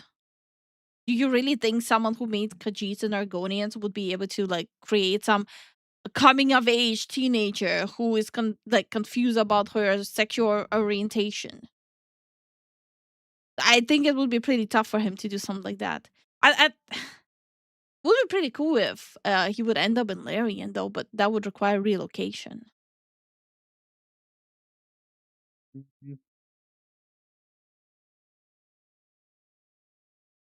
Never heard of it. Okay. Well, the co-lead designer and lore master of Oblivion, he is now in a new studio, Lightspeed Studio, that is backed up by Tencent. Oh, Lightspeed Studios. Remember how like everyone was saying like, oh, China is pulling out of investing into the West gaming, blah blah blah. They're not. They were just pulling out of specific things that they already think is gonna be a flop. China Yeah. pulled out of those because China is still backing a lot of Western games, like Dawnwalker and stuff.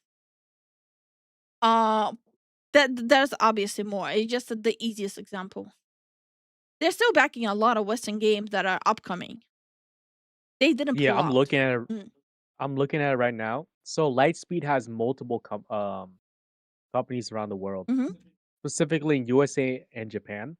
Lightspeed Japan Studio is led by the legendary game director Hideaki Itsuno, known for Capcom's Devil May Cry and Dragon Dogma. The team recently expanded to Osaka, Ubisoft maybe, pulling in Capcom No, and Street Ubisoft Fighter shut veterans. down the Japanese branch completely. Yeah, but it was based in Osaka. Mhm. Maybe they're pulling in some people from there too. Oh yeah. Pulling in Capcom and Street Fighter veterans to build original AAA action games. Just keep an eye on all these new emerging companies right now, especially the China-backed ones. Keep an eye on them and cross-check their names. You would be surprised how many of the old heads are going to be there. How many of the games you grew up with loving so much, you will see their names listed on the list there. Yeah, keep an eye on the Chinese backed one. Mm-hmm. Like They might surprise you. CDPR Witcher team is literally Rebel Wolves now. That's them. That's what I'm saying. Keep an eye out on it. You want your childhood? There you go. About how insane that is. This wouldn't be acceptable for anybody else in the games industry. Their modding community wasn't just expanding Bethesda's games, they were protecting those games from Bethesda itself. Bro, if not for the modding community, there would be no Bethesda. Let's be honest. No, there would be a Bethesda, but not to this extent. It wouldn't be still as widely played as it is right now. And hi, John. How are you doing? Hey, John. How you doing, man? And even then, nobody inside the company seemed to face any real consequences. What I find insane is how this has just become so normal for this company. Bethesda now started actually defending this kind of behavior. They would talk about the scale of their games, the freedom that they offered, how these bugs were unavoidable when you're making something that's so ambitious. And, you know, sure, games this large are going to have some problems, but there is a massive difference between a game having some bugs and a company expecting somebody else to eventually clean them up for them. And that's where I think a lot of the real damage was done. When nobody is forcing you to actually fix your processes, well, you don't have to improve it. You already have people that are patting you on the back. You have tons of money that's coming in. You don't have to worry about that. And you have players that are the ones that are fixing your games and giving them more content for you. Bethesda could keep using the same development philosophy, the same production habits, the same excuses, because, well, people just kept showing up. They could release something broken, disappear for years, re-release Skyrim again, and guess what? The money just kept flowing. And what made it worse, I think, is when Microsoft bought these guys in 2021, Bethesda suddenly had access to one of the largest companies on the planet, nearly unlimited resources in a parent company who's... Okay, listen. Microsoft buys ZeniMax Media and the Elder Scrolls development Bethesda for $7.5 billion. Saying that they had unlimited funds for development is so factually untrue, because the moment they joined Xbox, they started doing immense budget cuts. They started doing immense firing a lot of people. And as we know now from the people who work there, they like Xbox themselves, like Microsoft Xbox, we're deciding which games Bethesda should be even developing. So saying that they got like unlimited funds is not correct factually because they didn't. It was literally like a contract written in blood. They joined, people started getting fired, people started leaving. Microsoft Xbox started telling them which games to work on, so freedom of development was completely shut down too. One of the largest companies on the planet, nearly unlimited resources, and a parent company whose entire management philosophy at the time was just leaving those studios alone. Xbox constantly bragged about giving developers creative freedom, letting these studios maintain their culture, and refusing to interfere with how these guys were making games, which honestly sounds great until you realize the kind of culture that you're actually protecting. Yeah, like for example, the stuff he's showing, right? After 3 years of hands-off management, Microsoft is making Bethesda and ZeniMax report directly to an Xbox bigwig. This is around the same time where all these old heads have left, like the people who actually wrote the games we like the original Elder Scroll, the original Fallout, the stuff we have a connection to. So like around 2023, that's when people have already left. And then Microsoft Xbox did another round of like firing the old heads. Like, how are you expecting the same quality of Elder Scroll and Fallout when the people who made them left or were fired and they are replaced with interns fresh out of college with political ideology? Their heart is not in the games anymore. Because it's not the same people. That's why. These studios, they cannot make the same games anymore because it's not the same people. And those people, those new people, their heart is not in actual game development. Yep. So, of course, we're not going to get the same stuff. Letting these studios maintain their culture and refusing to interfere with how these guys were making games, which honestly sounds great until you realize the kind of culture that you're actually protecting. I don't think Bethesda needed more freedom. I think that they had already enjoyed decades of it. What they actually needed was somebody that was willing to walk into the building, look at how these games are being made, look at where all that money was going, look at how broken a lot of these games were launching. And yeah, honestly, I think what Bethesda needs the most, not someone hand-holding, not someone firing all the people who knew how to make stuff. What they needed is someone in a leadership position who actually knows games and actually knows coding. Yep. If someone in the leadership position was who actually understands what they're doing, he would have been able to catch on to, like, for example, their spaghetti coding. And straighten it up. This is why it's such a bad idea to put into leadership positions people who don't know what they're doing and what they're working on. But that's exactly what you're seeing. Like all these like not new studios, all these places, right? Like Xbox, right? The AI chick, yes, I'm still convinced she's AI. Like they put her as like in the head and then made like the whole fake profile like she plays games. They're putting all these people as the leader of these game developments who don't know anything about gaming. They don't play games, they don't know coding, they don't know anything. And you know what's the sad reality of it? That they're probably one of those people who watch the Netflix Love is Blind. I guess so. Also the fact that Bethesda, they're running on old engine and that engine is out of date. And there's no way to fix it. They will have to work from the ground up, and that was just more money wasted. Yeah, that goes hand in up. hand with not having all these old heads anymore there. They literally have to start from the ground up, yeah. Microsoft under Gates and Ballmer never would have let this crap happen. Gates was a programmer and Ballmer understood the core business. Yeah, like Bill Gates has had his own skeletons in the closet, but yes, he at least understood coding. Yeah. Ask why one of the largest the creation engine, yeah. RPG studios in the world can no longer release an RPG in a reasonable schedule or with any standard of quality. Instead, Microsoft just handed them a blank check and waited for Starfield. No, that wasn't that a mistake.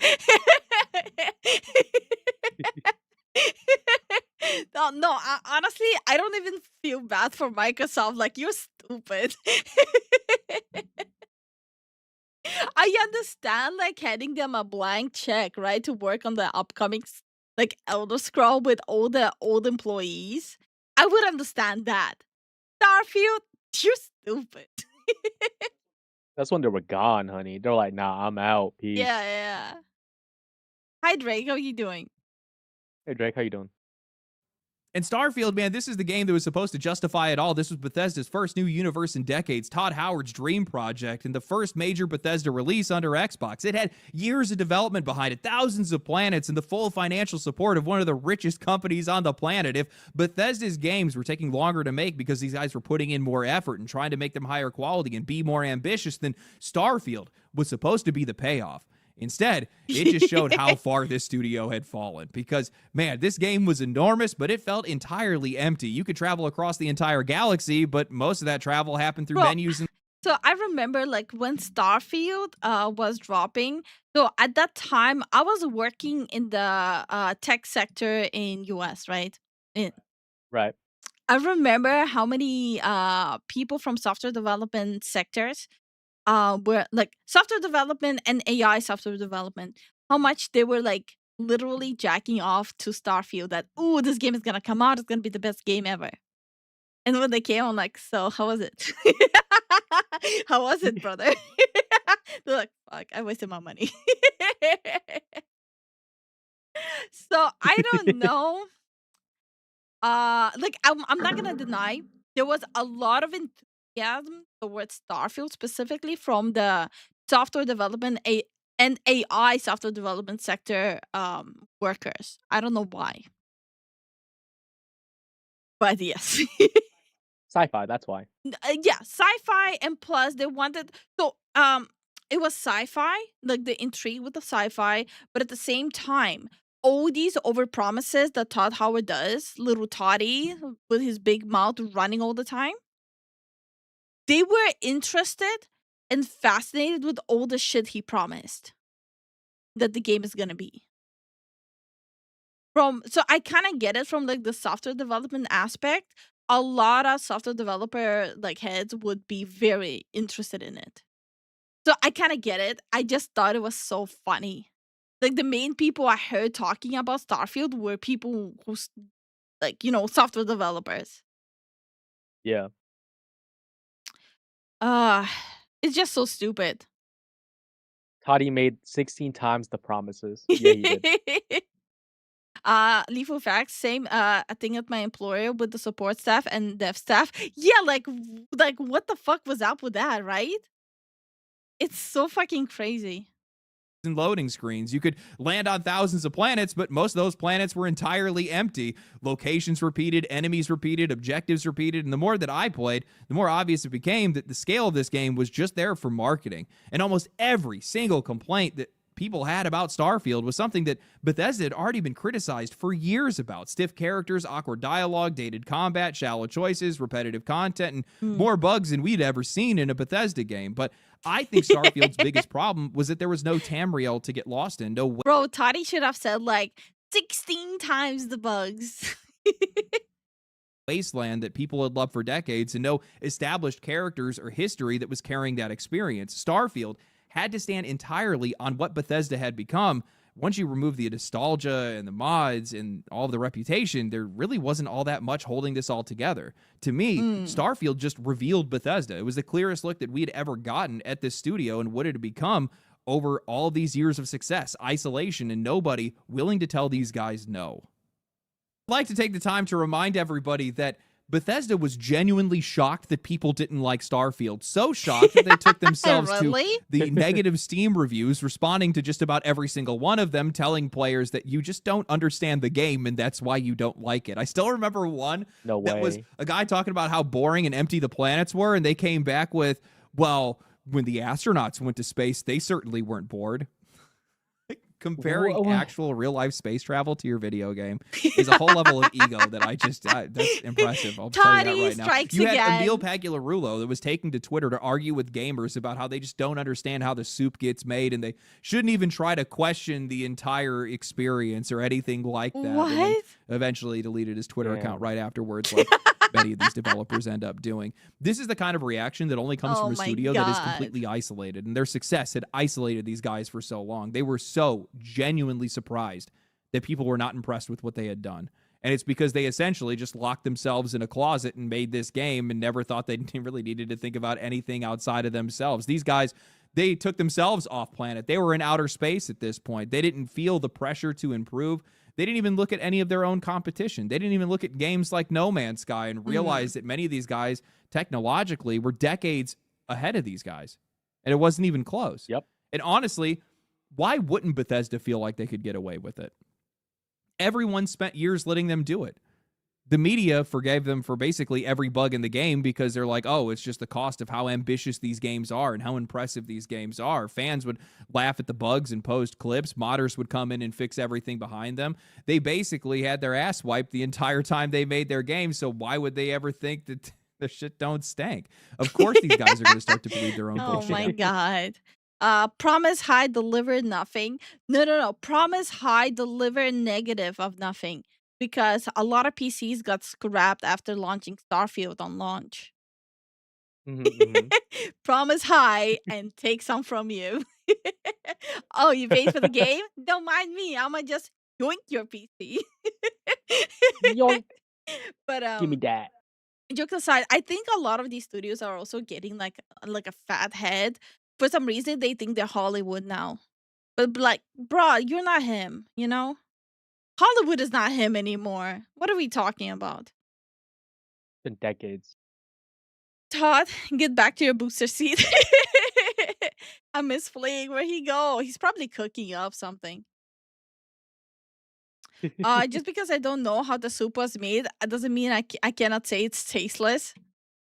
Exactly. Bro, don't even get me started on it. Because a lot of people who were criticizing them actually knew, like, from, like, development standpoint, too. A lot of QA testers, a lot of, like, developers spoke up about it, too. Told them to shut the fuck up. What are you even talking about? And yes, like, a person who plays games, he shouldn't even need to know how it's made. The only thing the consumer needs to do is enjoy it. And if it's not enjoyable, you as a developer failed at it. It's that simple. You are providing a product for someone's entertainment. That is your product. You are developing the product to entertain someone. If people are not entertained, you failed. It's not that hard to understand that concept. It's like, it would be like the same thing as like people like you, all of you guys right now being like, oh, I don't like the stream. I am bored. Like majority of you saying that, right? And me going like, oh, you guys don't understand how long it takes to prep everything, how long it takes to make the models. You guys don't understand. You're supposed to be entertained. No, I'm not supposed to be arguing with that you guys are not entertained. I'm here as a product to entertain. I'm not supposed to be like, you have to be entertained. It's just stupid. It's all entertainment. And if there's no entertainment, you don't have a product. Yep. And hi, Adam. Hey, Cora, how you doing? How you doing? After a while. But the problem is that with that level of success, eventually you're going to start to have some problems. Because when you stop asking whether or not your games need to get better, they just don't end up getting better and they get stuck in time. And that can go on for a while, especially when you make games as successful as Bethesda has made games in the past. But eventually that check runs out. And in this case, Xbox is coming in to cash that check. I don't think people fully comprehend just how much of a failure Starfield was. This was Bethesda's first game in 2 console generations, a brand new IP that spent 7 years in It was development, had a embarrassingly bad. massive marketing campaign, and Yeah. likely cost that studio over $200 million to make, with some estimates putting the total with marketing between $300 to $400 million. And this game hit the water and sank like a brick. On Steam, Starfield lost half of its players in 2 weeks, kept bleeding from there, and then when they dropped their first expansion, Shattered Space, it only brought back 9% of those players. Yes, 9%. Ooh. This game was a dud. If you guys don't believe me, then explain why Bethesda will happily tell us how many copies of Skyrim and Fallout 4 sold, but with Starfield, suddenly it's all just players and hours played. Bethesda made billions off of its older games, but that money doesn't last forever. You can only re-release Skyrim so many times. Their newest game flopped, nothing. Bro, I am still so sad. They did a freaking remake of Oblivion. I loved it. They abandoned ship. Literally, like what, a month into release, they left. They shut it down. They literally went like, oh, like, okay, so we're gonna support it for a month. That's it. It's a dead game. No updates, no fixes, nothing. I am so sad. I was enjoying the remake so freaking much. Their last update was July 9th, 2025. Uh-huh. Uh-huh. Yep. It was a quick update. It was a pump and dump. Yeah. It was literally, Oblivion was a pump and dump, 100%. And Bethesda did not even like do the remake. It was a different company. But like, I feel so robbed. Nothing else was close to release, and Xbox was left footing the bill. Xbox itself wasn't making any money anymore, so new management came in, and man, that bill eventually came due. Microsoft recently announced 3,200 layoffs across Xbox, with the first 1,600 that happened immediately. ZeniMax and Bethesda were the ones that were hit harder than anyone, losing around 440 jobs. Teams then started to put together these incredibly morbid memorials for their laid-off developers like they had died at war or in a car accident. And man, I'm just going to tell you guys, I'm sorry, but if you're this disconnected from reality and you have this much time on your hands, you are practically volunteering for the next round. So I'd watch out if I were you. But the most important part of this Xbox reset wasn't even the layoffs. It was the accountability. Asha Sharma came out and said that some work in some parts of Xbox had passed through nearly as many as 14 layers of management, while the platform teams had grown 40%, even though their player base and play time had declined. According to her, all of that complexity slowed down their decision-making, blurred accountability, and made it harder for them to deliver anything. Their plan was to cut down those 14 layers of management down to 5, and where possible, only 3. 14 layers of management. Apparently, it took 14 people to make sure that nobody was actually responsible for anything. I don't know how many of you guys were actually around for the video that I did that was around the fall of Ubisoft, but I had interviewed current developers who had told me that oftentimes they don't even know their bosses' names. If they actually had a suggestion or they had something that was urgent, it had to pass through multiple managers and different teams before it could ever actually reach anybody capable of doing anything about it. And clearly, that's just not a Ubisoft problem. Xbox had it. Bethesda had it. Hell, nearly every major AAA publisher and studio seems to have some version of it. It turns game development into this giant game of telephone. Suggestions never make it through. Games get completely distorted along the way, and conflict with changes from other things that other managers are making just make everything an entire mess and make these games so much worse for it. And when something finally does go wrong, well, nobody knows who to blame because there was no single person that ever had full responsibility. Who made that decision? Who approved it? Who was supposed to stop it? Nobody knows. And I think Bethesda and a lot of other Xbox studios have been benefiting from that kind of confusion for way too long now. A lot of people get angry when they see a lot of these layoffs, but I'm one of the very few people that believes that some level of these cuts is necessary across basically this entire industry at this point. These studios need to get smaller, not just because they're spending too much money and taking too long to make these games, but you can't have accountability when responsibility is spread across hundreds of people and 14 layers of management. What people don't really understand is that ideally, this means that there's going to be fewer mass layoffs. Instead of one failure having AoE damage across the entire studio, a smaller, I don't think cleaner... they care. Like, genuinely, I don't think they care if there's mass layoffs. Like, I'm talking about the leadership positions. All they're gonna do is, like, shift blame. Like, best example, like, what happened to, I'm blanking on the name. The guy that made Destiny 2? Bungie. Yeah, like, look at Bungie. their almighty leader who bought like so many cars with that money and ran. For how many years did they not lay him off and only replace him because he took the bag and ran? They're not gonna blame the leadership. They're only gonna blame the employees, regardless. Yep. Because that's the reality. A lot of the people who are criticizing games right now, they're blaming the developers and the employees and blah blah blah. And most often, like yes, there's some blame with developers, 100%, 1000%. But sometimes the consistency with bad performance is the leadership. Like again, good example is Bungie. Good example is Ubisoft. Yeah, the leadership was chain of command. The leadership was good in the past, but what do they have in common right now with the flops and bad decisions and putting their foot in their mouth, lying to investors, lying to in interviews, lying to their fan base, lying to everyone? It's the leadership that did all the lying. It's the leadership that did all the crashing and burning. A lot of the people left. Ubisoft watered them down so much that they had like, even if they fired after all the layoffs, even if they fire half of them right now, it still will be more employees than Bethesda. That's a reality. It's bloated to beyond hell. Yeah. And makes it a lot easier for you to identify who the actual problem is and who actually is causing the problems and remove them before the entire company catches fire. And I think that's what we're already seeing with these layers of management that are getting stripped away, because Todd Howard was dragged out into the light almost immediately.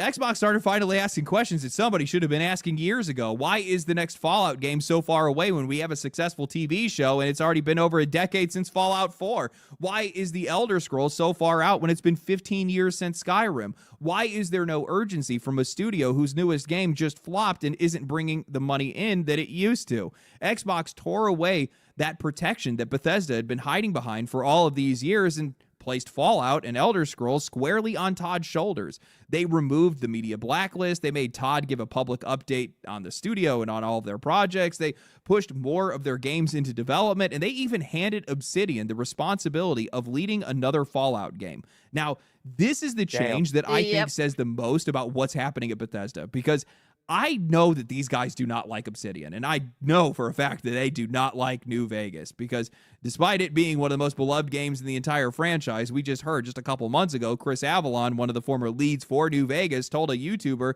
TKS Mantis, that Bethesda had sat the team down and gave them a PowerPoint presentation for everything that they had done wrong with Fallout. And now Xbox is handing Fallout to Obsidian.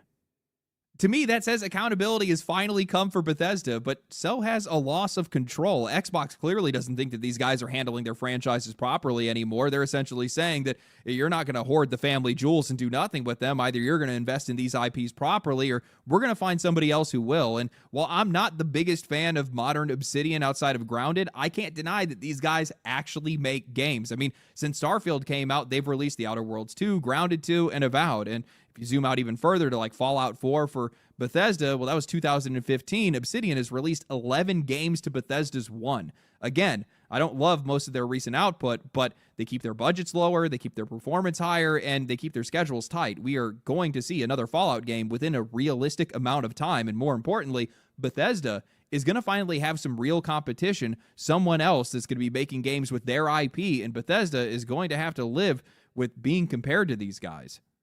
And honestly, I think this is exactly what Bethesda needed. Not just the layoffs themselves, but the pressure, the accountability, and the understanding that they just can't keep sitting on some of the biggest franchises in gaming while sitting there and taking a decade to make anything. I think it's because they don't care. I really do think so. I'm a strong believer that their thoughts on all of this is that they can't do it and that people will follow them blindly.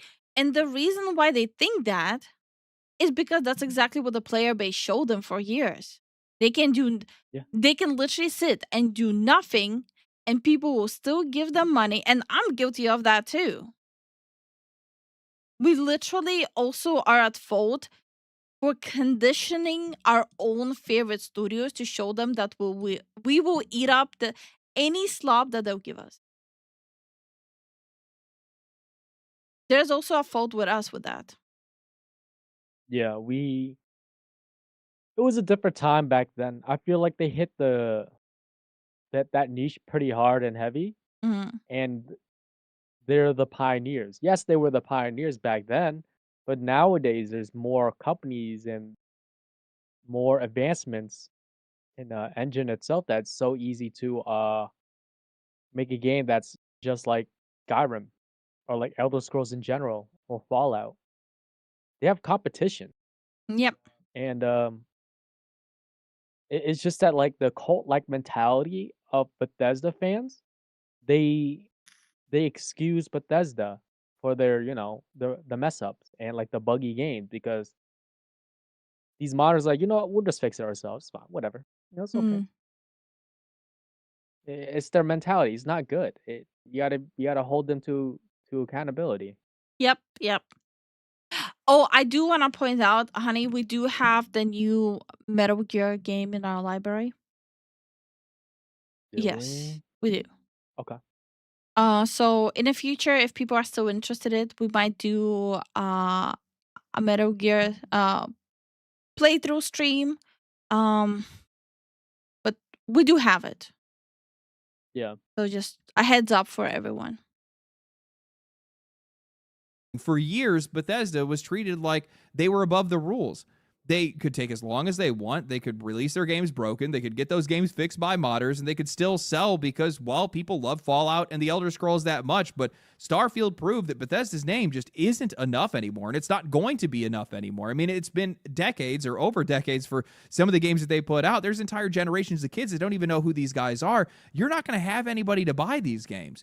So now they have deadlines, they have competition, they have somebody above them asking them where the games are, why are they taking so long, and why another studio can release 11 games, why they can still barely manage to make one.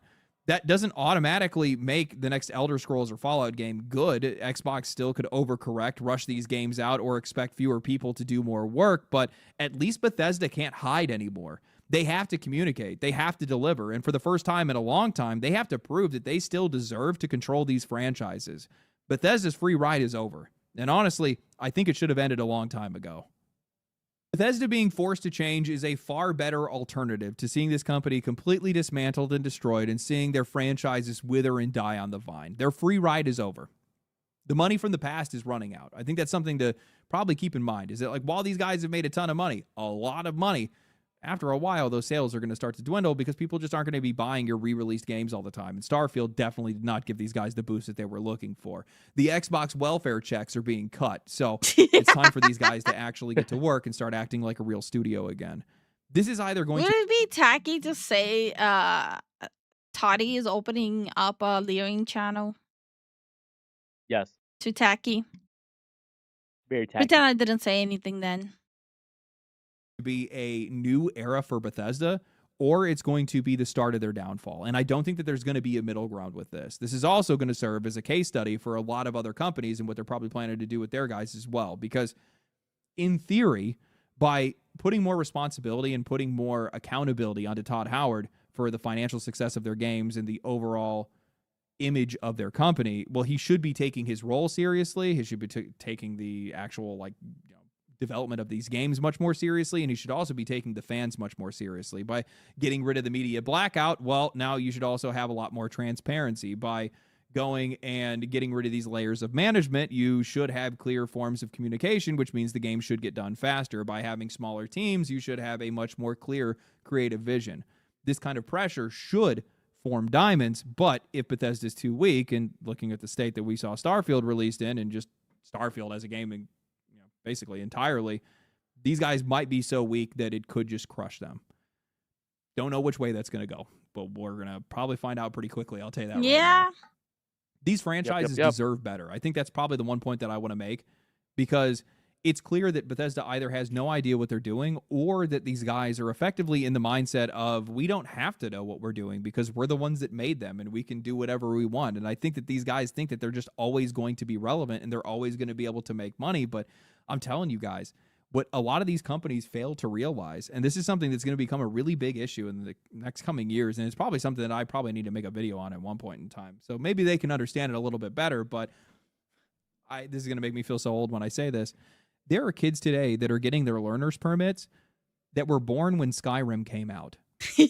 Damn. There are entire generations of kids that have grown up not even knowing who Bethesda is. Maybe they ended up playing Skyrim or something like that because of their parents. Maybe their friends got it for some weird reason. Maybe they actually got caught by one of the re-releases, but I can guarantee you that there are a ton of kids that have no idea and have no interest at all in anything Bethesda has done, and they don't even understand. Don't you feel old now? Who here Damn. feels aged by like 300 years right now? Same. Back in my days, we had buggy Bethesda games, but at least it was fun. Why people are probably giving them the respect that they do.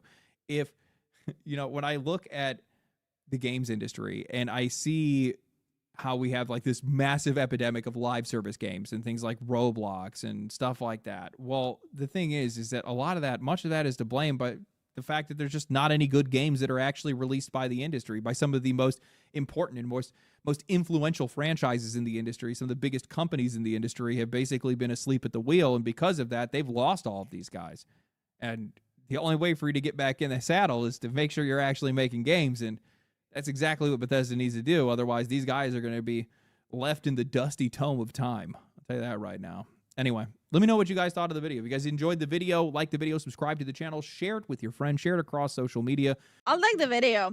It just like I'm kind of mentally like I was one of the biggest shows of Bethesda, 100%. I am so much at fault. Will I still end up buying games? Yes. Minus Starfield. I think, like, literally, Starfield is the only Bethesda game I have not bought. I am not even tempted. I am good, brother. Miss me with that. I will still Miss me buy with whatever that. Fallout crap they'll put out, and I'll still buy whatever Elder Scroll crap they'll put out. Why? Because I'm an idiot. Hey, Huntsman, how you doing? How you doing, Huntsman? Hi, how you doing, Cuckoo? How you doing? Blah, blah, blah. How you doing, Redcon? How you guys doing? Hi, Enclave. How you doing? How y'all doing today? So, Wait, Redcon is saying kids born in 2000 are married and have families. Who's gonna tell him? Moving on. Lifu, you did not buy Red Guard. I did not. Wait, hold up. Researcher monkeys. Elder Scroll Redguard. Oh, I don't have Red Guard. I actually don't have it. Oh wow, you don't. It is the most unique spin-off in the Elder Scrolls franchise, released in 1990. Heavily inspired by Tomb Raider and Prince of Persia. Garbash, did you go through my library just to be like, if I know one thing you're gonna buy? You little shit. It would never happen, but what if Bethesda said psych and gave us Witcher 3 level writing for Elder Scrolls 6 quest? No, just wait for Dawnwalker. Witcher is dead. Bethesda is also dead. Fucking stop So you wouldn't coping, play- wait for Dawnwalker, and wait for the new Divinity. You wouldn't play Elder Scrolls, not Elder Scrolls, Witcher 4? No, I'm actually gonna miss Try it it. out. No, I'm skipping it. You can play it. I'm skipping it. All right. No, actually, I'm a huge Witcher fan. I read the books cover to cover multiple times. I'm a huge lore junkie for Witcher. Believe me when I tell you, with everything that's happening with CDPR, something inside of me broke. I just cannot force myself to play the upcoming Witcher game. I can't. Something inside of me literally broke with everything that's happening with Witcher. So yeah, absolutely. I'm sitting this one out. Take it for what you want. Then we'll be the one playing. I'm emotionally detaching myself from CDPR. Fuck that shit and fuck them. We give it a shot. But yeah, guys, it's getting late Yeah. for a lot of people. I haven't said goodnight to everyone. Damn, that's crazy. But yeah, guys, thank you guys for watching our videos, live streams, or whenever you guys can. We really appreciate it. We have a Patreon page. Episode 4 of The Stick of Truth has been released. So if you guys are interested in that, it's over at our Patreon page. It's free to Yeah, join. episode and it's 4 free to is watch. out. Bro, okay. 100%. Guys, keep this in mind. Oh, I'll quickly answer for people, for Prince asking what happened. CDPR literally shot all over the lore. For people who watching us for a while now, I'm a huge lore junkie, especially when it comes to my favorite franchises. Like Witcher is one of my favorite franchises when it comes to the lore. The reason why I got into Witcher is the lore. So of course, for me, the integrity of the lore is going to be one of the crucial parts. Same as Warhammer, why I'm so pissed about the whole fucking custodian bullshit. So yeah, for me, Witcher is dead because they killed the lore. It's genuinely that simple. Fuck CDPR. As for the Patreon stuff, keep in mind, South Park Stick of Truth. You don't have to even have an account to watch the playthrough. There's no ads. There's none of that. Yes, if you want to join as a member on Patreon, would be greatly appreciated. To support the channels and making sure that we're able to explore more games, review them, play them, entertain you guys, blah blah blah, all that stuff, all that shtick. But yeah, it's not necessary and it's not mandatory. So in the new South Park episode, I fought fetus zombie Nazi. I fought cow zombie Nazis. And I saw my parents doing it in the game.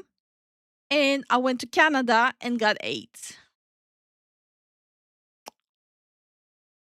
Definitely check out the new episode of South Park, the playthrough. It's on Patreon because otherwise we'll have to censor 70% of that episode. Enjoy. It was wild. Listen, I was playing games on the side, and then Levi started freaking out. I looked over. I was like, "What the fuck is that? Why is that happening?" Bro, the scene with the bowls. Oh my god. Nah, miss me with that shit, dude. And thank you so much for the support, Atsumori. Thank you so much. Thank you for the support once again, Atsumori. So moving on to the support on the YouTube side, we'd like to say thank you to Atsumori. Thank you for the 3 months, brother. Hell yeah. Tyrant, thank you for the 14 months, dude. Jason, thank you for the support. Benson, thank you for the support. Biggles, thank you for the support. Captain Yan, thank you for the support. Gaming Trucker, thank you for the support, you guys. And on the Twitch side, we'd like to say thank you to Loner, thank you for the 60 streak. Kaiju, thank you for the 10 streak. Cenarian, thank you for the 95 streak. Edora, thank you for the 200 streak. Damn. The big 200, dude. Lug Bugzerk, thank you for the raid. Wyatt, thank you for the 235 streak. Red Hood, thank you for the 30 streak. Pain, thank you for the 65 streak. Goku, thank you for the 35 streak. Mel, thank you for the resub. Sunny Oil, thank you for the 125 streak. Kisuragi, thank you for the raid, dude. Everyone who has followed and subscribed during the stream, we greatly appreciate it. Well, I mean, subscribe, I mean the YouTube side, and follow on the Twitch side. And I will drop the Patreon link for people who want to watch. All 4 parts, like I said, they're free to watch. No ads, no nothing. So feel free to enjoy yourself. Because yes, for YouTube or Twitch, we would have to censor it pretty heavily if we would have done it here. So for obvious reasons, we decided not to. But yeah, have fun. It's completely uncensored. I don't even know if it has a censor option. I didn't even look. But it's completely uncensored playthrough. Yeah. And yeah, guys, thank you guys for watching, and we'll see you guys Tomorrow. tomorrow. Good night. Good night.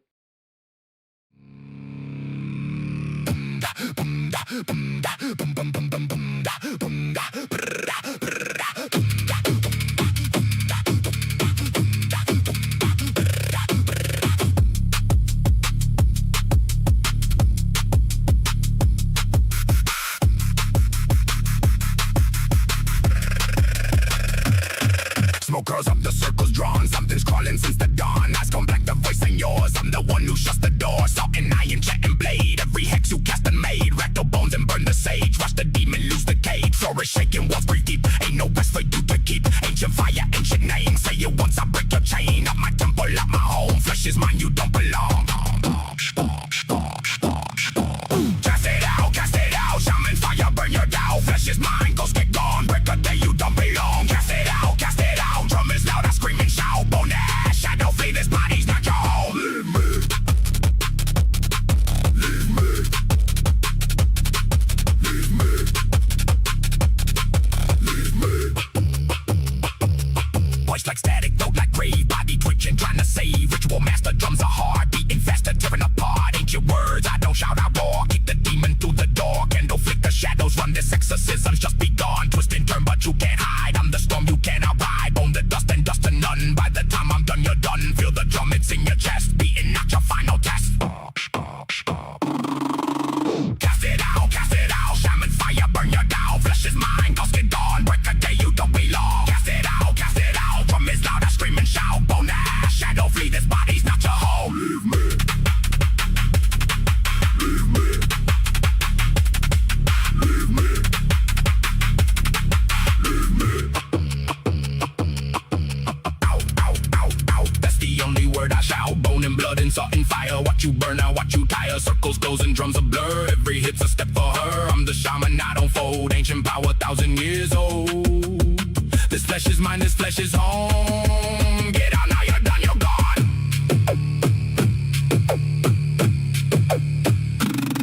7 names I speak in rhyme. 7 bones I break in time. Shadows cracking, losing grip. Watch it slide right off the lip. Drum don't stop, my jet don't break. This is the fire, this the stake. Every verse another nail. Every bar another whale. You came in on a moonless night. Now you're leaving with the light. Ash the ash and dust the dust. This exorcism you can trust. Feel it burning, feel it shake. Final line before you break.